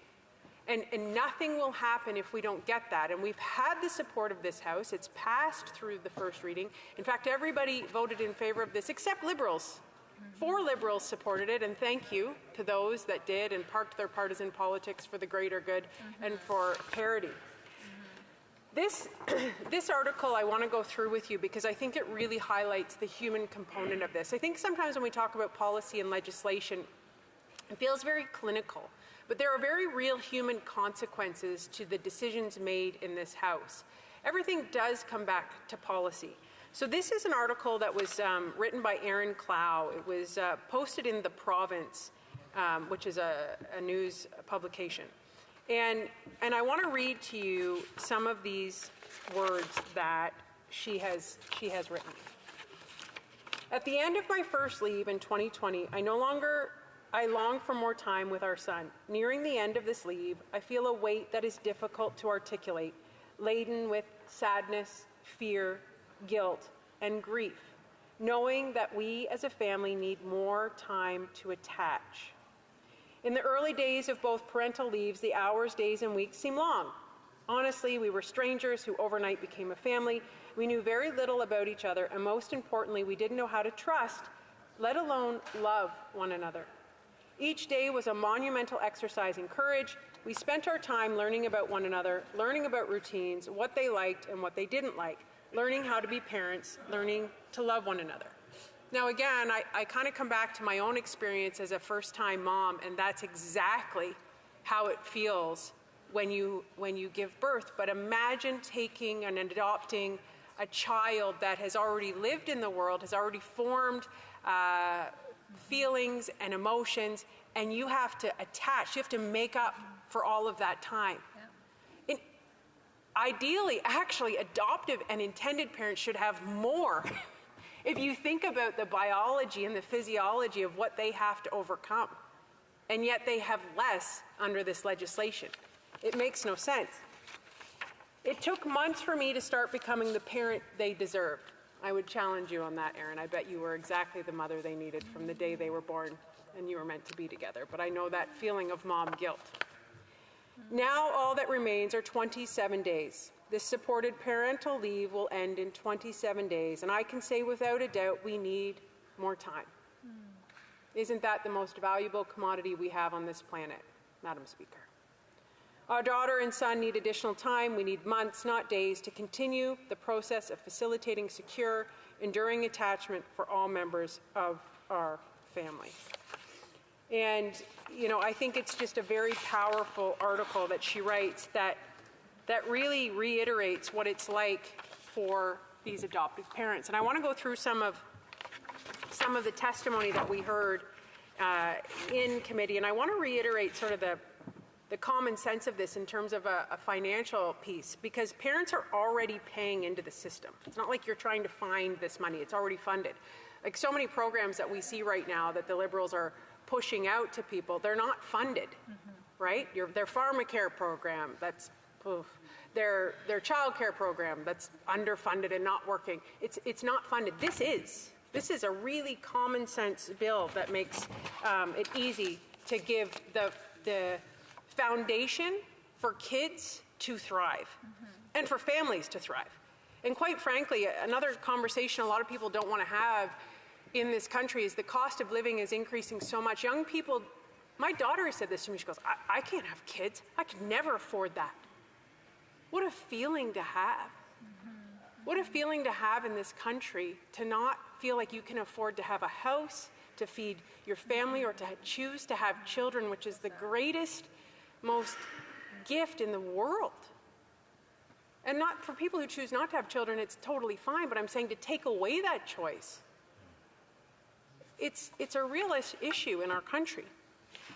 Most children adopted in Canada are over the age of 10 at the time of placement, and many have a history of trauma or serious loss. Having their parent or caregiver at home longer in the critical first year gives them time to form attachments and begin processing their grief and loss. And I know, I believe my member opposite, and she may be able to just chime, I know she's over my shoulder. There was one woman in particular, and I think it was Kathy Murphy, who talked about her child didn't call her mama for, 3 years? 3 years, just, hey, lady. And that is so powerful, because showing up, whether you're an adoptive parent or an intended parent or a biological parent, showing up for your kids when they're having a hard time is tough. Yeah. It is the toughest responsibility any of us parents will ever face in our lives. And their behavior is communication. And these kids need so much more time to build trust. They don't have that. They've never had that. And the trauma that many of them have faced is very, very real. And financial stress is like one of the biggest stressors in a family dynamic. If you're sitting there worried about how you're going to pay the mortgage or pay for food or pay for groceries or put gas in the car, guess what? You can't be the parent you need to be to the kid who needs you. So this is so simple to say, okay, don't worry. Your EI that you've already paid into is here for you to help you be the best parent you can be. This is a very simple bill. Of the 63,000 children currently in care, 30,000 are eligible for permanent adoption by loving families. And listen to this, Madam Speaker, only 2,000 are adopted each year. How many of those children are out there who don't know where they fit, who don't know that they have somewhere that they belong? What a feeling. And maybe if more parents knew that there was incentives and help for them to give the love that they have in them to give, that number would go up. Kyla Bezwarek was adopted at age 10 with her 2 siblings, and she said in committee, it took me 2 or 3 years to form that attachment. Her mom had to quit her job, take care of Kyla's high needs, including doctor and therapist appointments and adjusting to school, and couldn't access parental leave. Kyla, now 21, who's amazing, said, imagine how I perceive the world, enduring such big breaks in trust and new environments. I was so young. That extra time would have helped me, she says. Ashley Bach also testified at committee. How much time do I have, Madam Speaker? Not very much. Okay, I will read this one final one into the record because I think it is most powerful. It's from Julie Despatier, as Executive Director of Adopt for Life. I would like to leave you with these thoughts. If we want a stronger tomorrow for our children, we must do right by them. As my good friend Irwin Ellman, a former Ontario Child and Youth Provincial Advocate, says, you can't legislate love, but you can legislate the conditions in which love can flourish. Excellent. Resuming debate, the Honourable Parliamentary Secretary to the Government House Leader. Yes, thank you, Madam Speaker, and it's a pleasure to be able to rise and speak on what is a very important issue. And I trust there are many people that would be following this debate, Madam Speaker, and for good reason. We look at our young people and children today, and they are in fact a treasure. And the idea of love, the member made reference to love at the very end in regards to you can't legislate love, but there's certain things that you can do to provide supports that will enhance the relationships that are so critically important, Madam Speaker. And much of the comments that have been said in regards to Bill 318 are really good. Something in which all members of this House, no doubt, would support, Madam Speaker. In fact, when I listen to many members talk about the importance of the legislation, I can't help but reflect in terms of the last elections, where when you talk amongst your constituents or the voters, Madam Speaker, one of the issues that is in fact raised, that people enjoy talking about, is our children, and how it is that we can improve the system. This government has demonstrated in the past a commitment to look at ways in which we can, in fact, make changes to the EI system. We'd love to be able to do more. And we constantly look at ways in which we can improve EI and the resources that are affiliated to it, Madam Speaker.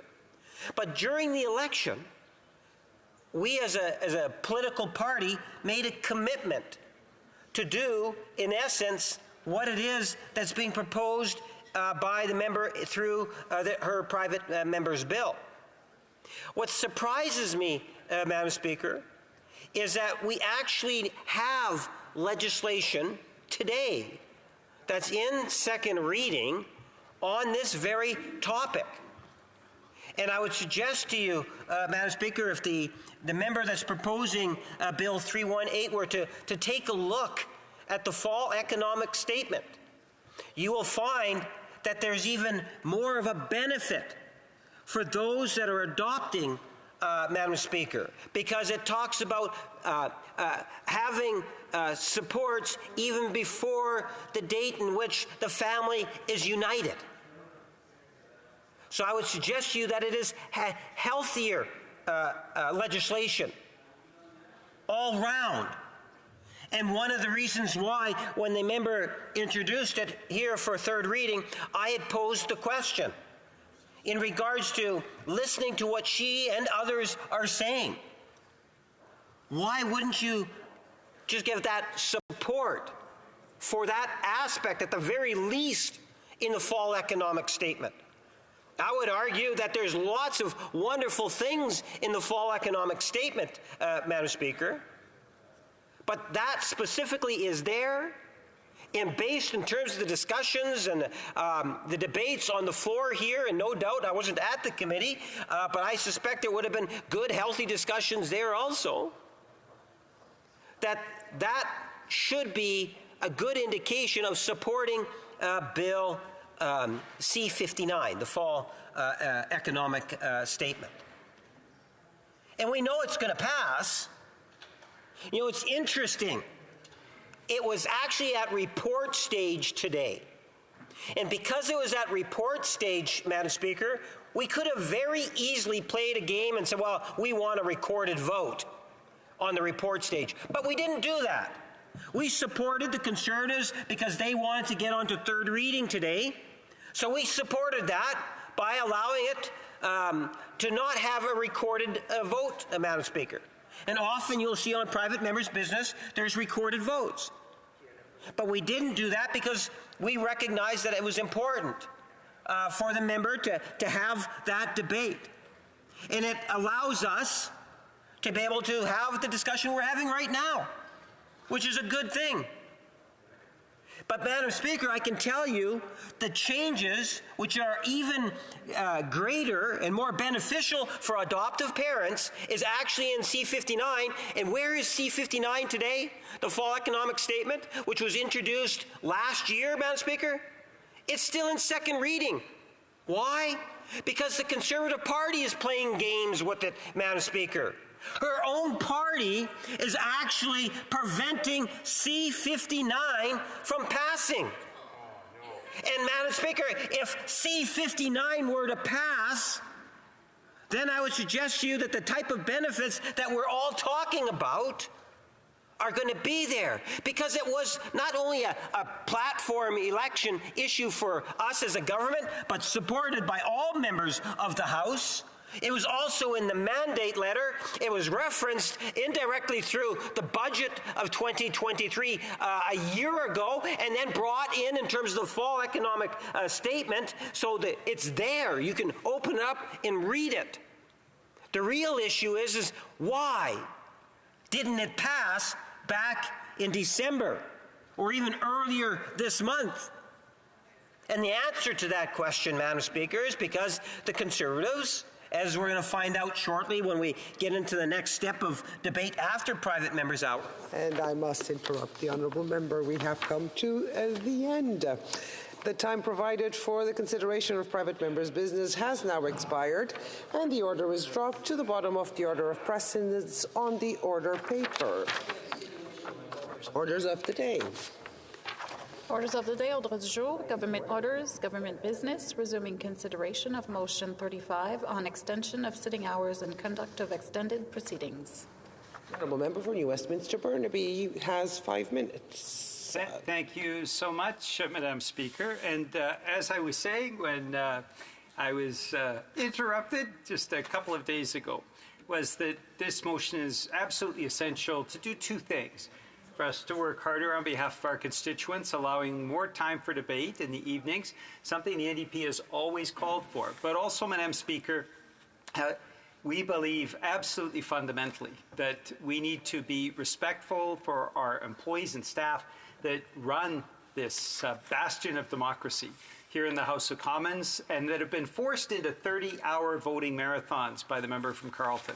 And I'll just remind you, Madam Chair, that the member from Carleton, after voting 6 times in person, basically bolted from this place, ran away. The kind of boss that you see. The honourable member knows that we cannot make references to presences and absences in the House. And yes, I know that the virtual Parliament has given some leeway in that, but I would remind the honourable member to please refrain from making those references to presences and absences in the House. Speaker, fair enough. I will say we know what the agenda of the member from Carleton is. Axe services, build up billionaires, fix elections, and stop democracy. And we hear this every day. We saw this during the Harper regime. That's what they stand for. Axe the services, build up the billionaires, fix elections, and stop democracy. And, Madam Speaker, we saw this when the Harper regime was in power. $30 billion for billionaires each and every year, according to the Parliamentary Budgetary Officer, as a result of the Harper tax-free treaties for billionaires into tax havens. We also saw axing the services. They did that very well. They forced seniors to work longer. They axed every single program that actually helped people. Fix elections, Madam Speaker, we saw that as well with the myriad violations of the Canada Elections Act, and stop democracy, including cutting back and strangling the Auditor General's Department, refusing to fund the Auditor General for the important work that the Auditor General does. So, that's the Conservative mandate. That's their mantra. That's what they have done.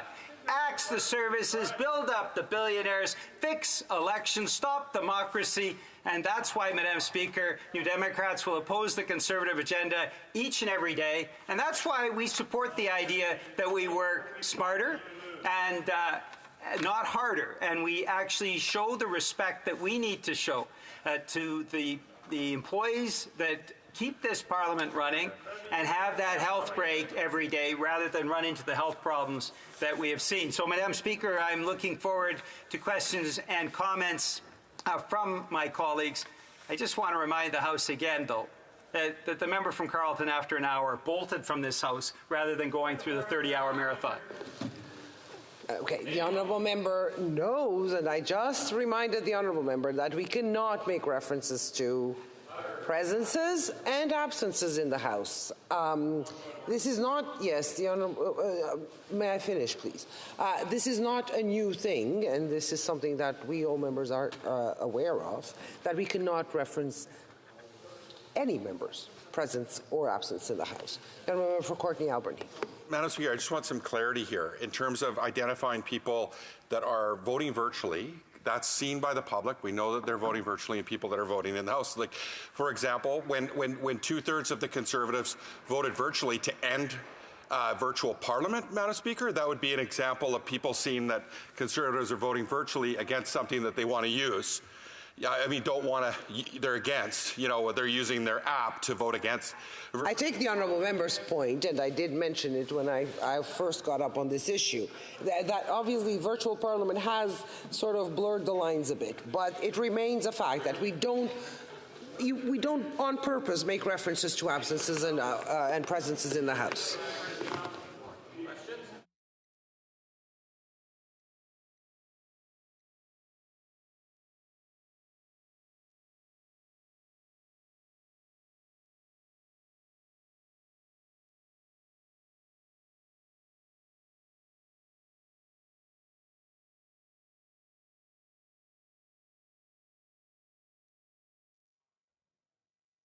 Questions and comments. The Honourable Parliamentary Secretary to the Government House Leader. Yes, thank you, Madam Speaker. And I guess the question I have for my colleague across the way is recognizing that there's a finite amount of time that's available for debating on government bills, and the motion that we're actually debating is going to greatly enhance the amount of time for members of Parliament to debate, so that this way, with respect to government legislation and budgetary matters that come before the chamber, members of all sides of the House will be provided a lot more time. And given that many Canadians work well past 6, 7 o'clock in the evening, does he see anything wrong with extending the hours to allow for more debate time and being reasonable by saying it's not going to go past midnight? I see that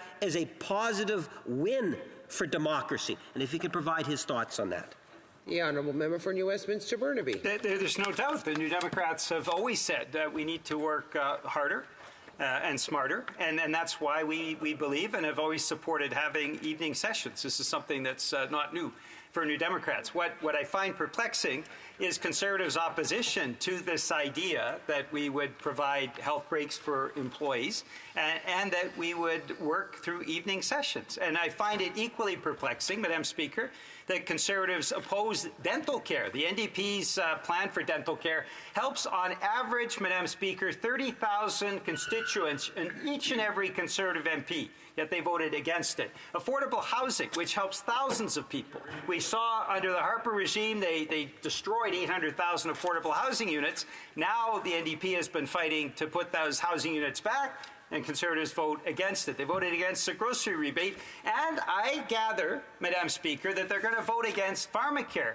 which helps on average 15,000 constituents in each and every Conservative riding. If Conservatives aren't standing up for their constituents, why are they here, Madam Speaker? Questions and comments. The honourable member for no. Battle River Crowfoot. Thank you very much, Madam Speaker. What has been very, very interesting in this discussion is we are seeing the NDP desperate to distract from the fact that they are forced to prop up, abandon their principles, and prop up one of the most corrupt regimes in Canadian history. You have corruption on one side and lazy corruption in the leader of the NDP over there. But, Madam Speaker, here is my question that's very specific.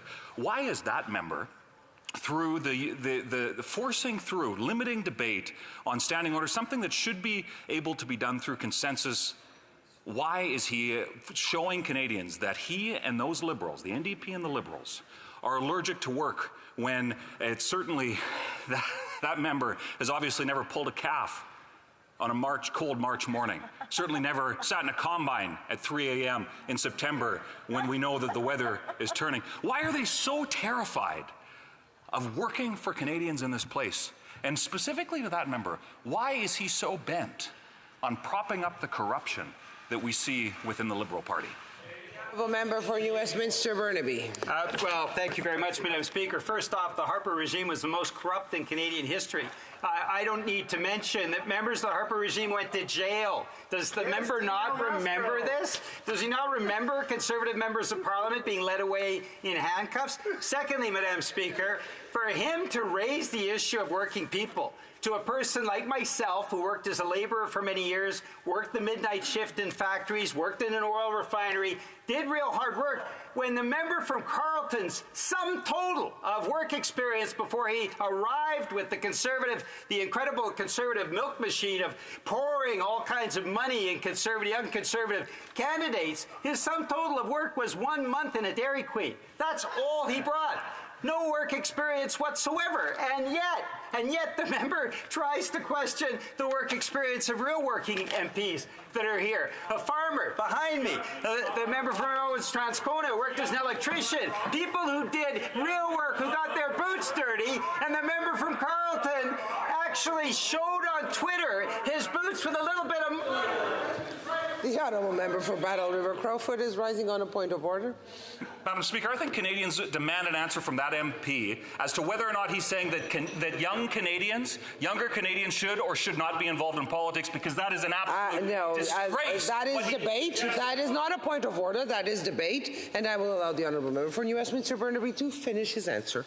Thank you very much, Madam Speaker. The sum total of work experience outside the Conservative Party and all this money that comes from billionaires for Conservatives was a month in a Dairy Queen. And for somebody to try to run and say that they have the experience to run a country when all they've done is worked in a Dairy Queen, aside from the very conservative, infrastructure, I think is a little too rich. The member from Burnaby South, who is the leader of the NDP, brings a rich work experience, not only working in a whole variety of manual labor and service jobs, but also working as a lawyer. And we'll put our... Next question. Questions and comments. The honourable member for Cowichan, Malahat Langford.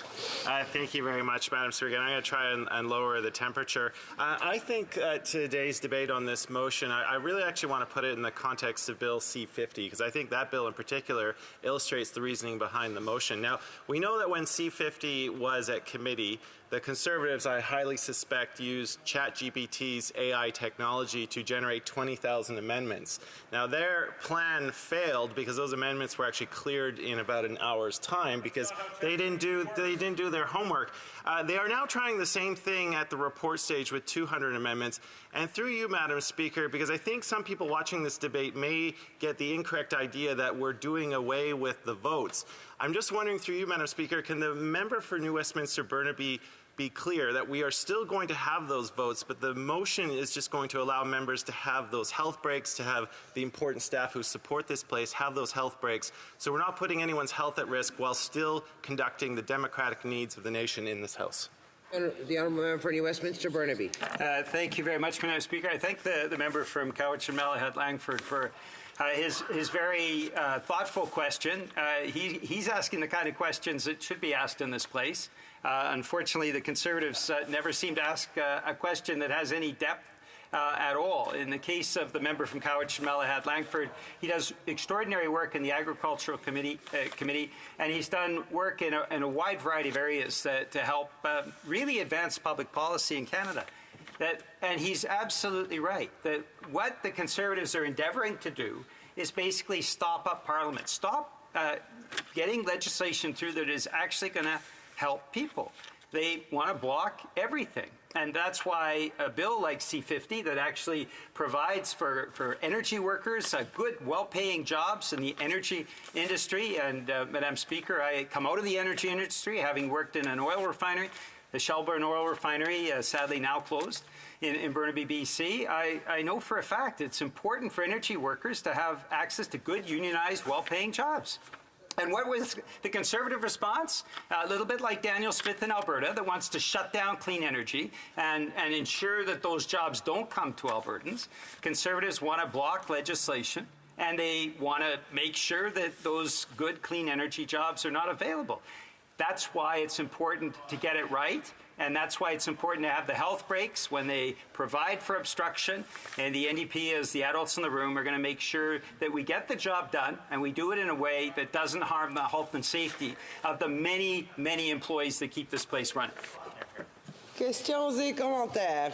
Questions and comments? The Honourable Member for Battle River Crowfoot.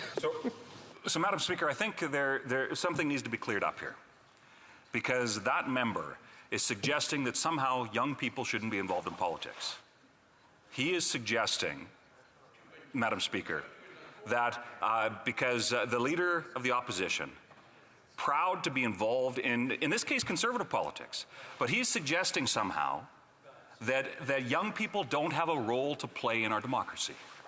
Madam Speaker, I think that is certainly disgraceful, and certainly something that the old NDP that used to have principles would have resoundingly rejected.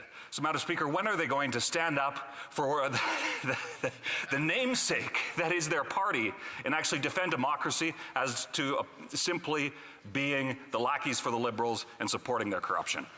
The Honourable Member for New Westminster Burnaby. Sorry to take that question seriously, Madam Speaker. The point I was making is that simply the member from Carleton is a workplace tourist. That when he shows videos of himself with a little bit of mud on his shoes, and he's only worked in a real job, a real private sector job for 1 month of his life in a Dairy Queen, he doesn't bring a lot of depth or gravitas to the job of running what is a G7, G8 country. And that is the point that I was making. Also, Madam Speaker, in contrast to the member, I started volunteering for the NDP at the age of 14. I didn't have money poured on me. I worked by day in a brewery, and at night I was a volunteer knocking on. And we are out of time. We are out of time. Resuming debate, the Honourable Parliamentary Secretary to the Government House Leader. Yes, thank you, Madam Speaker. It's a pleasure to be able to rise and talk about how it is that this particular motion is good for democracy. It's good, and I would have anticipated that we should actually be receiving. I have to interrupt the Honourable Parliamentary Secretary. The Honourable Member for Barrie Innisfil on a point of order. I would gladly accept if the Honourable Member wanted to split his time with me. I would be glad to. The Honourable Member, the Honourable Parliamentary Secretary. Maybe another day, Madam Speaker. But, Madam Speaker, I am, pleased to be able to stand and talk about the motion that we have before us, which ultimately one would think that every member of the House of Commons would actually support. People that are following the debate should have an appreciation in terms of what it is the motion is actually doing. And it's fairly straightforward. On the one hand, we're saying that there is a lot of legislation. The government has a very healthy, progressive legislative agenda, Madam Speaker, and there's a limited amount of time during the normal work hours, if I can put it that way, Madam Speaker, in terms of the hours that are actually set. So what the motion does is it says that ultimately that we will now have the opportunity where there's a great level of interest in good part to have more debate on specific legislation or an agenda item from the government, that we'll be able to have extended sitting, meaning that we will have the evenings in which we can actually continue a debate. Now, I would ask anyone why it is that they would believe having more debate is not a good thing here on the floor of the House of Commons. When you factor in all the whining we hear from the Conservatives at time and complaining about that they want to be able to have more debate time on legislation, we are in essence giving them what it is that they want, Mr. Speaker. But I suspect that you're going to find that the Conservatives are likely going to be voting against that. So I think it's important when they take their time to stand or register their vote on the hybrid system that they will likely be voting against having more time for debate, Mr. Speaker. But that's one important thing that the legislation does. The other thing that it does is it takes away or it provides the opportunity for us to prevent the 24-hour voting sessions. So the last time we had that back in December, I can recall coming into the House early in the morning, starting debates and so forth, and as we get through the day, then the Conservatives say, okay, we want to have a stand-up vote, and we're going to force everybody to vote here for the next 20 type of hours, Mr. Speaker. And I'm going to go into that in a bit in terms of some of the things that we actually voted on. But the idea of, being at a workplace where you're literally dealing with billions and billions and billions of tax dollars, Mr. Speaker, and being expected to be aware of the content, or at least I would like to think they're aware of what it is that they're voting on, Mr. Speaker, I would like to think that it would be reasonable to expect that you wouldn't have to vote around the clock. And to demonstrate that, there was a nice graph that I had seen that the member from Kingston and the Islands provided. And it's really interesting. If you look at the graph, you'll see that there's fairly good participation until it became bedtime for the Conservatives, where all of a sudden, and instead of having, that 90% participation, it starts dropping. And then once you hit, 11 o'clock, getting close to midnight, then on the Conservative side, it really plummeted, Mr. Speaker. Good news is I think they stayed just above the 50%. I'm not 100% sure of that. I think it was just above. It might have dipped below, but I don't know that for sure. But the point is, Mr. Speaker, the Conservatives saw the light back then because they didn't have, or at least half of them didn't have a problem in terms of taking that health break so that they can actually be a little bit more awake for the remaining balance of the votes. So all we're doing is we are recognizing and putting into the rule that enables not only the Conservative Party to have their sleep time, but to have the health break for all members of the House, Mr. Speaker. I would see that as a good thing. At least half of the Conservative caucus should be voting in favor of that one, Mr. Speaker. Otherwise, they might have a tough time looking in a mirror because that's exactly what they did on the last time we had a voting marathon. Mr. Speaker, the other thing that it provides for is it allows for third reading to take place on the same day in which a report stage is approved on. That's an important aspect. So let me make it relative to something that happened today, Mr. Speaker, where you have a sense of cooperation. You had, for example, today, a Conservative private member's bill that came up for a report stage. All it would have taken, Mr. Speaker, myself or any other grouping to stand up when they called for report stage and say, Mr. Speaker, I'd like to have a recorded vote. In fact, that happens. And as a direct result, the debate ends, or doesn't even start technically, and then that is dropped until the next time it appears for third reading. But instead of doing that, because we understood what the member wanted to be able to do, is to have that private member's bill 318 being debated. So we agreed to it.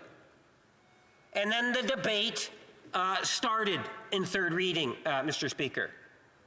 So now, if we recognize that as a government, and private Conservative members recognize the value of that, well, then one would think that there's got to be a good percentage of the Conservatives that would agree that the government should be able to have the same sort of treatment, Mr. Speaker. It's a common courtesy. It was in the best interest of all concerned to be able to see that take place. So those are the real, from my perspective, the real big three things that are taking place in the motion. So it begs the question, why would any member of the House of Commons vote against the measures that are being proposed in the changes, Mr. Speaker? Well, the short answer is because there is, I wouldn't necessarily say, it's not really a hidden agenda because it's actually quite obvious. There's a tactic that the Conservative Party has been using for years now. And I often refer to it as that destructive force here on the floor of the House of Commons. You see, there's some people, especially from the far right, you can call it the MAGA, you can call it whatever it is that you want, but there's that far right that at times has a disdain for institutions like the House of Commons. And they want to show that it is dysfunctional as much as possible, believing that they benefit by it, Mr. Speaker. I want you to think about an opposition party that criticizes the government for not getting its legislation through. But then when you take a look at it, the reason why we can't get it through is because the Conservative Party, the opposition party, is playing games. And it's preventing legislation from going through, Mr. Speaker. It does not take much to prevent legislation from going through in the normal process. You could give me, 12 students from Sisler High, Maples Collegiate, R.B. Russell, Children of the Earth, or St. John's High School, any one of them in my riding, and allow them to sit in the chamber and I could prevent legislation from passing, Mr. Speaker. It doesn't take much at all.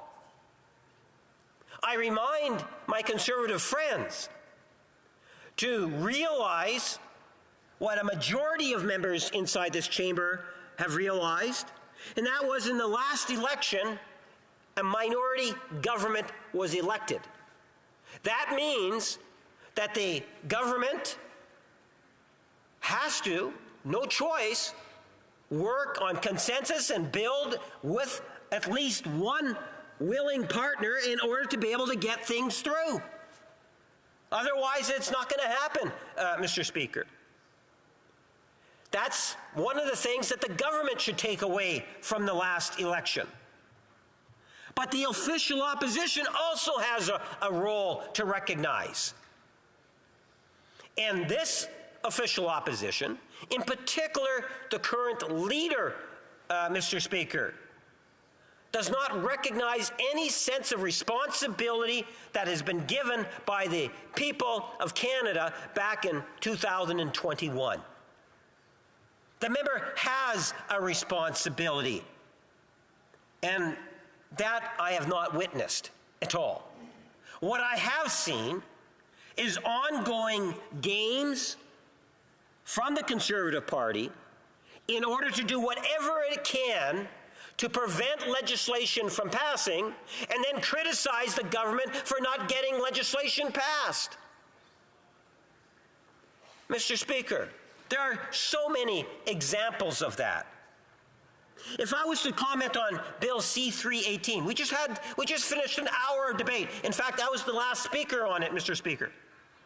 And when I was commenting on it, I was saying 318, very important piece of legislation. There's no doubt about that. Listen to what people are actually saying about C-318, Mr. Speaker. Is there anyone in the chamber that doesn't support the principles that was being proposed in 318? I would argue no. We understand the value of it. That's why, as a political party and the Prime Minister back in the election made an election promise to do what is in the principles of 318, Mr. Speaker. And in fact, if you take a look at the last budget, there was some preliminary work within a year ago on the very same issue of adoptive parents and how we can ensure that they're getting EI benefits, Mr. Speaker. And then when you take a look at the mandate letters that the Prime Minister gives to the ministers, you will see that it's incorporated into the mandate letters. So there's no surprise. Everyone knows about it. Everyone knows about it, Mr. Speaker, that the government is moving forward on the issue. But here's the kicker. It is actually in legislation today. It's in Bill C-59. That's the fall economic statement, Mr. Speaker. It has a very important piece of legislation that is there to support Canadians in a very real and tangible way. Where is that legislation today? That legislation still is in second reading as the Conservatives refuse to pass it. When we call it, they come up with games, Mr. Speaker. They don't want the legislation to pass. Take a look at what happened at the previous fall economic statement. We were actually debating the budget of 23-24 on the 22 fall economic statement, Mr. Speaker. That's how bizarre it is, because the Conservative Party refuses to pass legislation. They rather filibuster it, knowing full well that there's a limited amount of time, and any grouping of grade 12 students would be able to do what it is that they're actually doing. So it's no great achievement, unless, of course, you're trying to prove something. What are they trying to prove? They're trying to say that as a government, that it is ineffective because the institution is broken. The problem with this institution, Mr. Speaker, is that we don't have an opposition party that has recognized their true responsibilities as an opposition party, and their major objective is to cause that destructive, or to play that destructive force on the floor of the House of Commons. And what is the impact of that? Go back to the Private Members Bill 318. If they passed the fall economic statement when it should have been passed by now, Mr. Speaker, well then 318 would be virtually redundant, not necessary. And it's a government piece of legislation. In fact, it even provides more to adoptive parents in the family unit, Mr. Speaker, than what 318 does. But it's not the first time. Think in terms of the types of legislation that we have actually brought through. Legislation sometimes they even agree with, and they will filibuster. Legislation in which they will oppose. You know, I remember my first speech on the Canada-Ukraine trade agreement, Mr. Speaker. I was very generous with my comments. I honestly thought everyone was going to support it. Here's the kicker. You know, it's a trade agreement. Even the NDP and the Bloc and the Green Party, they all supported it. First time ever I saw a Conservative Party vote against a trade agreement, Mr. Speaker. And they slowed down the debate on that legislation. Here you have a country at war. President comes down to Canada in September, signs an agreement asking for a trade, the first trade agreement, Mr. Speaker, for Ukraine, sending a powerful message during a time of war, and the Conservative Party turns their back to Ukraine and ultimately prevents the bill from passing as soon as it can. I believe we have a point of order. The honourable member for North Okanagan and Shuswap. Point of order, Mr. Speaker. I don't see the relevance in this conversation to the debate at hand. I'd like the member to get on to the actual debate at hand. Well, I thank the honourable member for bringing that up, and I just would always remind colleagues to keep the conversations relevant to the bill at hand. The Honourable Parliamentary Secretary to the Government House Leader. Mr. Speaker, I would say it's a rookie mistake, but it's actually not a mistake. It's absolutely relevant when you're talking about the need to extend debating hours, and the Conservatives was crying because they weren't getting enough hours, and I'm giving examples of how the Conservative Party, Mr. Speaker, actually prevents debate because they would bring in concurrence motions, and I cited the Ukraine trade agreement. That's about as relevant as one can actually be on regards to the motion at hand. So I can tell you, Mr. Speaker, at the end of the day, you know, we can talk about the extension of the hours. I even have a better one for the member opposite, right? The voting. Remember, not necessarily that member, but 50% or close to 50% of the Conservatives, while they were sleeping on the last vote-a-thon, assuming that's what they were doing between midnight and 8 o'clock in the morning, we continued to vote. The Conservative Party continued to vote, not necessarily all their members, but it was interesting, Mr. Speaker, and I don't really have that much time, but some of the highlights of what it is that they actually voted on. Now remember, you have Conservatives or members that have been up for hours, 24 hours, and you take a look at what you're voting on, you're talking about a whole lot of tax dollars, Mr. Speaker. Give you a few examples. The construction of 71,000 new rental homes through the apartment construction loan program, the construction of 12,000 new affordable homes through Rapid Housing Initiative, cracking down on terrorism financing, the federal housing advocate, Ukrainian immigrants settling in Canada, helping them find accommodation and have initial financial support, training Ukrainian soldiers through Operation Unifier, not to mention Canada's NATO mission. And trust me, there's a long list here. There's a long list, Mr. Speaker. And all of this took place when, I should say a good portion of that is taking place when half the Conservative caucus isn't even around to vote because it's nighttime. Well, this motion, Mr. Speaker, is going to make sure that at least not only should the Conservatives have that health break between midnight and 9 o'clock, but then all members would be able to have the same treatment. What's wrong with that?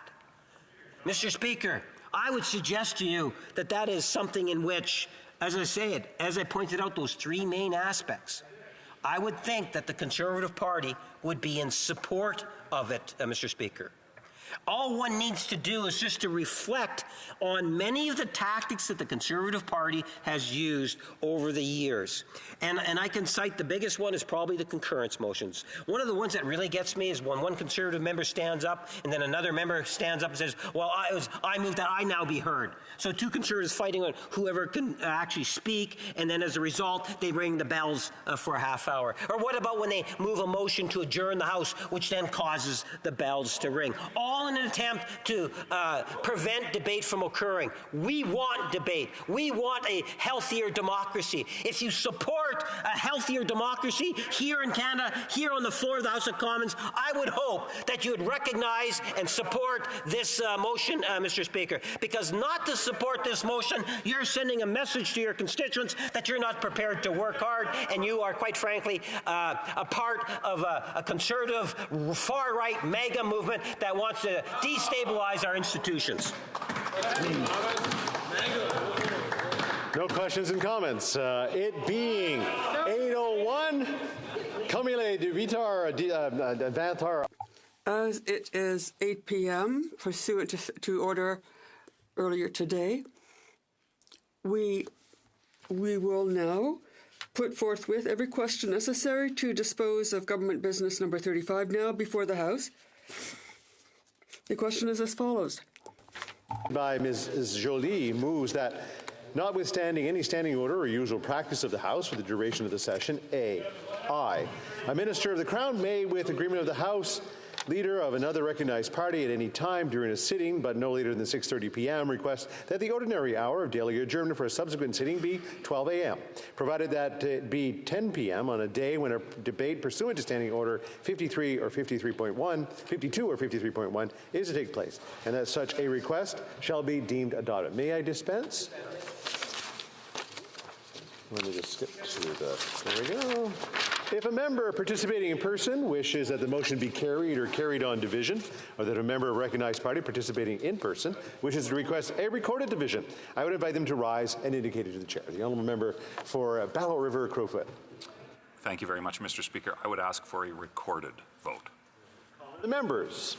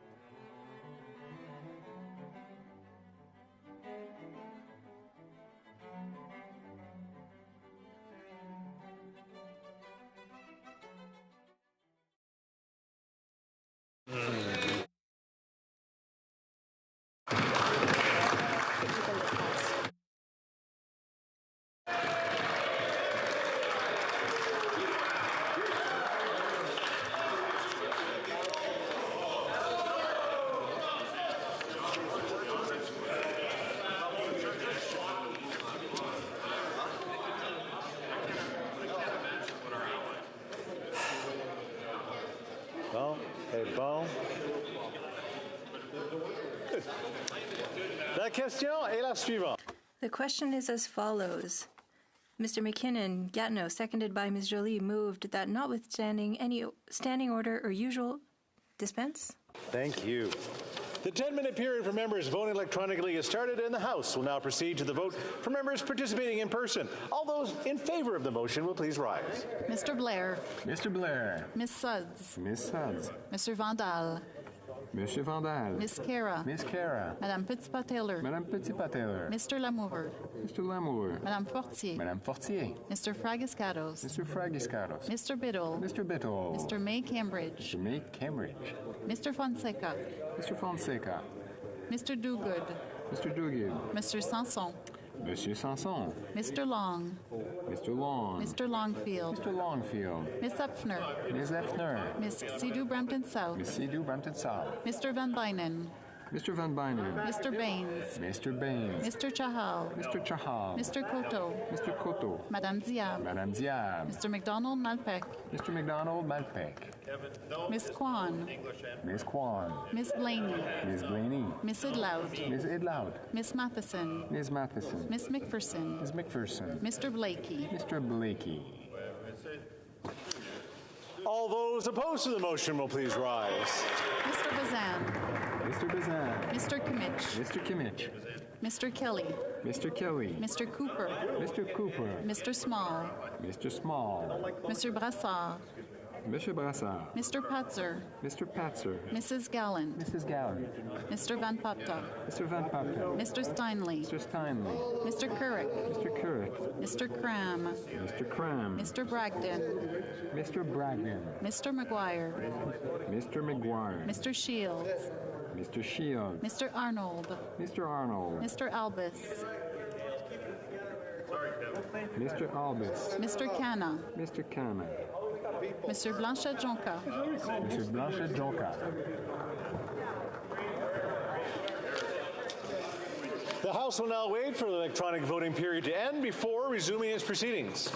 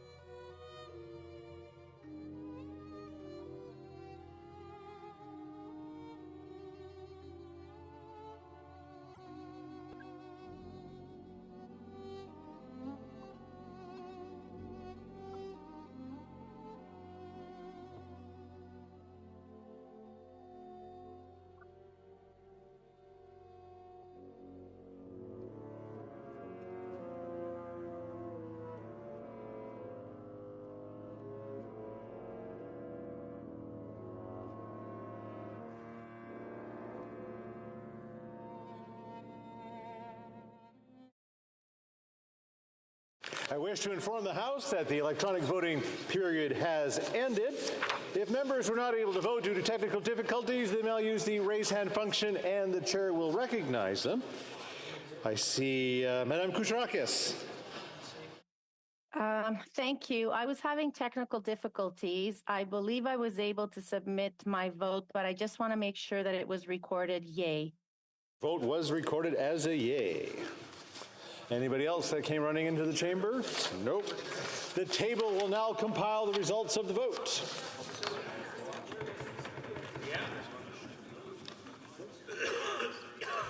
Yeas pour 170, 170. Nays contre 139, 139. I declare the motion carried.